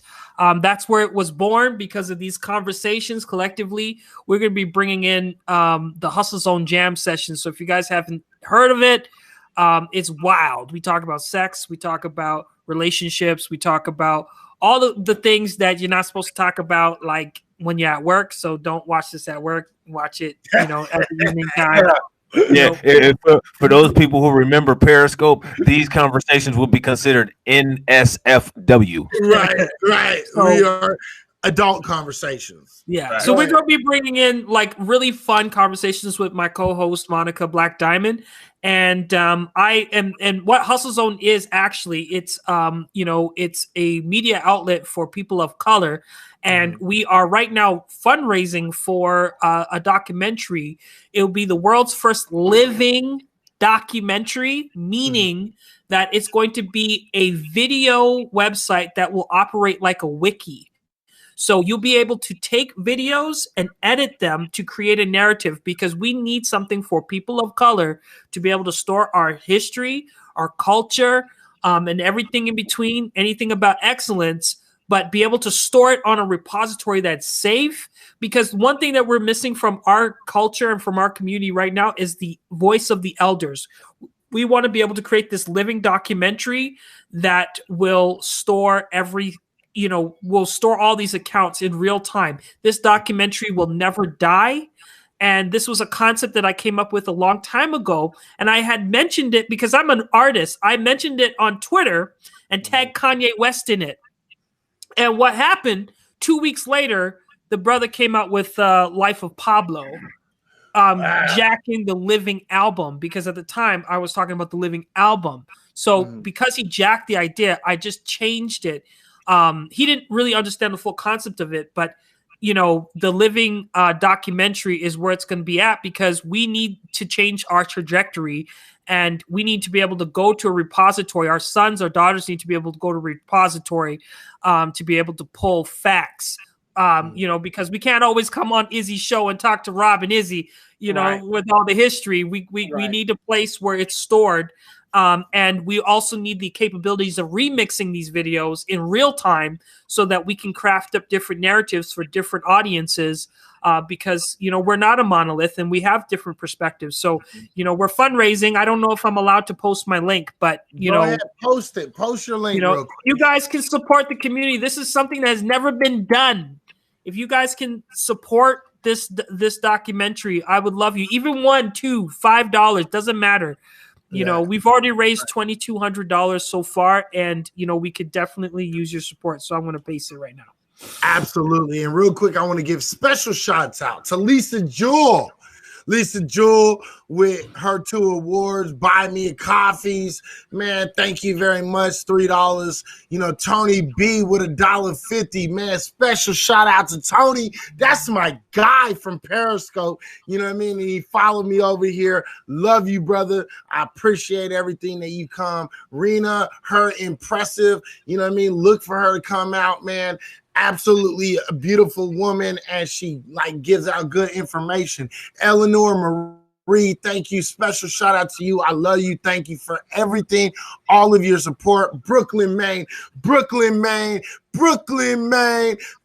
on. Brooklyn. You know what I mean? Brooklyn, giving out 2 high fives. Definitely love you for that, brother. Charlemagne, Charmaine, I'm sorry, I say Charlemagne. I really said Charlemagne, didn't I? Charmaine, thank you. I appreciate it. Thank you for the love. A-Town, much love. Sports for the Blind, thank you for your contribution. And Cameron, thank you for your support. Everybody, thank you for all of your guys' support. But these people, I got to give a special shout out because you guys donated. You guys gave us, a little bit more. You guys made sure that we knew that your support is fucking right there, man. And you guys are fucking, I swear to God, I love you guys on everything I love. So with that being said, man, I think we've gotten through the niceties of explaining why we curse. I think we explained the niceties of, you know, what the perspective in which we're coming from. I think we've talked about a lot of different things tonight. Do we want to keep on going? Because we've been running over 4 hours and 15 minutes. Do we want to keep on going, or do we want to, how do we want to do this, Rob? Tell me. Well, I think we should let everybody decide. As of right now, we 72% of the $50 goal, which is very important. It'd be nice to get to that $50. You know, we have to leave it to the people. You know what I'm saying? If they want to share this out, you know what I'm saying, get some interaction popping off. Go to YouTube. You know, Black Light Revelations. Smash them like buttons. Hit that bell icon for notification. Share this out on Haps, Twitter, retweet. You know what I mean? It's up to you guys if you want us to continue or not. You know, we'd go on another day. We could go on for another half hour. We can go on for another hour. It's up to y'all. We let y'all decide. I think maybe 45 minutes might be good. Real quick, Brett, thank you for that One Love Award. Thank you, man. We appreciate you very, very much. Real quick, let me put out this, you know, this banner. Everybody, if you're on Periscope, YouTube, Instagram, or Twitter, please download the HAPS app. HAPPS, the HAPS app. Man, make sure you get on here. If you're trying to build a platform, you're trying to make sure that this platform gets out to all the different areas in which we can do. Hey, man, this is the app for you. Okay. I'm not being paid to do this. I'm not being, you know, none of us are being paid to do this. Okay. But I want you to know, HAPS gives you the most opportunity for free, where you can earn money based upon the people that are here and supporting you. Okay. You can't get better than that. Okay. Where else you have to pay $20 a month just to get on Restream. Restream will post to 2 places for free. Outside of that, anything more than 2 places, you gotta pay for it, man. $20. Yep, and trust me, I know I got a paid package. I know how much it costs. Restream, Zoom, even Streamlabs. If you use Streamlabs OBS, you have to pay for the multi-streaming package. You know what I'm saying? I got that. I got the multi-streaming package. All of this streaming stuff, all of the video editing software, all of it. I got all of it. You know what I'm saying? Like I do YouTube videos. You know what I'm saying? But you know, one of the things that I first told Izzy was like, man, they allow you to multi-stream and they have a multi-platform chat box, and all of this stuff is free. You know what I'm saying? Like, this is crazy. Like, this is literally for content creators.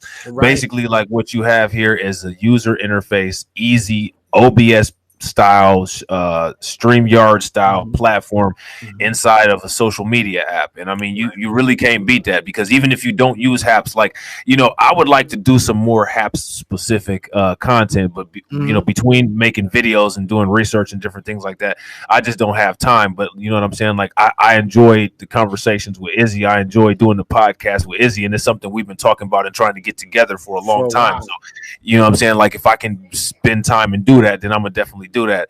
But if I could definitely do specific broadcasts for HAPS, I would be more than happy to do that. But it's just so hard for me to do it. But anytime that we plan a podcast and can come on here and bust this out and do it, I'm always down. And like I said, HAPS is dope. Its user interface is very easy to work with.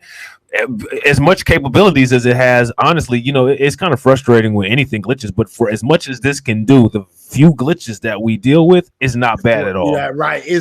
And you know, at the end of the day, I want to make sure everybody know, listen, if you hear me, you're listening to me, you're listening to this podcast that we're doing right now, right? And this is a live stream of the podcast. I want y'all to understand that not too many people accept me.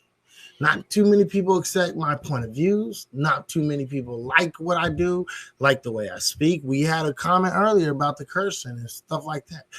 This is an adult show, but Haps has given me the opportunity to speak my mind, not worry about it. They've supported me. They've came through, man. And look, Haps is where you need to be at. This is the app that you need to be on. And I'm sorry. I love YouTube. I love Periscope. I love Instagram. I love Twitter.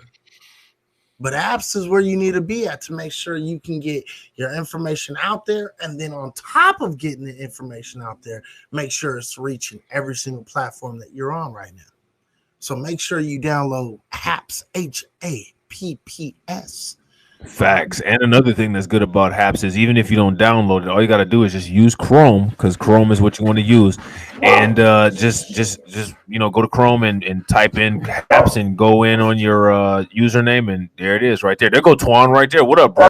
What up, Twan? There goes the guy right there. And sports, you're absolutely right. And they are working on a lot of the issues, and it's getting better every single hour, every single day.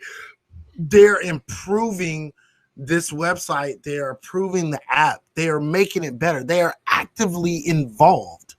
Okay. And this is the best time to get involved with Haps. Okay. Why? Because this is the starting of a great new endeavor.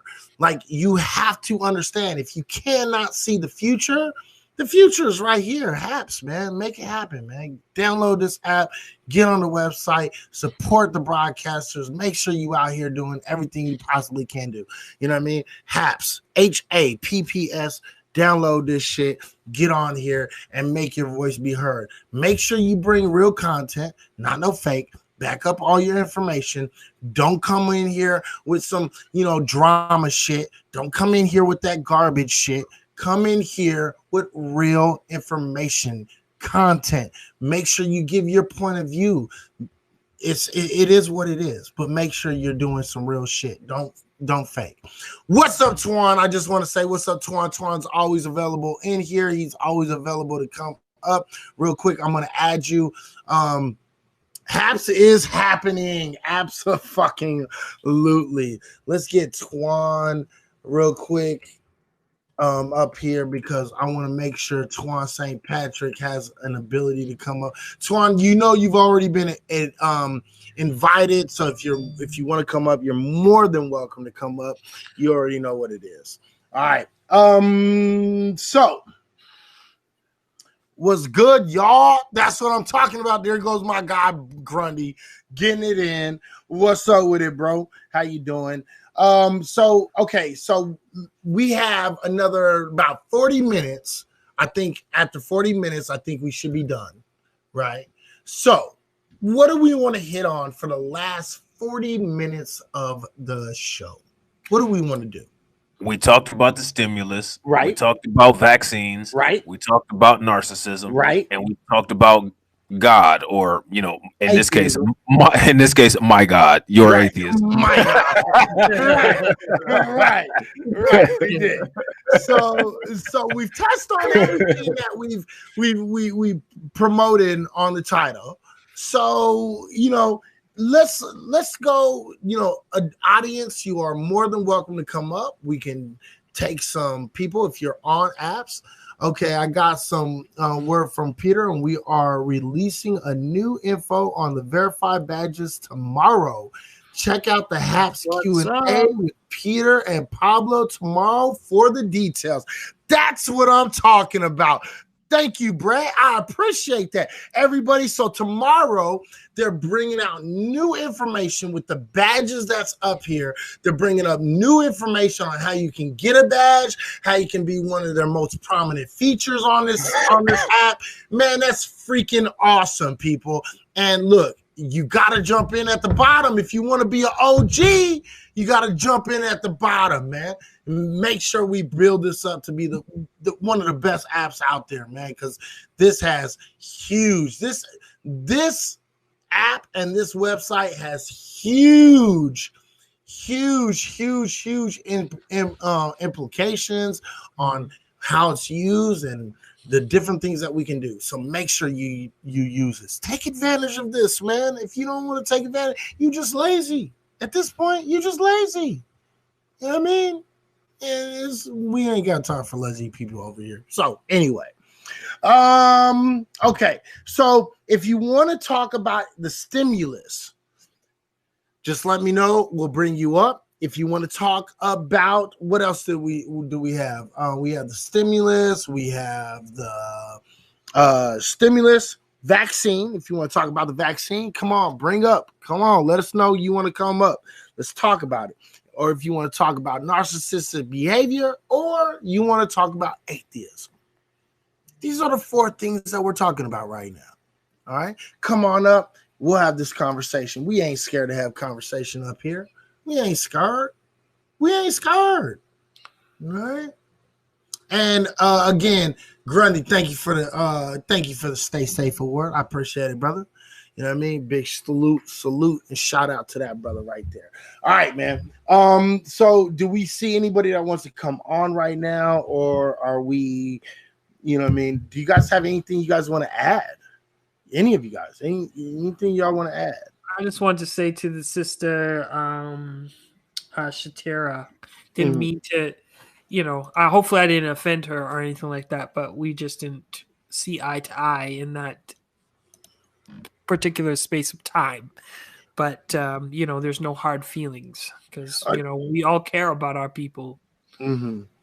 Right. We all share that common belief that we all want each other to succeed. And I mean, Absolutely. Look, at the end of the day, I know Shatira pretty well. And, sometimes we don't agree immediately. And sometimes, as human beings, as individuals, we don't agree immediately. But what we do is we're able to be adult enough. And I think as far as my following and as far as the people that are interacting with us right now and the people that interact with me on a regular basis, I think honestly that people are able, even though they might not like you right then and they don't like what you're saying, they are able to look back and they are able to self-analyze themselves, the way their process of thinking, and quite honestly, what you're thinking also. And I think they're able to come back with a great attitude. So yeah, we do definitely appreciate it. And to Shatira, I hope you heard that. If she didn't, I'll make sure she comes back, watches, this, and I'll make sure she hears it straight directly from your mouth. Absolutely. Yeah. You know what I mean? All right. Come on, Rob. Do something, man. Come on, director. Direct. I didn't know I was a director. I got a promotion. That's what's up. Come on, director. Congratulations to me on this promotion. You know what I'm saying? But man, I think we covered the spread for real, man. We did a good job. You know what I'm saying? We had 74% of the $50 goal, which is dope. You know what I'm saying? We got 1.1K views, which means we got the message out to the audience that we wanted it to get out to. Right. Hopefully we're gonna get them numbers up though. I gotta get them numbers up. Oh yeah, they will definitely get up. You know what I'm saying? We just got to make sure that everybody is sharing. You know what I'm saying? And we get them on with the other platforms, bring them over here. Which is what I try to do with my audiences. And man, I mean, we could go on and on and on and on about all kinds of stuff, but as far as the titles, man, I think we exhausted everything. I don't think it's like I honestly don't think there's nothing else we could go into as far as any of this stuff. I mean, we killed it. What do y'all think in the comments? Let us know. I mean, am I just being cocky or do we actually do the damn thing tonight? I'm going to be honest. I think that we did. And as far as a Black perspective, facts. In a Black perspective, I think we've touched a lot of things that Black folks think about. Yeah. You see what I'm saying?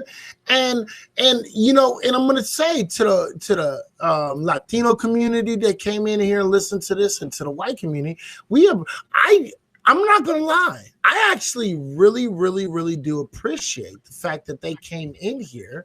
Facts. And they listened instead of telling anyone anything. So I appreciate that. That's one of the things that's different about the people here on Haps. They actually want to listen. Right. That's That's a beautiful thing. So I want to make sure I send out special shout outs to all of them. And I want y'all to know that, man, look, we're not trying to exclude your opinion, because you guys are also is welcome to come up and give your opinion on everything also. I just want to say that I do think that, you know, we have a white constituent that came in here and a Latino constituents that came in here, and I appreciate them to listen and, you know, put their little viewpoints in the room writing, right? But I appreciate that they listened and they said, okay, let me look at it from this guy's side. Let me see what he has to think about this. So I really do appreciate it. Mike, I know you wanted to say something. I'm sorry I cut you off, but keep Oh no, going. like I just wanted to say shout out to all the people, because a lot of people came from my live stream into the live. Emma says she's still watching, and she says she's a white girl and she wants to be on the show. Emma, you can always click the link on my description to hop in. And Kente, my brother Kente, who has the Mars and Venus show, he's watching. And then shout out to Carlos. Carlos is who I met on the other video platform, and Will. Those are both my my peers, streaming peers. They all bring a lot of value. I just wish they were able to, you know, get on. And I guess, you know, the HAPS team's working on making a more efficient way for people to get onto the live streams. But these guys are really good, solid people. Awesome. Hey, you know what? And I appreciate that young lady for coming in and listening and hearing us through. And I appreciate everything that you came and you brought to the conversation. Thank you. I very, very much appreciate it. We all appreciate it. You know what I mean?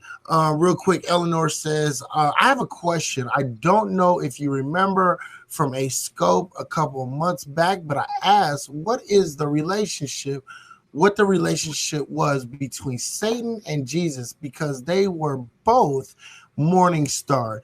You were going to look it up. Did you ever find more information on it? Okay, yeah. So when we're talking about the religious standpoint, the morning star, because you got to understand that if we want to put this in a family context, Jesus was lightweight, kind of like the brother of Satan. Right. And that's so we can have a better understanding. Not to say that he was the literal brother. Okay. I don't want y'all thinking that. Okay. Just to give it a context, he was like the brother or the first cousin or nephew or cousin, you know. So he's a very close member to the original family. You have Michael, and then you have Satan, Beelzebub, right? Lucifer being Lucifer is actually not the name of Satan. A lot of people get this twisted. Lucifer is not the name of Satan. Lucifer is the description. Okay. And a lot of people is not going to like hearing this. Okay. Lucifer is not the name. Lucifer is a description. It's a descriptor. Okay. So Lucifer means morning star, morning light, right? This is what it is. It's a descriptor. A lot of people say, well, you know, we have names that are descriptors of shit, right? But the fact of the matter is this. I want you to constant growth. That's what I'm talking about. Thank you for coming, constant growth. We appreciate it. This is a beautiful sister right here. Okay. This is a beautiful sister. Definitely check her out. Everybody add her. But Lucifer is quite literally a descriptor. It is not a name. Okay. And morning light or morning star is also a descriptor for Jesus. These are two individuals who have the same descriptor. These are close people, i.e., like brothers. Okay. And I'm not saying they are literal brothers. What I'm saying is they're like brothers. Okay. And so when you understand that this is what it is, Satan, as we call him, Satan or Shaitan, okay, is actually Okay, he is actually not this bad guy. He is not this evil dude. What he is actually, he is doing his job. He is quite literally doing his job, especially when you look at this from your God, i.e., the Christian God, i.e., the Bible God. He is an omnipotent, omnipresent God. He is an all-powerful, all-knowing God. He knew exactly what Satan was going to do. He knew exactly what he was supposed to do because he is all-knowing. Okay? So when you understand this, you understand that these people are doing nothing more than playing their part in the Bible. They're not like these evil people. They're like Satan is not this evil representation of anything. What he is a person that's doing exactly what he is supposed to do by the will of God. Okay. And when we understand that, then you also understand that Jesus is also doing the will of his Father God. And do not ever get it twisted. Jesus is not the same as God. Okay. Jesus is not the physical embodiment of God. Okay. Jesus is quite literally the spawn or the son of God. So when we understand this, we also understand that he was doing the job that he was sent here to do. You see what I'm saying? So as far as that is what I know about that. Real quick, there was between the relationship. So that is the best relationship wise I can give you. You were going to look it up, and did you ever get? So that's the best understanding that I can give you between the relationship between Jesus or Iesos, I should say, Iesos, and Satan, as we know him commonly today. Okay. And the descriptor is Lucifer or Luciferian, which is light bringer, knowledge bringer, morning star. These are the descriptors of this main descriptor, which is Lucifer. Okay. I would have loved to hear the narcissism conversation. Oh man. I mean, we can still kind of get into that. So if there's anything else, like if you have any questions that add on to the relationship, just asking in the room. If I know it, I'll give it to you. If I don't, I'll look it up and I'll give you the information. But that is as far as the relationships going between Satan and Jesus, i.e. Jesus and Satan. That is the relationship. These are kind of like cousins, brothers. These people are related because they are all somebody who was created and made by the person that we know as God, the Father, right? Yeshua. Okay.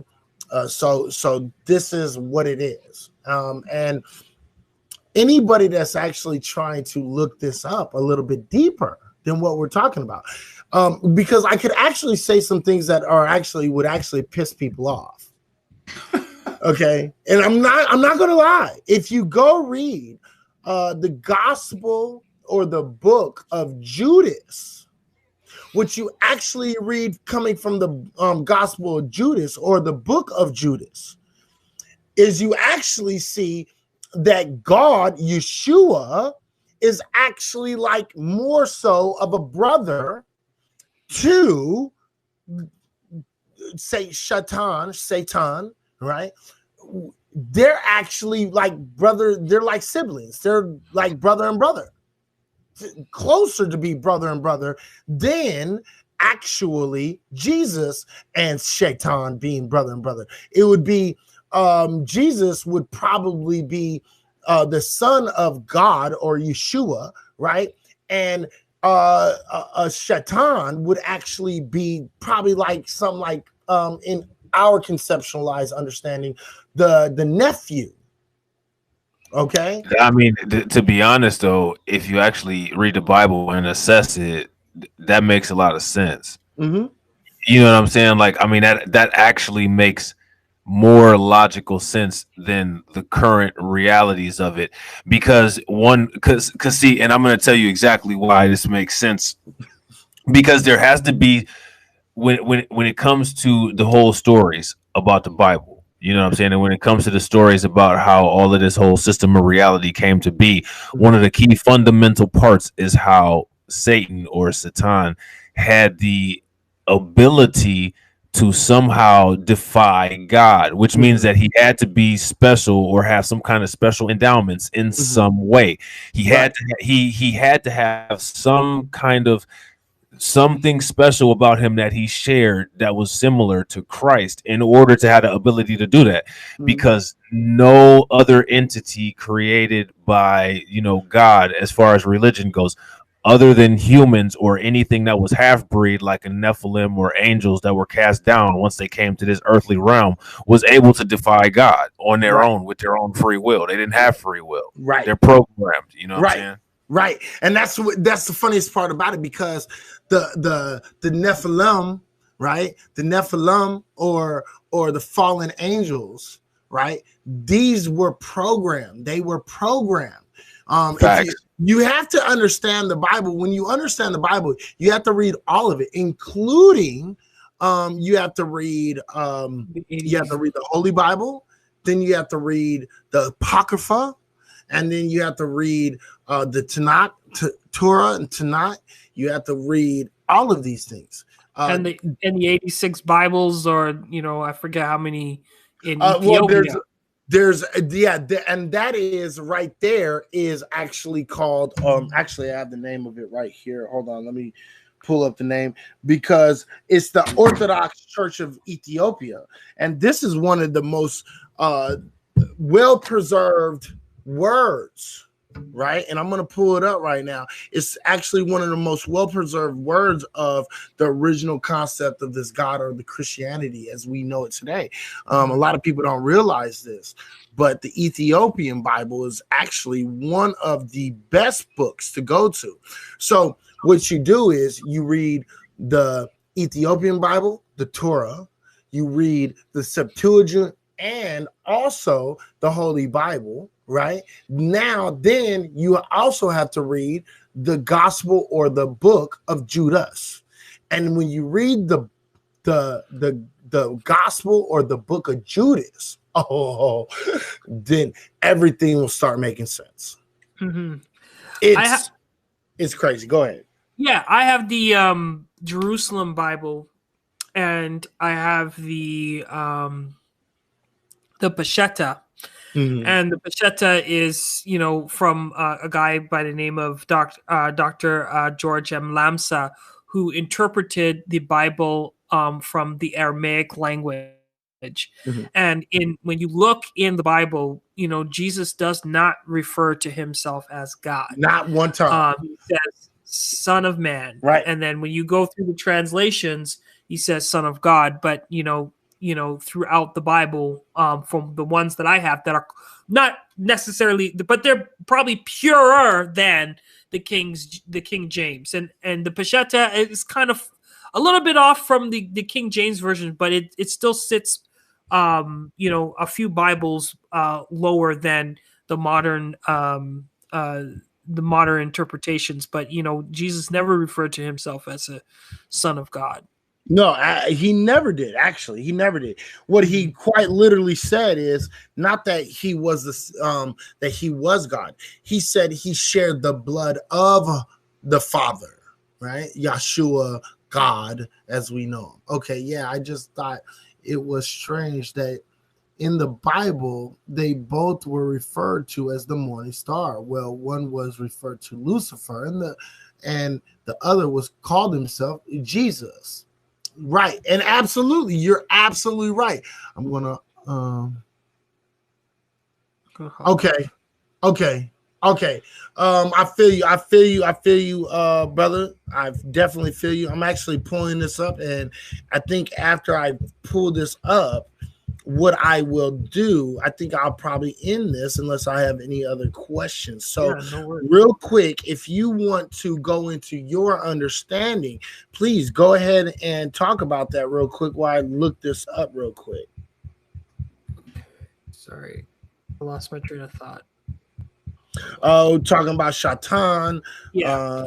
I don't. I didn't look into that deep, but I got my resources here, so I'm gonna check out what you were talking about, so that I can be on the same page.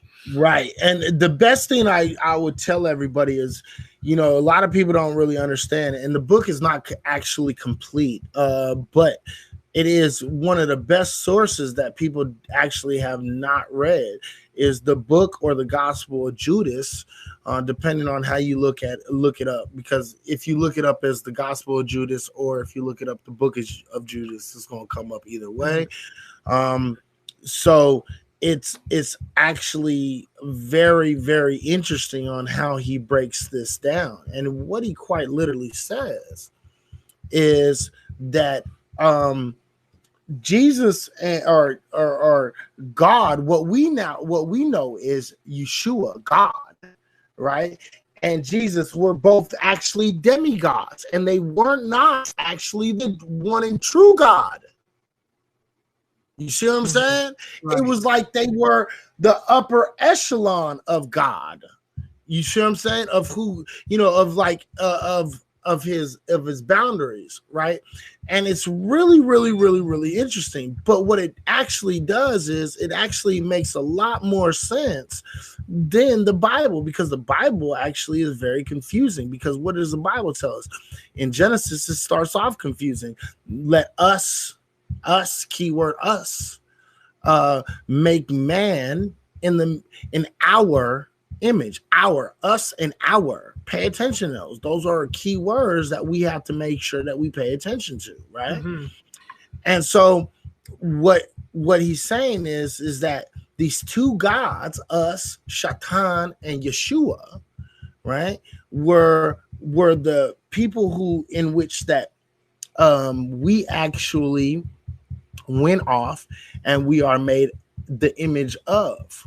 Now, these are the higher gods, right? And the highest God is the one true God, i.e., but he is never named, right? So the one true God, the one true Father is never actually named. And it's a very, very, very interesting thing that people don't really like to understand and like to study. But I think it's something that people need to kind of pay attention to, because we see in Deuteronomy 4 verse 1 through 4, and I'm going to paraphrase real quick. He says, God says, do not add nor subtract from my word, right? And all of the words were supposed to be divinely inspired by Yeshua, God, right? Do not add nor subtract. That means the Apocrypha, it should be added. That means that the Apocrypha should be added. That means the book or the Gospel of Judas should be added. That means all the books, the book of Mary, the Gospel of Mary, the book of Adam and Eve, the book of Bahal the Dragon. You know what I mean? Like, you have to add them all. You see what I'm saying? You have to add all of them. So this is why I promote reading the whole book, not just parts of the book, because if you only read parts of the book, you're only going to get part of the story. And if you only have part of the story, you'll never come to the true answers and true understanding of the book that presents itself as a whole. You know what I mean? And that's just my personal opinion. But again, let me see. I think I'm almost there. I'm sorry. I got a whole bunch of pictures that I'm kind of sifting through, and I didn't want to go up because I know it's towards the top. If there's any questions, go ahead and answer them if you feel you need to answer them. Yeah. Or if you disagree in any way, go ahead and let your point be known. Mm-hmm. Well, shout out to Emma. Emma was saying that people nowadays would be considered psychotic claiming these things. Oh, absolutely. I'm not going to argue that one at all. Yeah, I can't argue that one. in any way. I can't argue that. I can't say, oh, you're wrong. No, that's absolutely right. You know what I mean? Because we have no actual evidence or proof of any kind of God or gods. We don't have any proof of any kind of afterlife or spiritual special powers. We don't have any evidence of anything like that. So yeah, I would agree. I would have to agree. Where can I find a list of all the books that have been left out of the Bible? My thing is you can actually look them up, because look up the Apocrypha, look up the Bible, the Apocrypha, look up the Gnostic Gospels, look up the Judaism Bibles, or the Judaism Word or Bibles. Both of those will work. And then you'll start seeing, because when you understand how much there is, what you start to find out is that you have the 66 books plus another 14 to 20 books for the Apocrypha. Then you have about, I think we found something like between 6 and 10. Yeah, I think something like 6 and 10, maybe even 15 with the Gnostic. And then, so when you add all of these, you're going to come up to right around 111 books. You know what I mean? And that's what you're gonna actually find. It is a very long road to travel. Okay. No, it's not. Who do we contact to make suggestions about this app?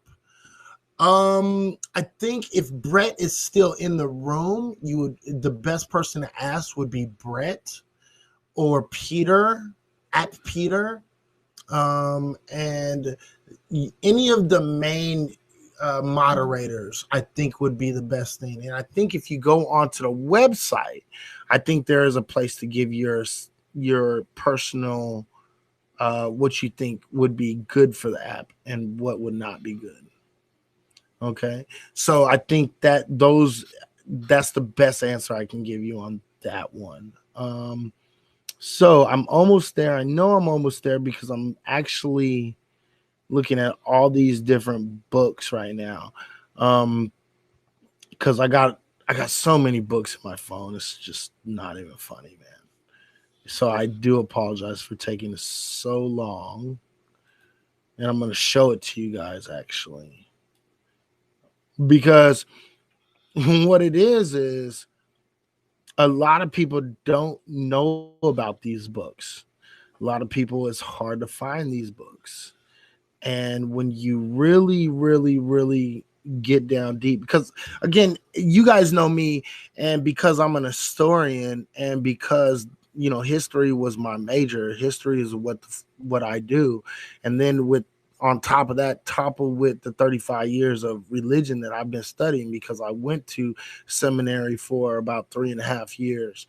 I was in everything from history to the Bible, and I was trying to actually make sure that the Bible was a true Bible.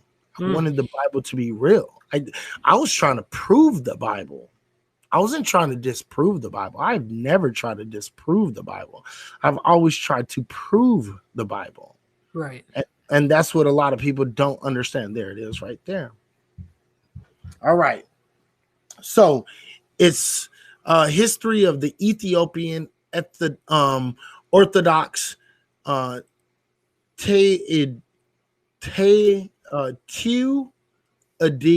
Church. Okay, and I'm gonna show it to you right now. I'm gonna show it to you guys right now. Let's do this. Okay, but what I'm gonna do is I'm gonna put it in the room. I know it's probably hard to see right now. Yeah, that's crazy. It's really hard to see. So what I'm gonna do is I'm gonna do this.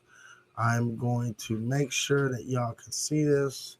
And then what I'm gonna, so you guys can screenshot if you guys need to. Oops, let's go down and let's go. Nope, not that way. Over. Okay, so this is the actual Ethiopian Bible. And then what I'm going to do now is I'm actually going to put it in the room and I'm going to write it in the room. Okay. And go look up this book. Because a lot of people don't really understand and why this is really important. And then make sure I spelled this right. Again. Is that a lot of people want to act as if, or so, and this is the key right here. TEWAHDO.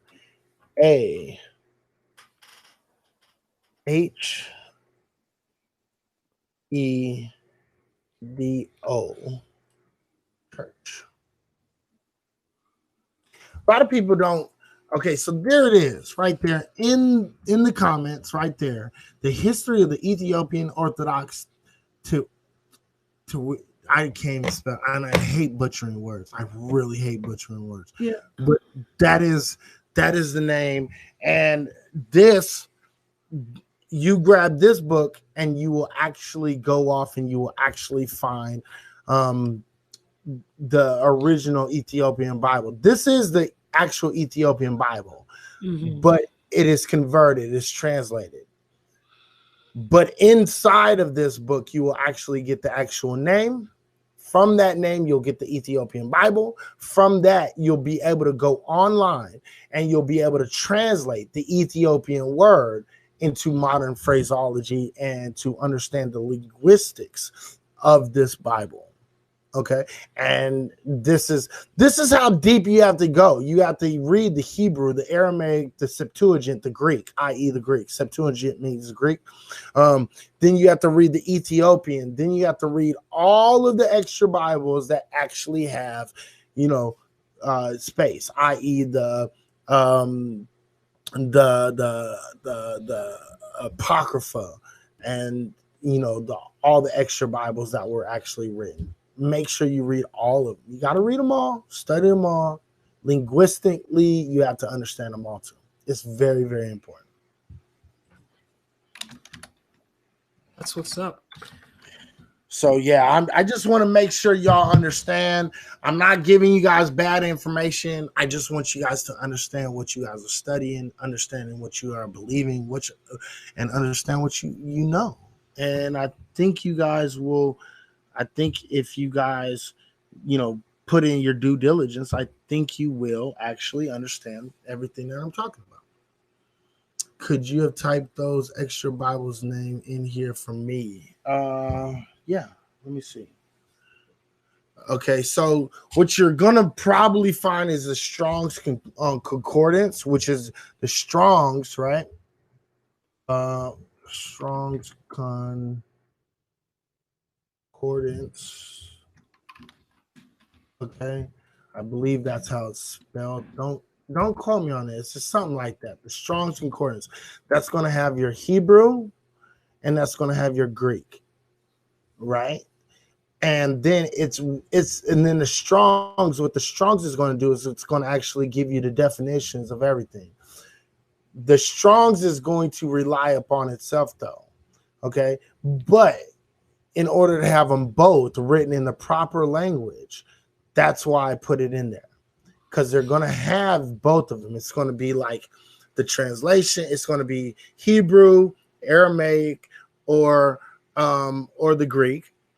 And underneath it, it's going to have the English translations. Now you use that and you go to the Hebrew translation. You have it everywhere on the internet. You can get the Hebrew translation on the Bible, which basically all you have to do is match up the symbols, put them up in the room, and then bang, put it out there, right? Then the Greek, you have to actually do a little bit more on the Greek, but they do have the Greek alphabet, in which you can go off and you can actually translate what it means. And now what you'll find is there's going to be certain words that's going to have 3 and 4 different meanings. Like one word is going to mean like 3 or 4 different meanings. So what you're going to have to do is you're going to have to figure out which word, what does this mean? Is it this one, this one, this one, or this one? Right? That's what you're going to have to find out. And you're going to have to decipher that for yourself based upon my deciphering of the word. It's completely different than what most people tell me. Okay. Lay it on me. What would you like to improve? Okay, there you go, Nikki. Yeah, I'm still here, but I'm about to get off. Nikki, if you have anything, send an at Brett Walker right now, at Brett, and tell him what you want to improve right now. Here's your opportunity. He's live. He's here. He's paying attention. So go ahead and give him that information right now. What you think would make this app a whole lot better. And I promise you, they're going to look into it. All right. So, and I've answered everything so far. Strong's Apocrypha, and you can get the Apocrypha. I'm going to even show you. There's an app. Okay. And I'm going to show you the app. The app is actually, hold on, right there. You see that little blue Bible right there? I mean, that brown Bible right there? Yeah. The very first one. Go look up the Holy Bible in your apps. Go look for the Holy Bible that has that look on it. It's going to have almost 111 different Bibles in it. Everything from the NIV version, from the KJV version, from the 1611 version to the Guinevere version. It's going to have a whole bunch of them, and it will have the Apocrypha in it, and it'll quite literally say it. It'll say the Holy Bible plus the Apocrypha right there. Okay, Mike. Great source of info, bro. Yeah, he said, so J Dubs wanted to let you know, Mike. Mike was kicking facts. Great source of info, bro. So thank you. Big ups to you. Why so much kept out? Izzy, why was so much kept out? The reason why things were kept out of the Bible is because they didn't feel that it aligned with what they wanted you to know about Jesus Christ. Again, we had the Council of Nicaea, and there wasn't just one Council of Nicaea. A lot of people try to say that there was only one. There wasn't. There was actually multiple Council of Nicaeas. Then, once the Council of Nicaea actually said, okay, this is good, this is bad, this is good, this is bad, this is good, this is bad, then what they did is they went along and they started to debate what the actual meaning of what they kept in the Bible. Okay, so you have to understand the Council of Nicaea. You got to think about Arius. There's a brother by the name of Arius, and then there's another one, Articulus so I can't say his name right. You know what I mean? How do I connect with you, Izzy? You can hit me on Twitter, Instagram, Snapchat. Those are the 3 best to hit me on. Snapchat and Instagram are both going to be the same. It's going to be IZUHIGH420. Again, IZUHIGH420. If you want to hit me on Twitter, you can hit me on Twitter. It's at IZZY420HIGH. Again, at symbol IZZY420HIGH. You'll find me on those. Those are the best ways to get a hold of me. Yeah. Let me see. Hey, Brett, thanks for everything. Can you make it where you can navigate through your phone and still listen to the broadcast? Yeah, that's definitely on the list. It might be a little bit before we can get to it, but we definitely want to do it. Absolutely. That's fucking awesome. All right.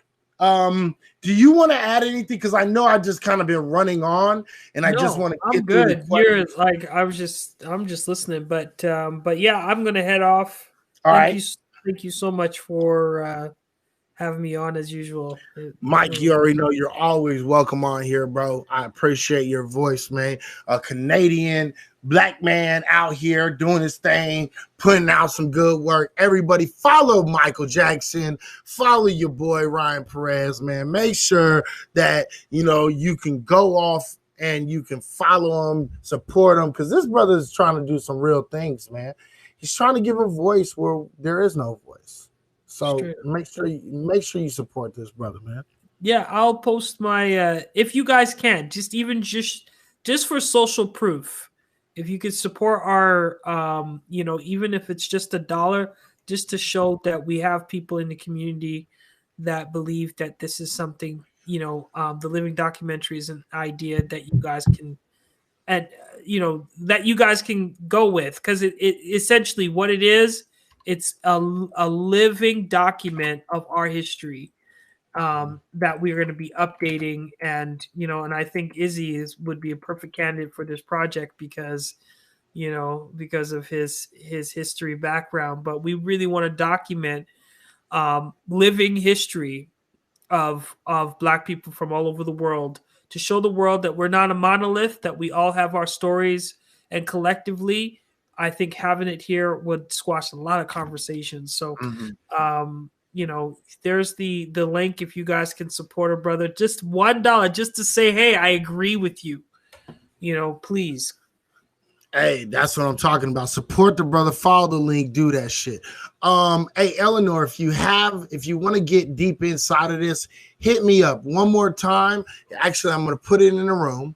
So, IG/Snapchat equals IZUHIGH420. That is Instagram and Snapchat. Those both are the same one. For Twitter,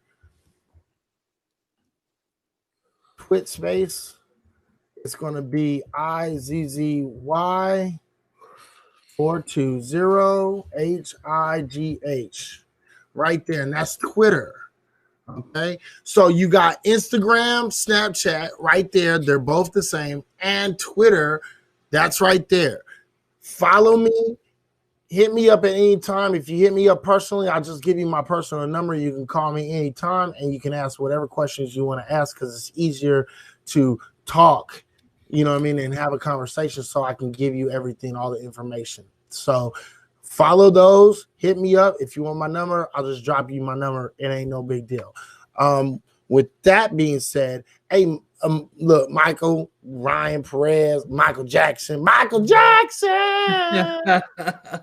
Okay, I wanna rock with you. Okay, that's my favorite song of Michael Jackson ever. Okay, I appreciate you being up here. I appreciate everything you offer. You already know, if you ever need anything, I got your back. If you ever need participation or anything, I got your back. If you ever, you know, whatever it is, I got you. Okay, brother. For sure. I want you to know that. And vice versa. Thank you, brother. I appreciate it. Those are the two links. Make sure you get at me. I'm always available. If I don't reply, it's only because I'm asleep, and I'll reply as soon as I wake up. You'll be able to get a hold of me, because I'll hit you up as soon as I wake up. Let me see. That, and then let me see. Eleanor, thank you for the appreciation award. Thank you. I appreciate much props. And I think that's just about it, man. I think there's stuff I can go into, little particulars and shit, but I think for right now, I think that's it. But what I am going to do is I am going to promote next show. Okay? So anybody that's paying attention right now,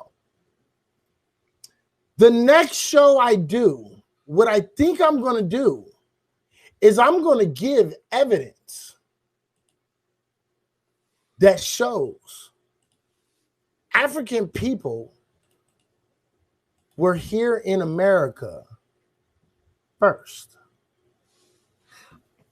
I'll be down for that. Okay. And just for pre-event If you want to look it up, if you want to try, if you want to understand, go look up a book. It's called The First Americans Were African by Dr. David Imhotep. I know for a fact you can get it on Google Books. Okay, it's The First Americans were Africans by Dr.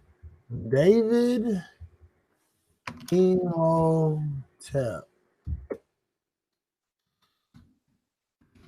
Bang. Okay. It's right there. Go check out that book. This is a book that's been peer reviewed, not once, not twice, not 3 times, but 9 times. Wow. Okay. This book has been peer reviewed. This is information that a lot of people don't like to hear. This is a very contested thesis. And I agree with fundamentally about 90 to 95% of it. Based upon my studies, and I've been studying this for about 25 years. So just this history, okay, and this is American history, Turtle Island, i.e. America, that we know now today.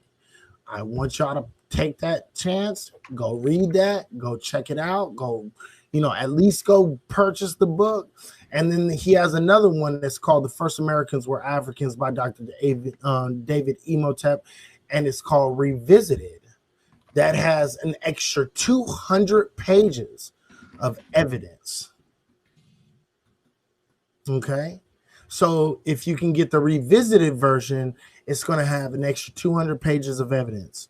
If you just get the regular version, it's going to have the regular version. It's a phenomenal book. Phenomenal. And I think we're going to talk about that next time. I think we're going to talk about that. I think we're going to talk about Abraham Lincoln not being so honest, Abe. And we're going to talk about current events like we always do.